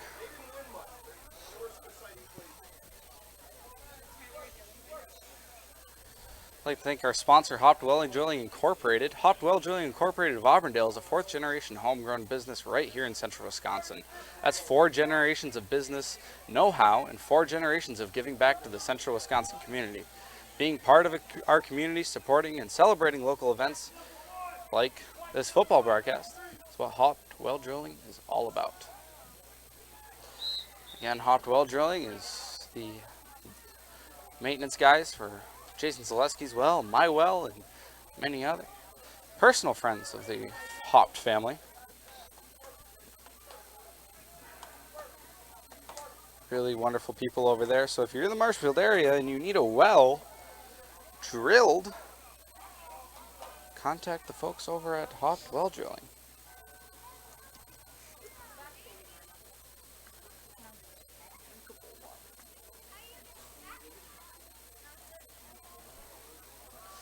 Can and need one.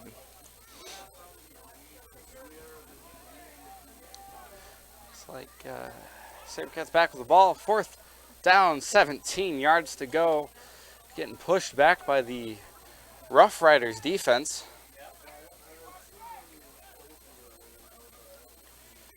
Punt it off.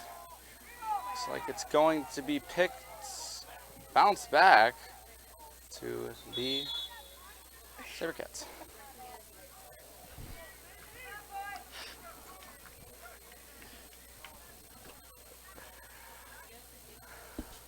We're going to try to keep figuring out our scoreboard here. I got something going. But,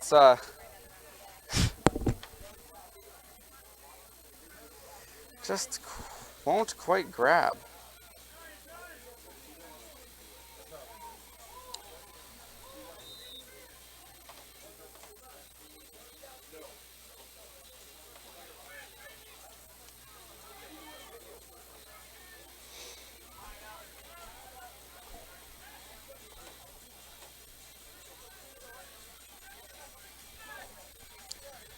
Roughriders with the ball.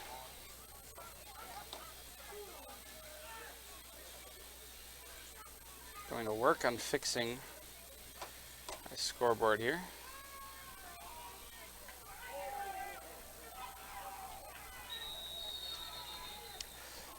Still 6-0. 1st down, 10 yards to go. 2nd down now.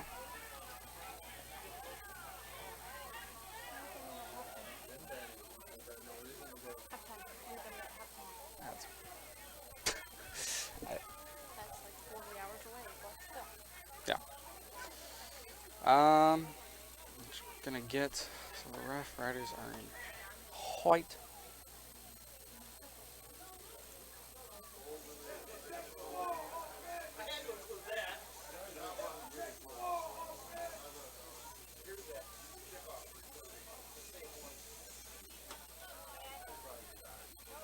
we get our scoreboard back up and running here.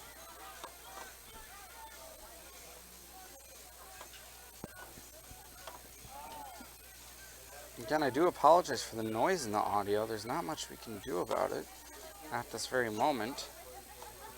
But I can guarantee you personally that that is something that I will work on fixing.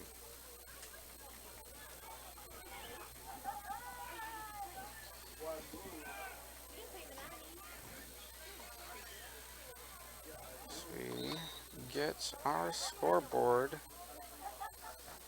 back here. Someone's working on here, and it looks like it's back. All right.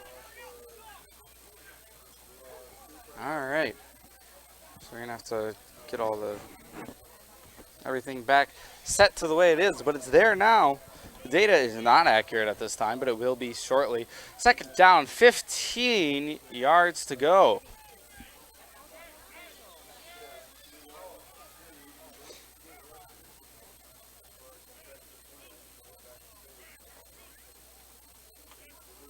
Roughriders with the ball. Trying to pass it to number 5 here. Number 5 with 2 people on him, and he gets the pass.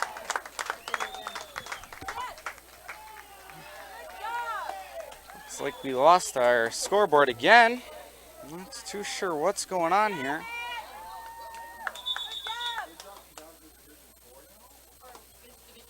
Sometimes these things just happen in live production. Stuff doesn't want to work. Normally, in your larger broadcasts, larger scale broadcasts, you have backups to the backups, but that's just not something, a luxury that we have. If you're interested in bringing us that luxury, contact Jason Zaleski at ZaleskiSports.com and fund us. I believe he has a Venmo. You can Venmo him some money. Enough for a couple more computers to set up and a couple more people to run the extra broadcast equipment. But for now, we're just going to have to try to fix the issue. And it looks like until we can get that fixed,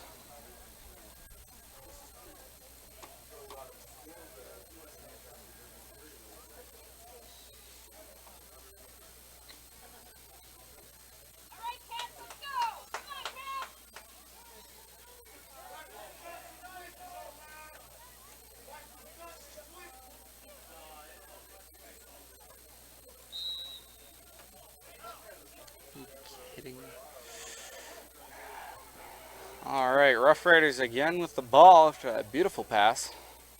Gonna hand it off to number 13. 13 is going to run to the left and get a nice loud hit right in front of the bench. About a yard short, maybe half a yard.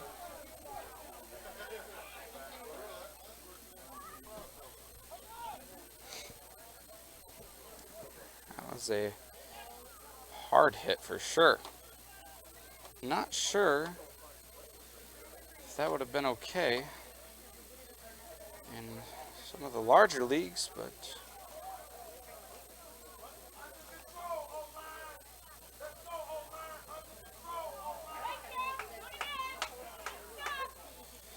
offensive line.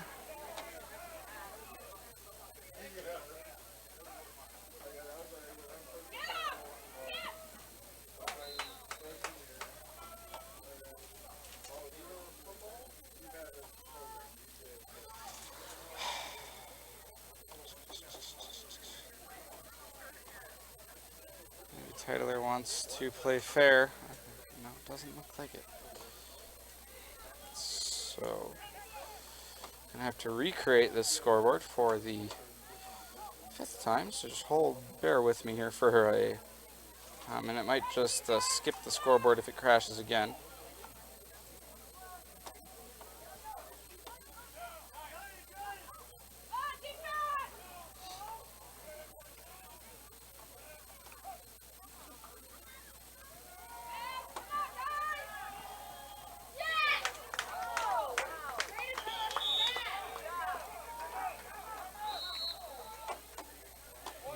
Set our colors here.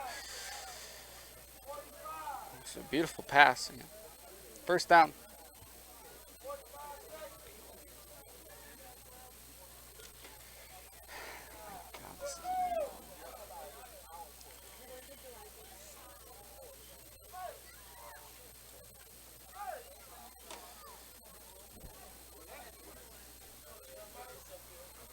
.41 41.8 seconds, first down, second quarter.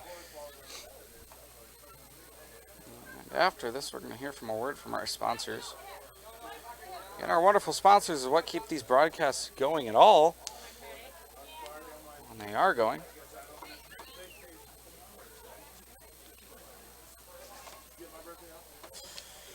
So if you live in the Marshfield area, show the sponsors some love. And if you don't live in the Marshfield area, check it out. See if some of them have an online store. Pretty sure Nasonville Dairy might. Show your appreciation. Again, if you don't live in the Marshfield area and want to show your appreciation, cheese curds over at Nasonville Dairy are a treat that you will enjoy, especially if you're not from around here. Wonderful pass, and it looks like it's going to be right into the ground, and SaberCats are just going to hit it on the air and say, nope, you tried, couldn't do it, and we're going to let you know that.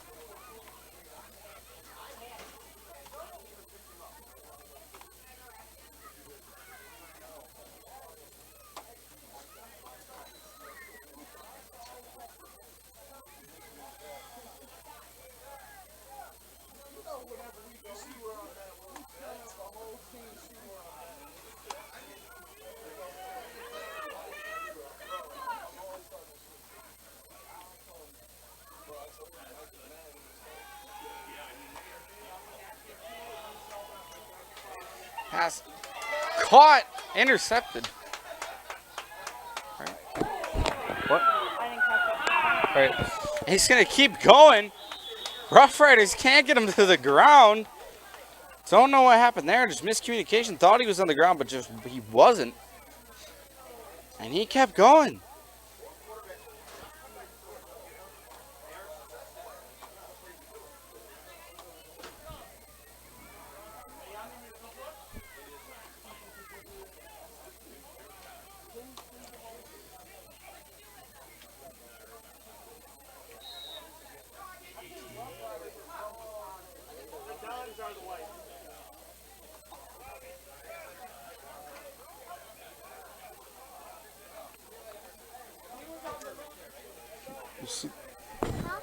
You see the cones?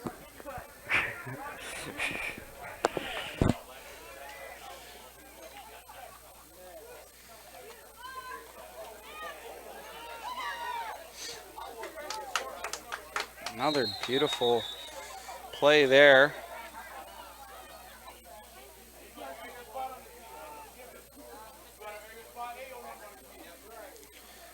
Hopefully, Wirecaster scoreboard stays with us this time. Only 10 seconds left in the first half. 6-0.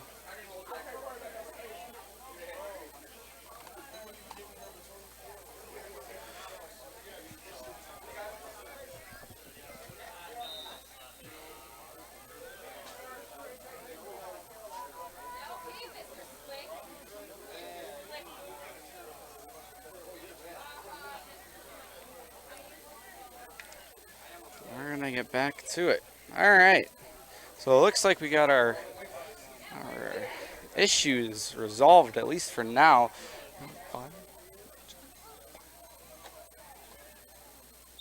Save. Make sure to save it this time. I think so. I hope our score is correct. I kind of lost track there when I was remaking the scoreboard, so please, if it isn't, make sure to correct me.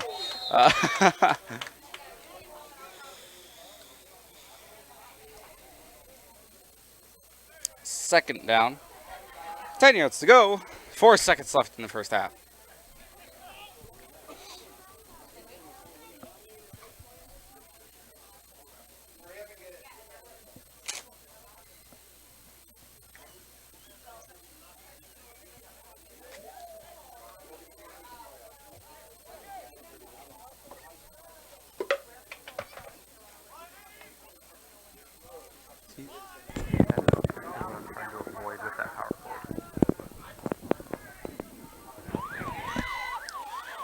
He's going to keep running straight through the defensive line.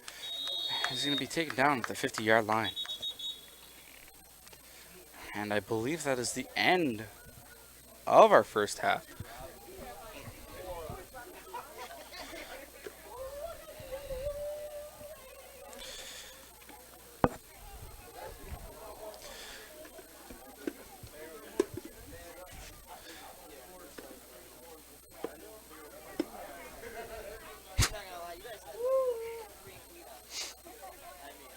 And with that end of our first half, a 13-minute halftime, we are going to hear from some of our sponsors,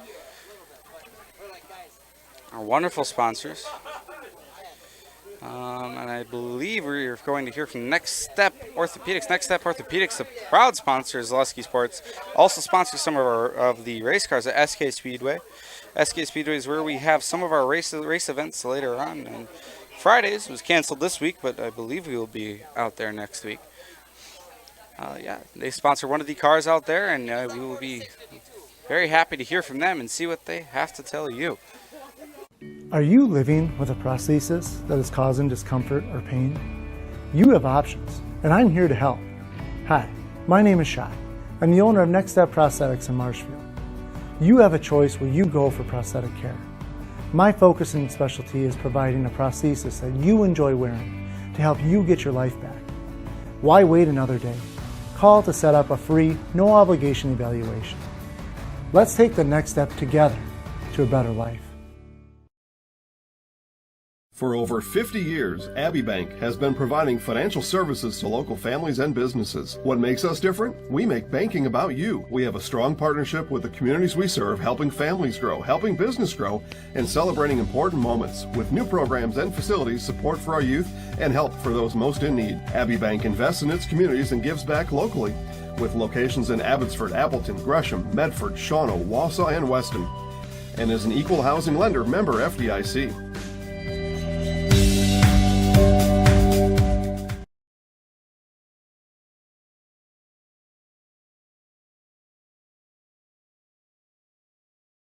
Jason Zaleski here to tell you that Hewitt's Meat has you covered with easy and simple home delivery. That's right, Hewitt's Meat will deliver your favorite meat, treats, sides, and snacks right to your door. All you need to do is email online store at hewittsmeats.com for your order form. Fill it out, send it back, and Hewitt's Meats will deliver to your door in Marshfield, Hewitt, Auburndale, and Chile. Again, email to online store at hewittsmeats.com to get started. Of course, you can still visit the store on Downwind Drive in Marshfield and visit Hewitt's Meat on Facebook today.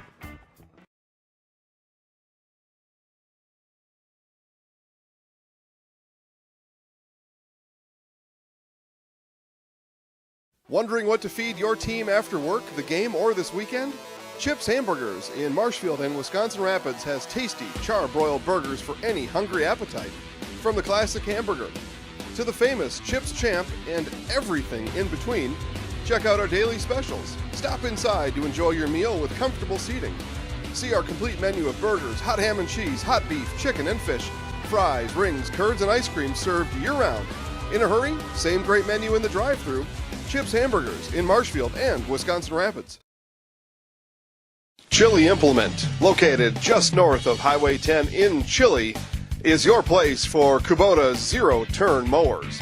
If your lawn is big or small, we have all the lawn care solutions for you. Check out our 60-inch deck. Kubota powerful, precise, proven. Chili Implement is your choice for Kubota, Case IH, and Gale. Chili Implement, open 6 days a week to serve you.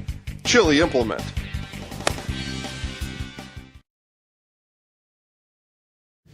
Grassland Dairy Products is your match for an exciting new career today. Go to grassland.com to see the opportunities waiting for you. Browse through careers like CDL truck driver, shipping and receiving, line tech, quality assurance, forklift maintenance tech, inventory associates, and more. Great compensation, weekly pay, and zero premium company paid health, dental, and life. Apply now at grassland.com or in person at Grassland Dairy Products, Fairground Avenue, just south of Greenwood.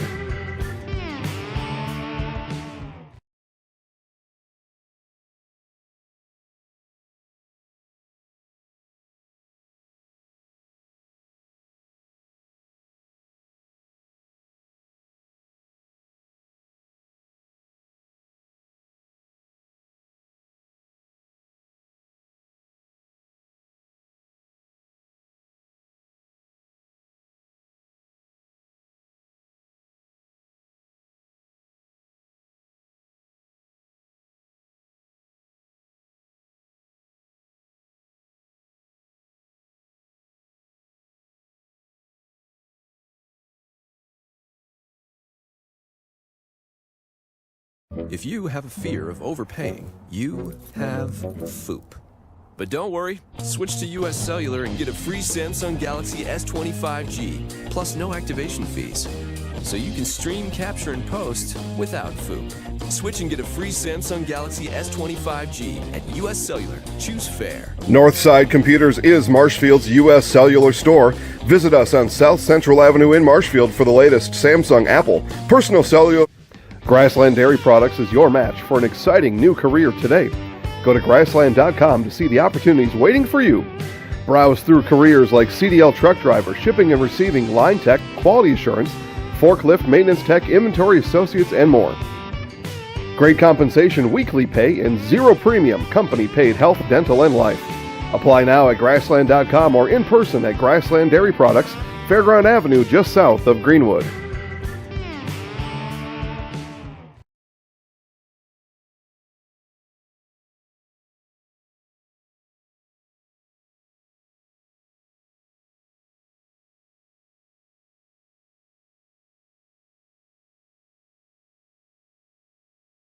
Taquería El Sol sirve la comida mexicana más auténtica en Wisconsin Central.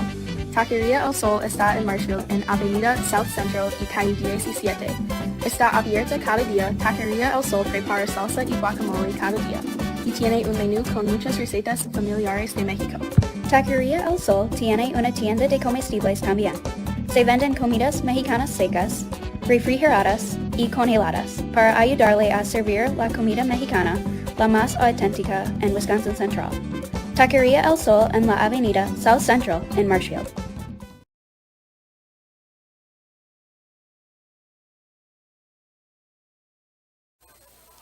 All right. Back here again on Zaleski Sports. 6 minutes left in the halftime. 6-0.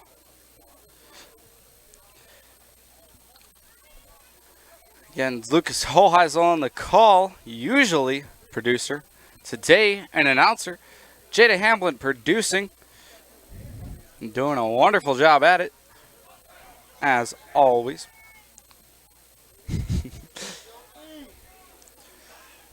Beautiful day here in Marshfield, Wisconsin. As I said before, it is always sunny unless it's raining, sleeting, snowing, or cloudy.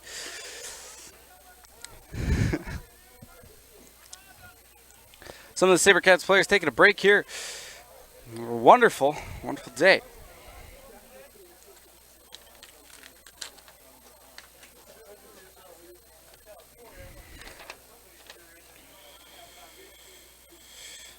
All right, and we'll hear a message from our third quarter sponsor, Marshfield Business Technologies.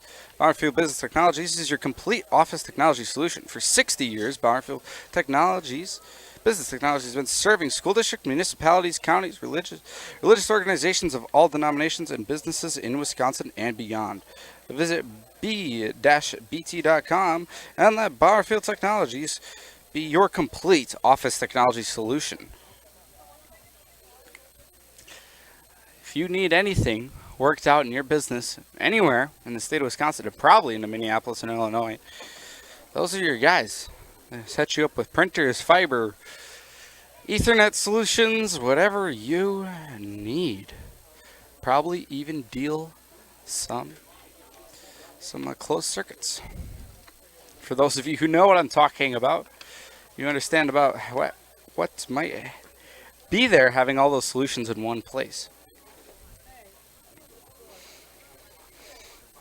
Again, this game has been really kind of, the pace has been challenging for both of these teams. Good defense and offense on both sides. Passing on both sides just seems to be a challenge.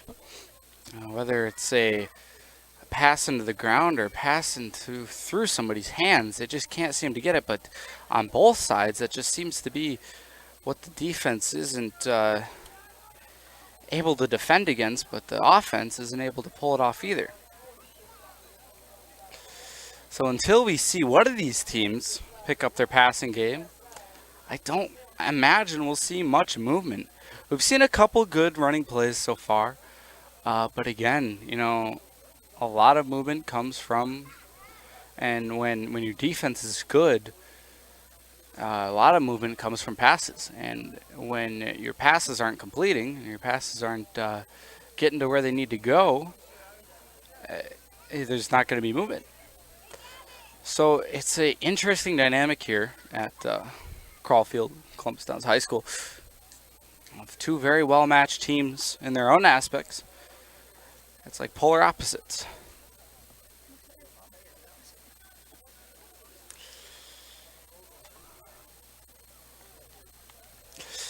Again, there's 3 minutes left in the halftime.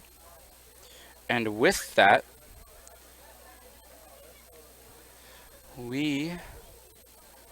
after those 3 minutes, we will continue our play.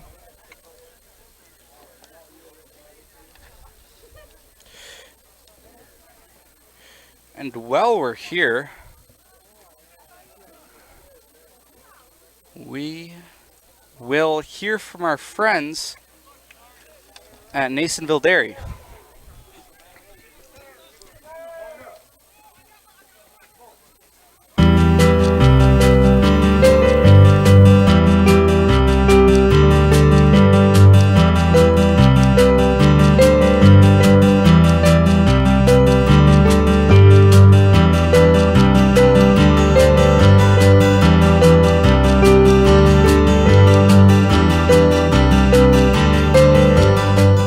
Nasonville Dairy, family owned and operated, bringing you fresh cheese curds made daily, along with many other varieties of Wisconsin-made cheeses and treats. Don't forget to check out our cheese and sausage trays for your upcoming parties and cheese and sausage gift packages for the holiday season or any other special occasion. Nasonville Dairy, located just southwest of Marshfield on US Highway 10, NasonvilleDairy.com. All right, so we're here with Kim Hyman.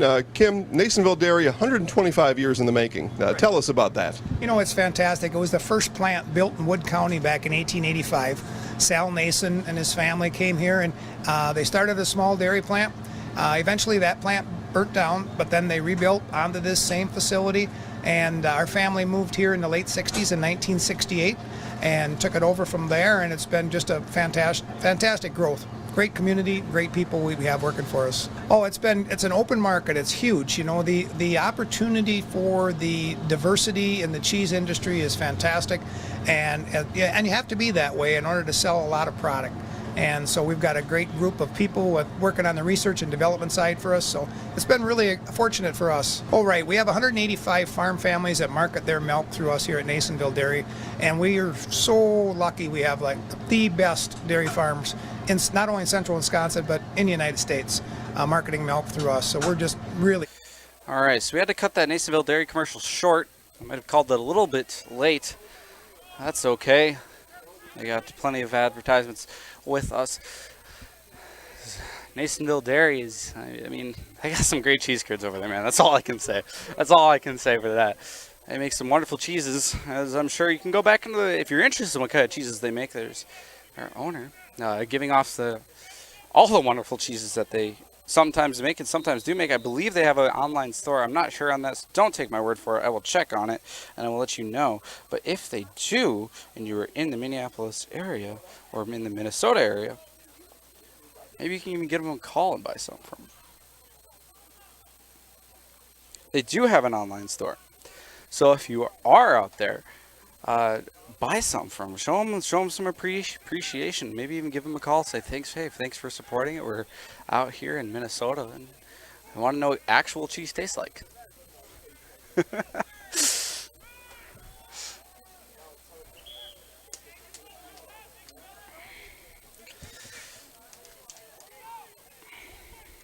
Again, Roughriders unable.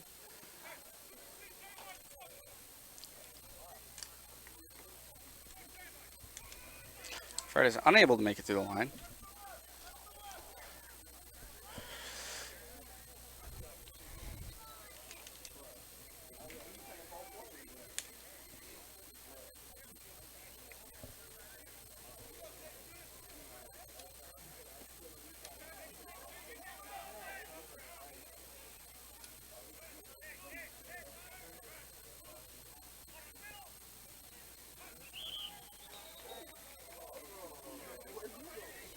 Flag down on the play.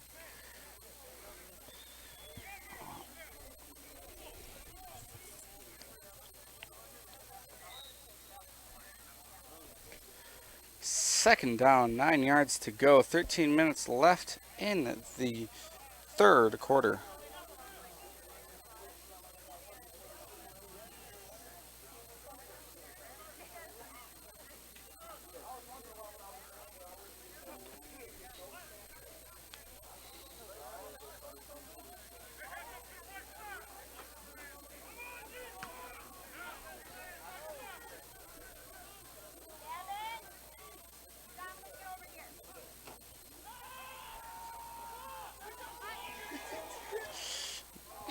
Again, you know, it's been the same thing from both of these teams.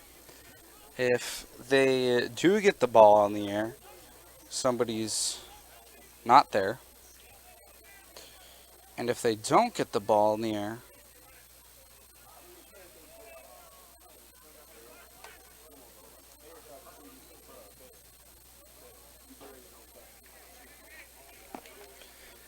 and they don't get the ball in the air. But if they do get the ball in the air, either somebody's not there, or when they are there, it slides right through their fingers.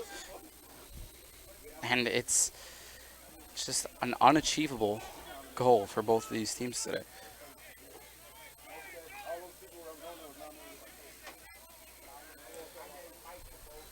Sounds like something they both need to work on in their practices. Looks like they're going to try and fake it and run through. See, attempts to get bringing down. He's eventually brought down right on the 30-yard line. Almost a good play, but again, the defense on the SaberCats is just too keen of eye to let things like that slip through.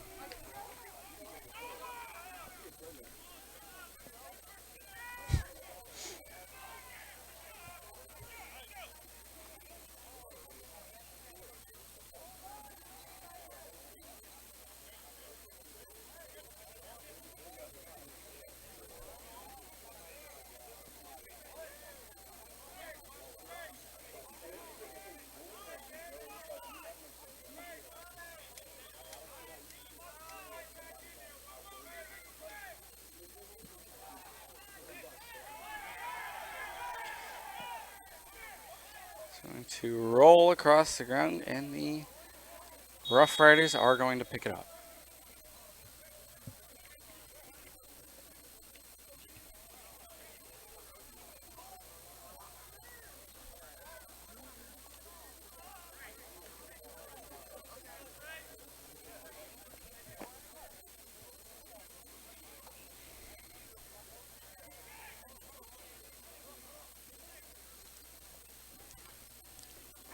Start with first down, 10 yards to go. 12 minutes and 48 seconds. The scoreboard getting a little hard to read. as the sun begins to enter the west part of the sky.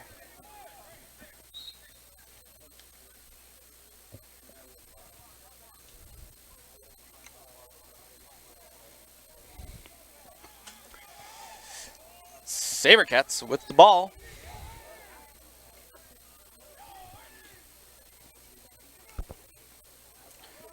Going to pass it off and try to get through the line. But again, very little progress is made. Roughriders showing their pride in the play.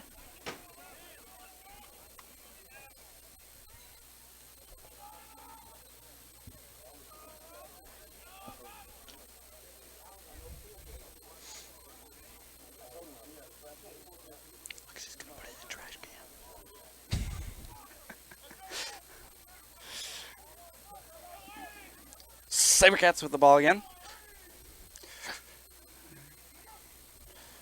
Second down, 11 yards to go. And again, right into the ground. SaberCats unable to complete the pass.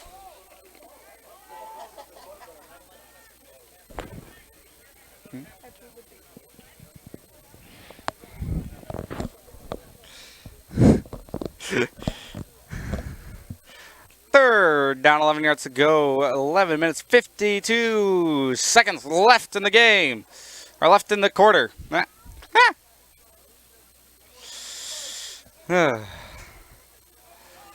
6-0.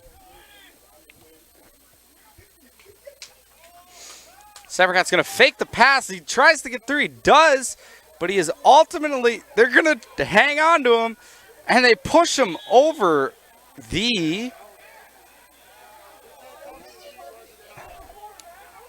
push him over.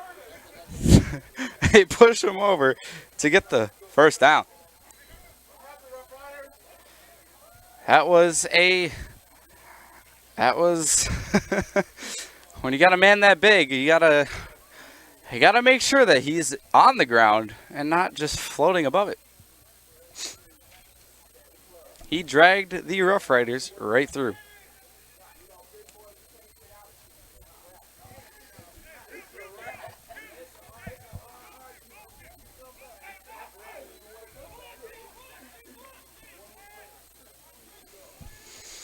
SaberCats with the ball on the first down.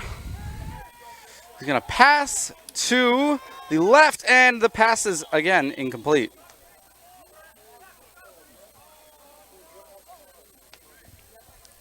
It's a sad sight for the SaberCats that they're unable to carry the defense through their own defense again every time. Maybe see a little bit more progression in the game. Second down, 10 yards to go.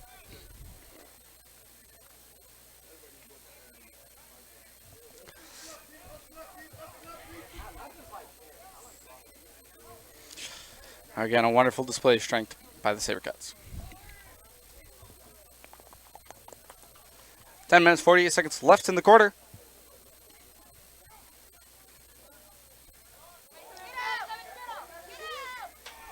That same number 10 is going to charge through.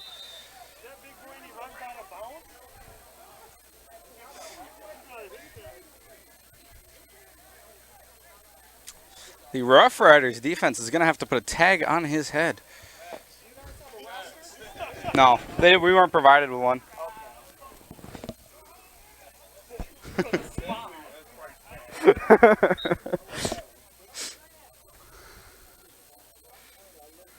He is showing them how it's done.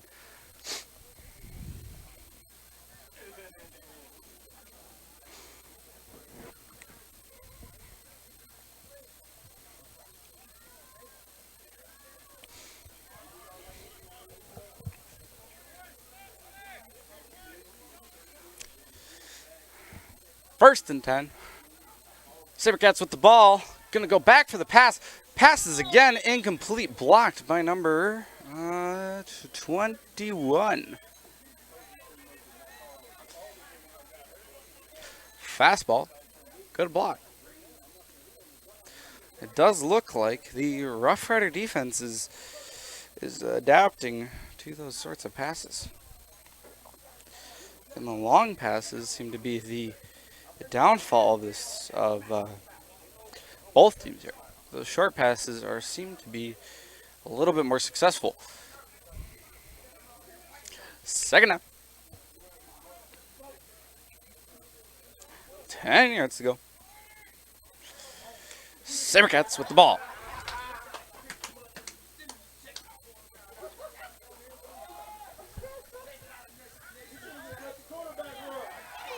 .25 with the ball, and he runs, keeps going, and he's going to make it all the way.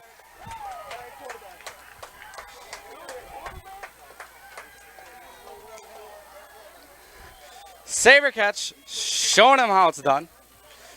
Makes the score 6-6 for the touchdown.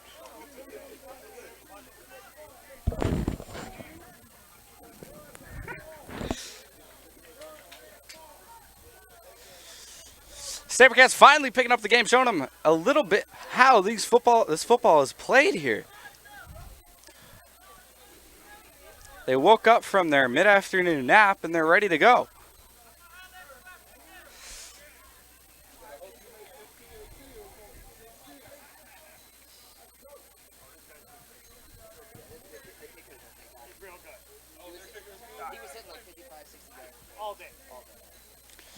I'm hearing from the crowd that the SaberCat kicker is most likely going to complete this.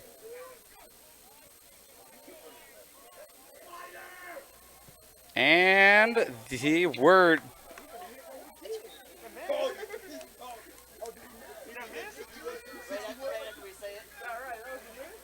They were incorrect. They were hyped him up a little bit too much, and that's going to tie the score here. We're going to hear back from our sponsors after. We're going to be back after hearing a message from our sponsors. Just playing him. Witness the difference of a Catholic education at Columbus Catholic Schools. I think everyone should just know what makes this place special. Come and see. That's just what the Lord always said, and put your toe in the water. There are great schools, and it's a good fit. I'd always want them to come and to just feel the goodness and the family atmosphere. I invite everyone just to come in and see what it's about and to see if it might be right for them and their family. We invite you to schedule a tour today.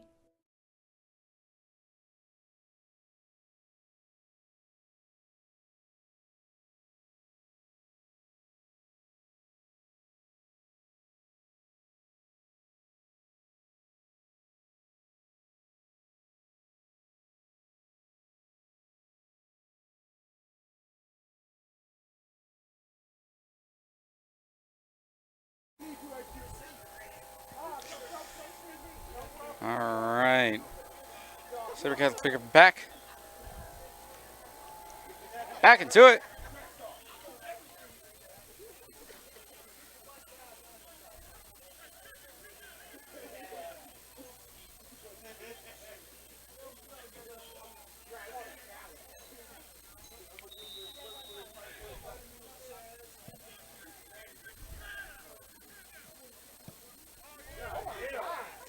And that is a kick into the end zone. Five's going to try to plow through, and the SaberCat defense, I'm running out of words here, is going to miss him, and they're going to make sure that they take him down this time on the 50.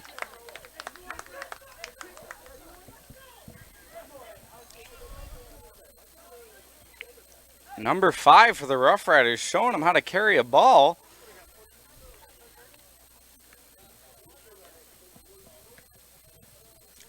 Still 6-6 here. 9 minutes, 41 seconds left on the clock for the third quarter. First down, 10 yards to go.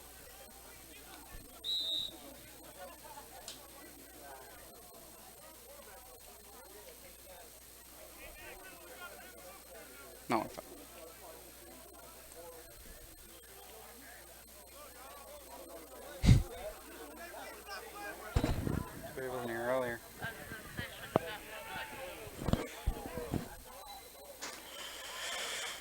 Roughriders with the ball on the 50-yard line, 49. Who's going to charge through, twist, get him through, and he's going to be taken down on the 30.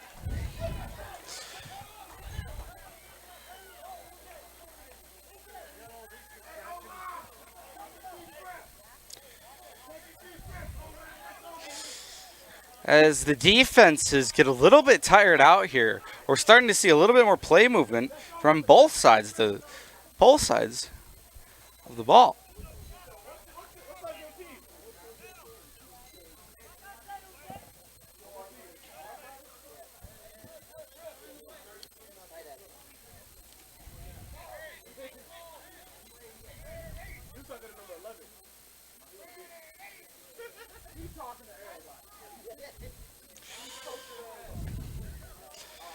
Roughriders are going to try to pass it through the defensive line, but they're not going to get it through.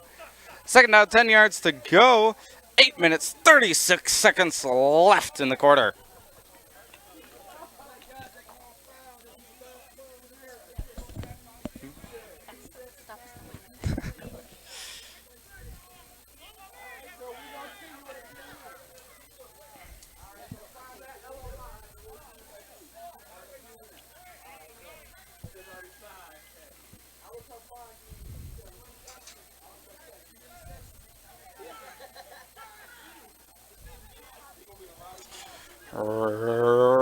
Roughriders with the ball, 11 yards to go. Negative play.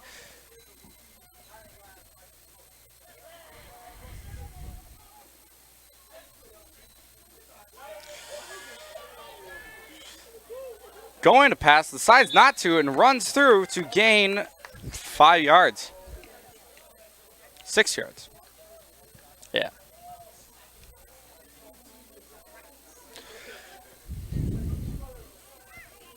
Oh, 5 yards.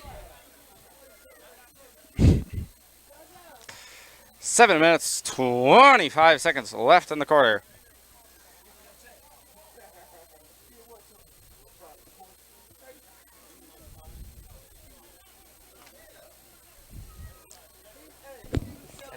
You got it. Second, you got it.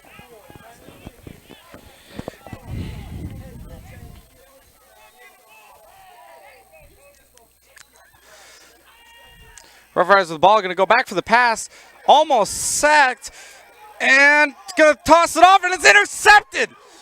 What was that?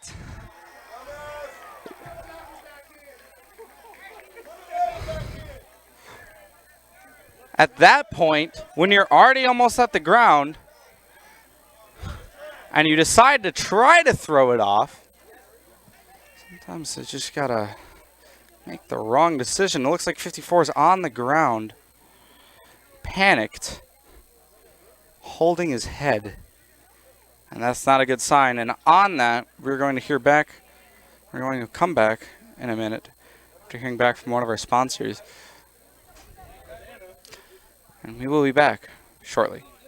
Are you living with a prosthesis that is causing discomfort or pain? You have options, and I'm here to help. Hi. My name is Shai. I'm the owner of Next Step Prosthetics in Marshfield. You have a choice where you go for prosthetic care. My focus and specialty is providing a prosthesis that you enjoy wearing to help you get your life back. Why wait another day? Call to set up a free, no obligation evaluation. Let's take the next step together to a better life.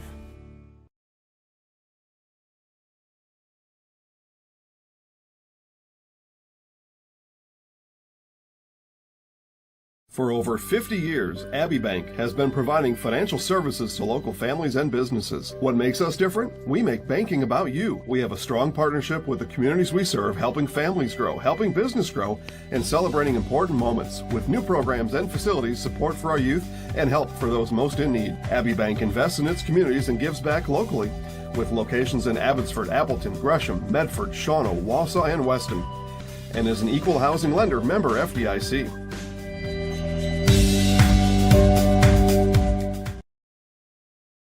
Jason Zaleski here to tell you that Hewitt's Meat has you covered with easy and simple home delivery. That's right, Hewitt's Meat will deliver your favorite meat, treats, sides, and snacks right to your door. All you need to do is email onlinestore@hewittsmeats.com for your order form. Fill it out, send it back, and Hewitt's Meats will deliver to your door in Marshfield, Hewitt, Auburndale, and Chile. Again, email to onlinestore@hewittsmeats.com to get started. Of course, you can still visit the store on Downwind Drive in Marshfield and visit Hewitt's Meat on Facebook today. All right. Back here in Marshfield, Wisconsin, beautiful sunny day.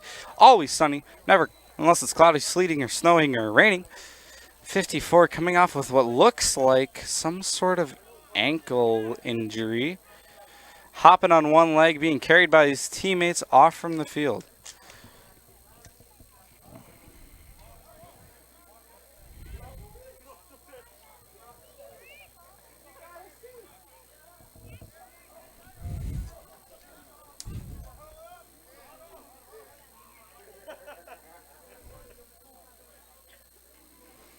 Again, panic set in as he was being taken down and decided to throw the ball. Tried to get it to a teammate, but ended up throwing it to the SaberCat. Do hope that 54, Tim Korish? Korish.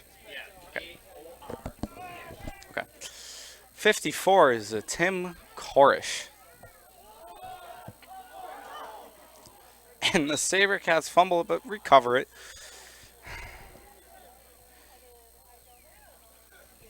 Again, cars must have broken down. Grease on the hands. Can't hold the ball.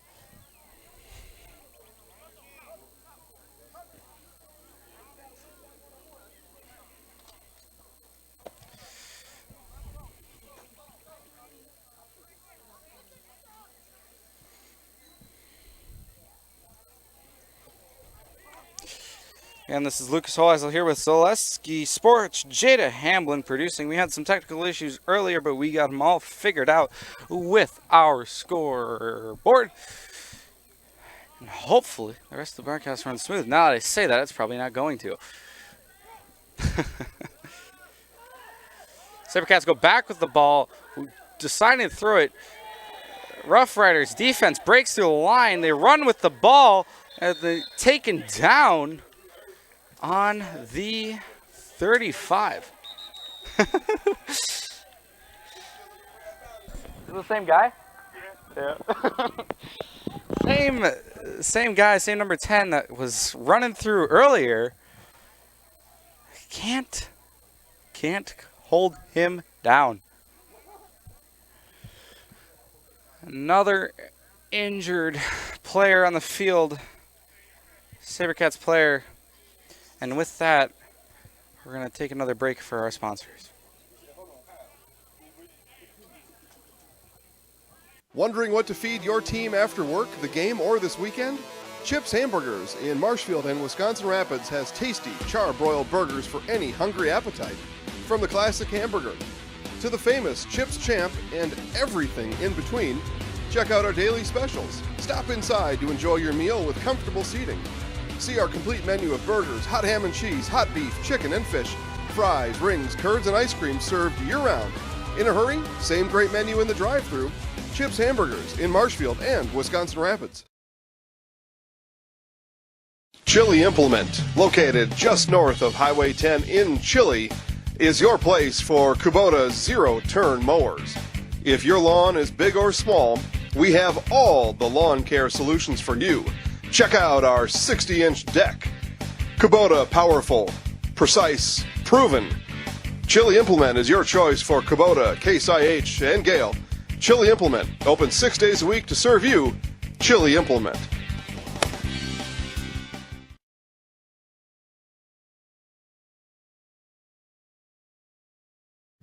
Grassland Dairy Products is your match for an exciting new career today. Go to grassland.com to see the opportunities waiting for you. Browse through careers like CDL truck driver, shipping and receiving, line tech, quality assurance, forklift, maintenance tech, inventory associates, and more. Great compensation, weekly pay, and zero premium company paid health, dental, and life. Apply now at grassland.com or in person at Grassland Dairy Products, Fairground Avenue, just south of Greenwood.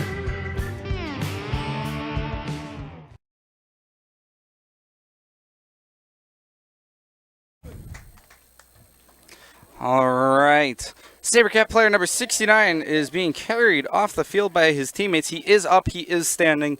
He is at least somewhat okay. Looks like he's babying one of his legs.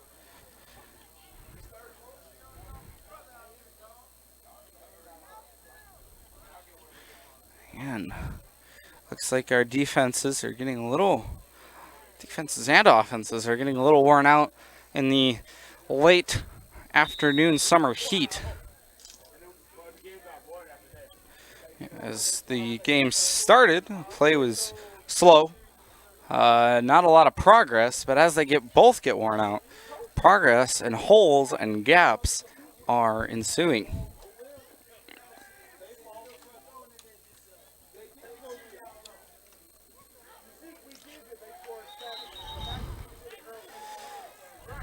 Flag. Offsides. Roughriders.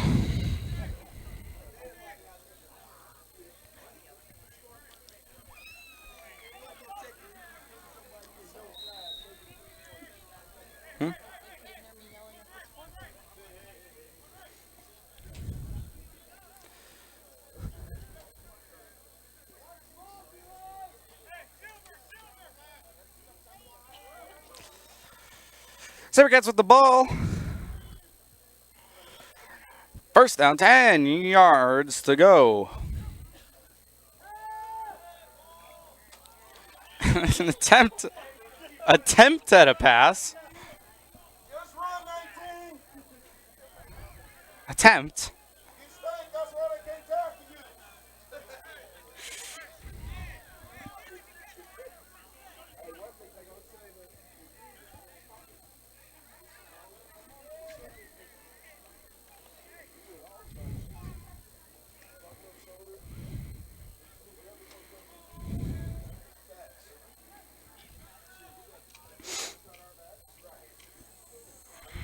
Second down, 10 yards to go.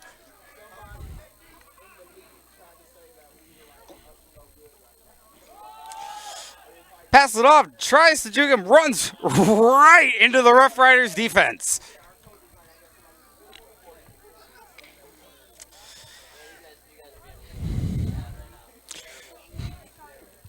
Roughriders defense acting like a brick wall. You cannot enter here. You can juke a brick wall, you can dance in front of a brick wall, but you can't get through a brick wall.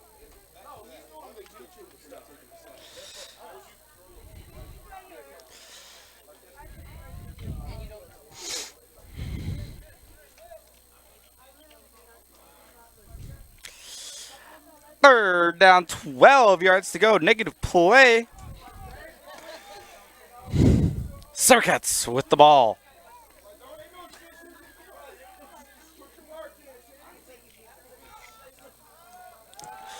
The back goes out for the pass. Can't make a decision. And because of that, he's taken out well behind.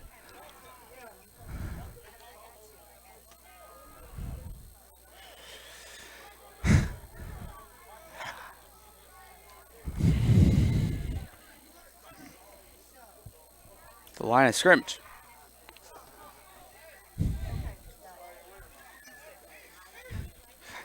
Well behind. Fourth down.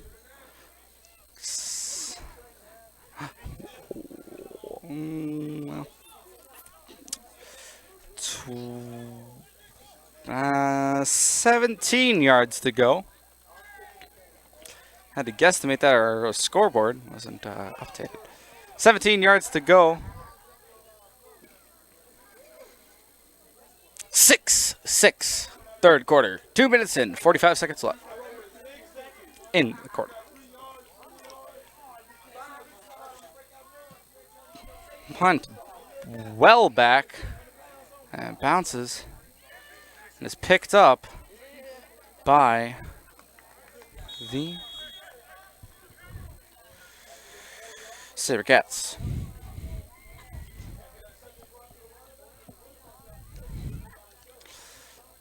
So the Roughriders are going to start on the 28-yard line for their attack to the end zone. Again, it's Lucas Oisel here with the Jada Hamblin producing live on Zaleski Sports. What? Yeah, I do.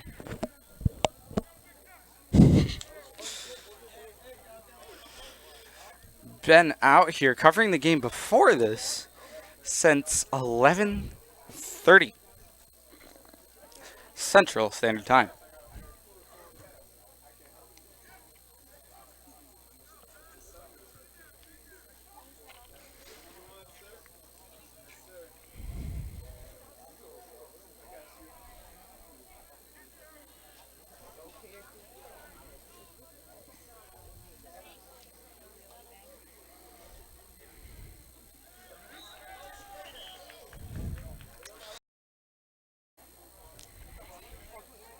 Again, I have never covered football before. Announced football before, I should say. My career as an announcer started a couple weeks ago announcing golf, so this is quite the change.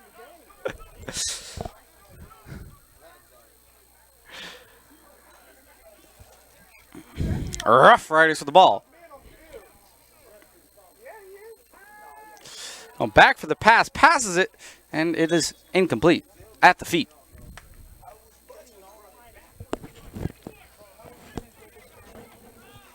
Close on. Yeah, it just crashed. Sorry.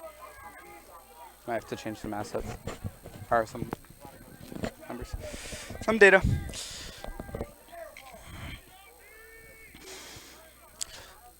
Third down, 13 yards to go. Go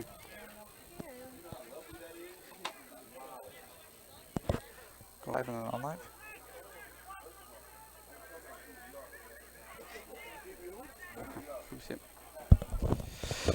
And it looks like we're having trouble with our scoreboard once again. Troublesome scoreboard. It is.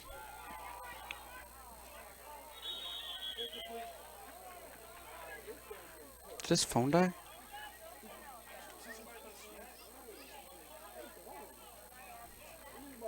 We're on Wi-Fi. Somebody's Wi-Fi.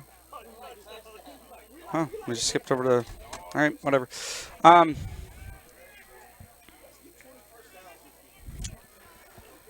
Fourth down. 13 yards to go. Just remove this as a source and add a new NDS source. So... click on it, press the minus. Plus. Network, desktop NDI. No, NDI. Add. See if that works. Just edit it, see if it works. No? God damn it. Restart titler.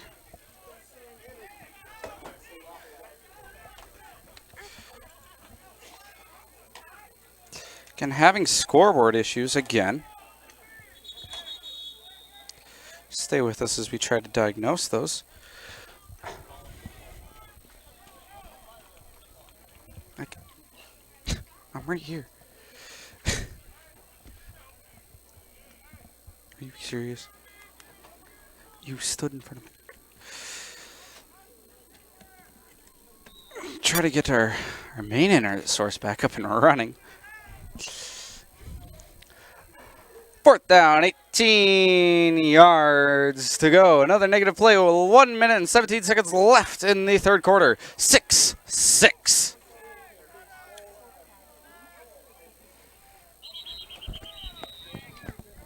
Oh, shh.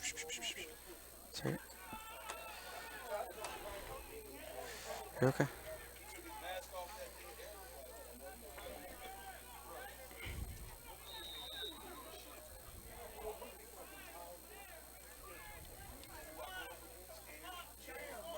You lost all your data, but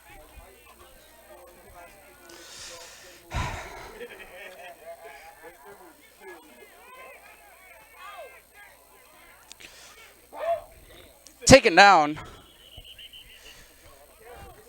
at the 25.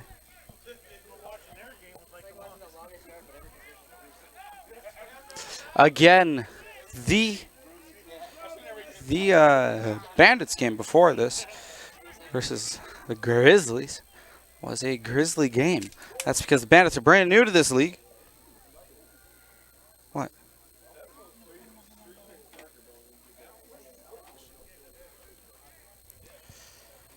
So we try to get our internet fixed here.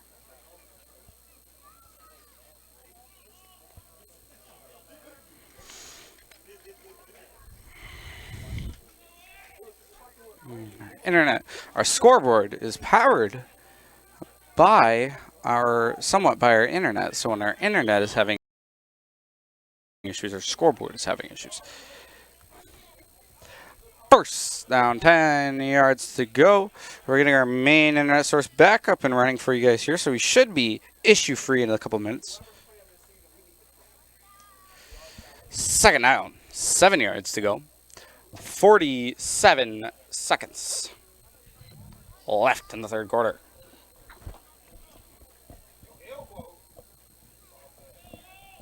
Six SaberCats versus the Roughriders.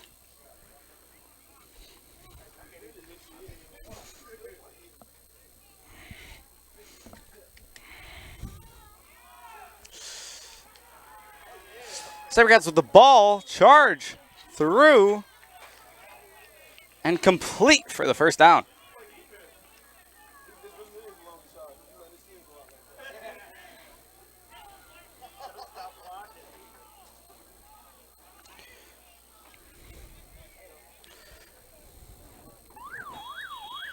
And that siren is going to indicate the end of the third quarter here. And with that, we will hear from some of our wonderful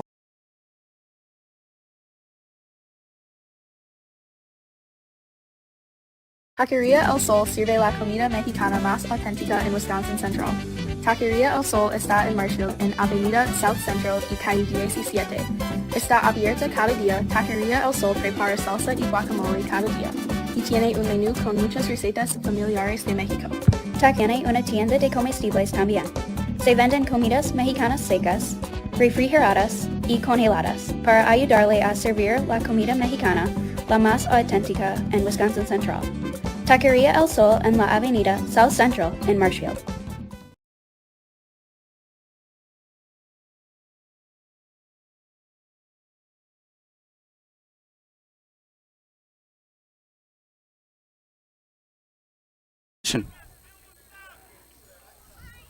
Roughriders having a hard time getting the SaberCats down to the ground.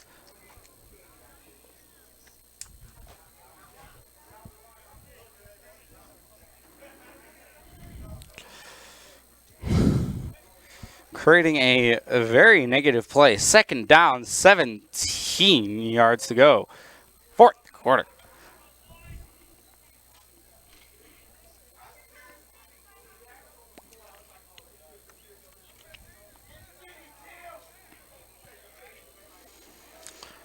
SaberCats with the ball.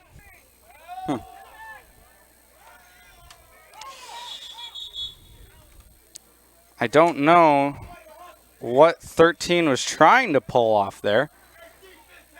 Don't know if he knows that a ball just laying on the ground is underneath somebody is just fair game. But what's wrong?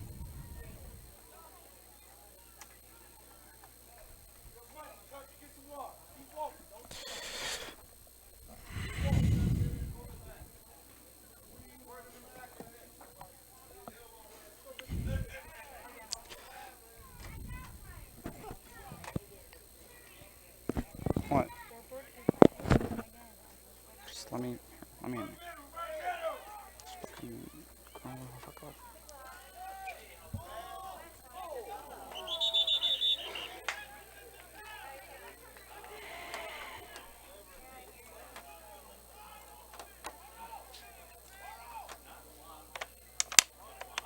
6-6. 13 minutes and 13 seconds to go. Our scoreboard again has failed us. No fault to anybody, just technical issues that occur. 13 minutes, 13 seconds left in the game.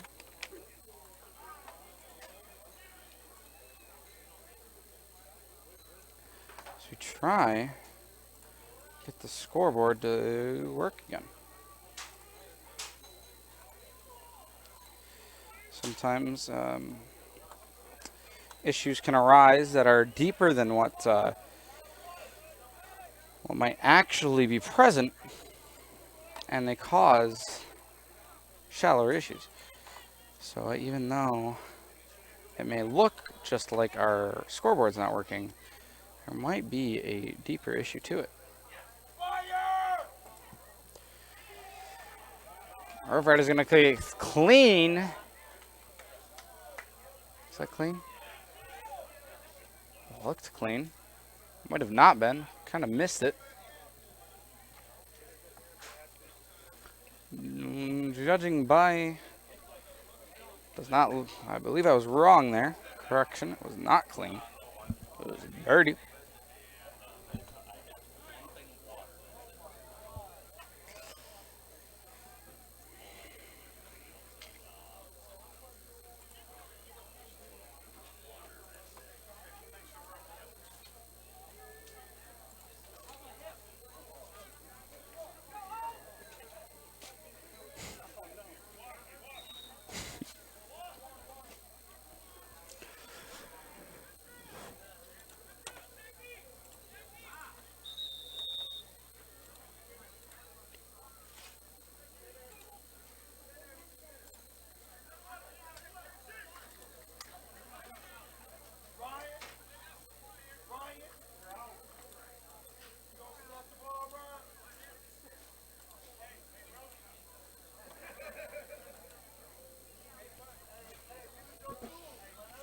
Take our time here with the game.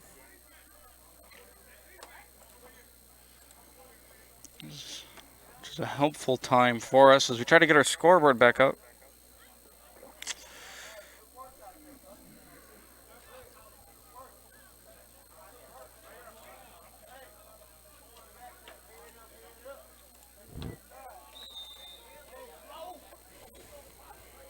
It looks like very few of our changes saved.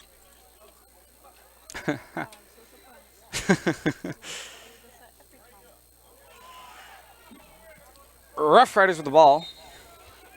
Taken down behind the line of scrimmage again. Making another negative play. Second down. And 15 yards to go.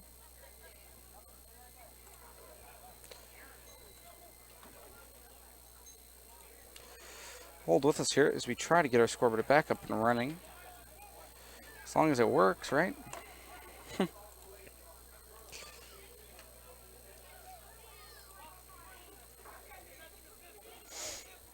It's slowly coming back to life.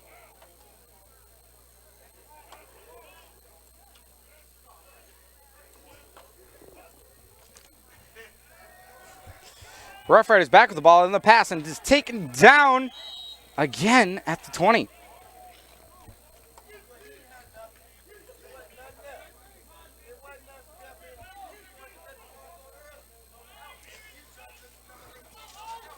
Third down and 20 yards to go. Okay, it looks like it's back.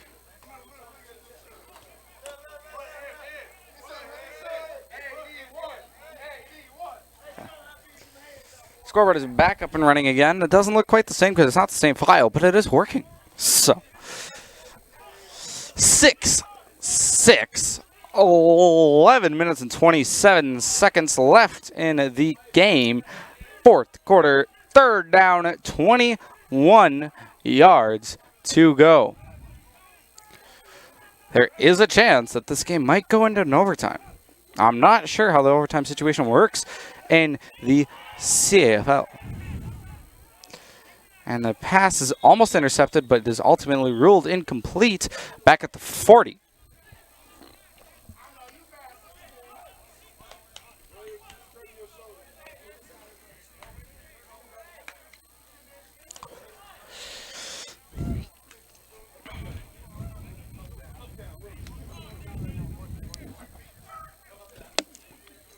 It is a hot summer day here in Wisconsin. Marshfield, Wisconsin to be exact. It is always sunny here unless it's raining, sleeting, snowing, or cloudy.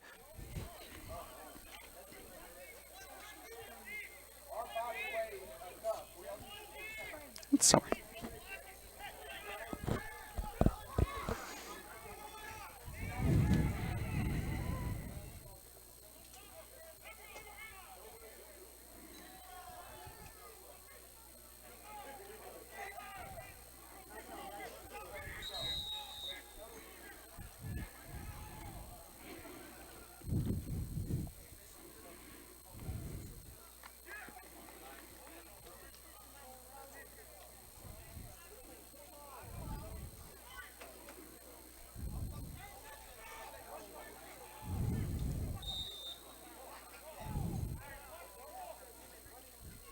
I do apologize. It seems I might have slipped something up here. I'm a little frustrated with some of the issues that we're having, so I do apologize for that.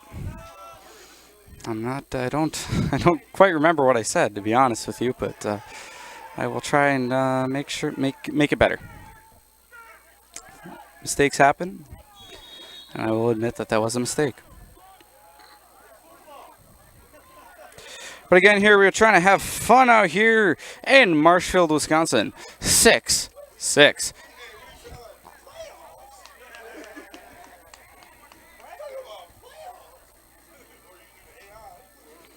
So Luke, I do apologize. Everyone out there, I do apologize for any language that I might have just said. Sadly, we do not have the luxury of a 6-second delay to monitor that, but it does happen from time to time. Again, this is my first time announcing a full game.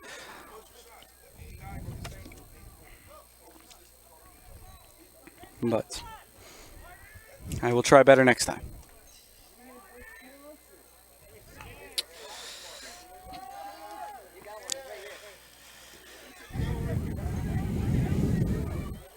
The number 25 can't decide where to go, but ultimately decides to go through the line and is taken down on the 35-yard line to make a first down.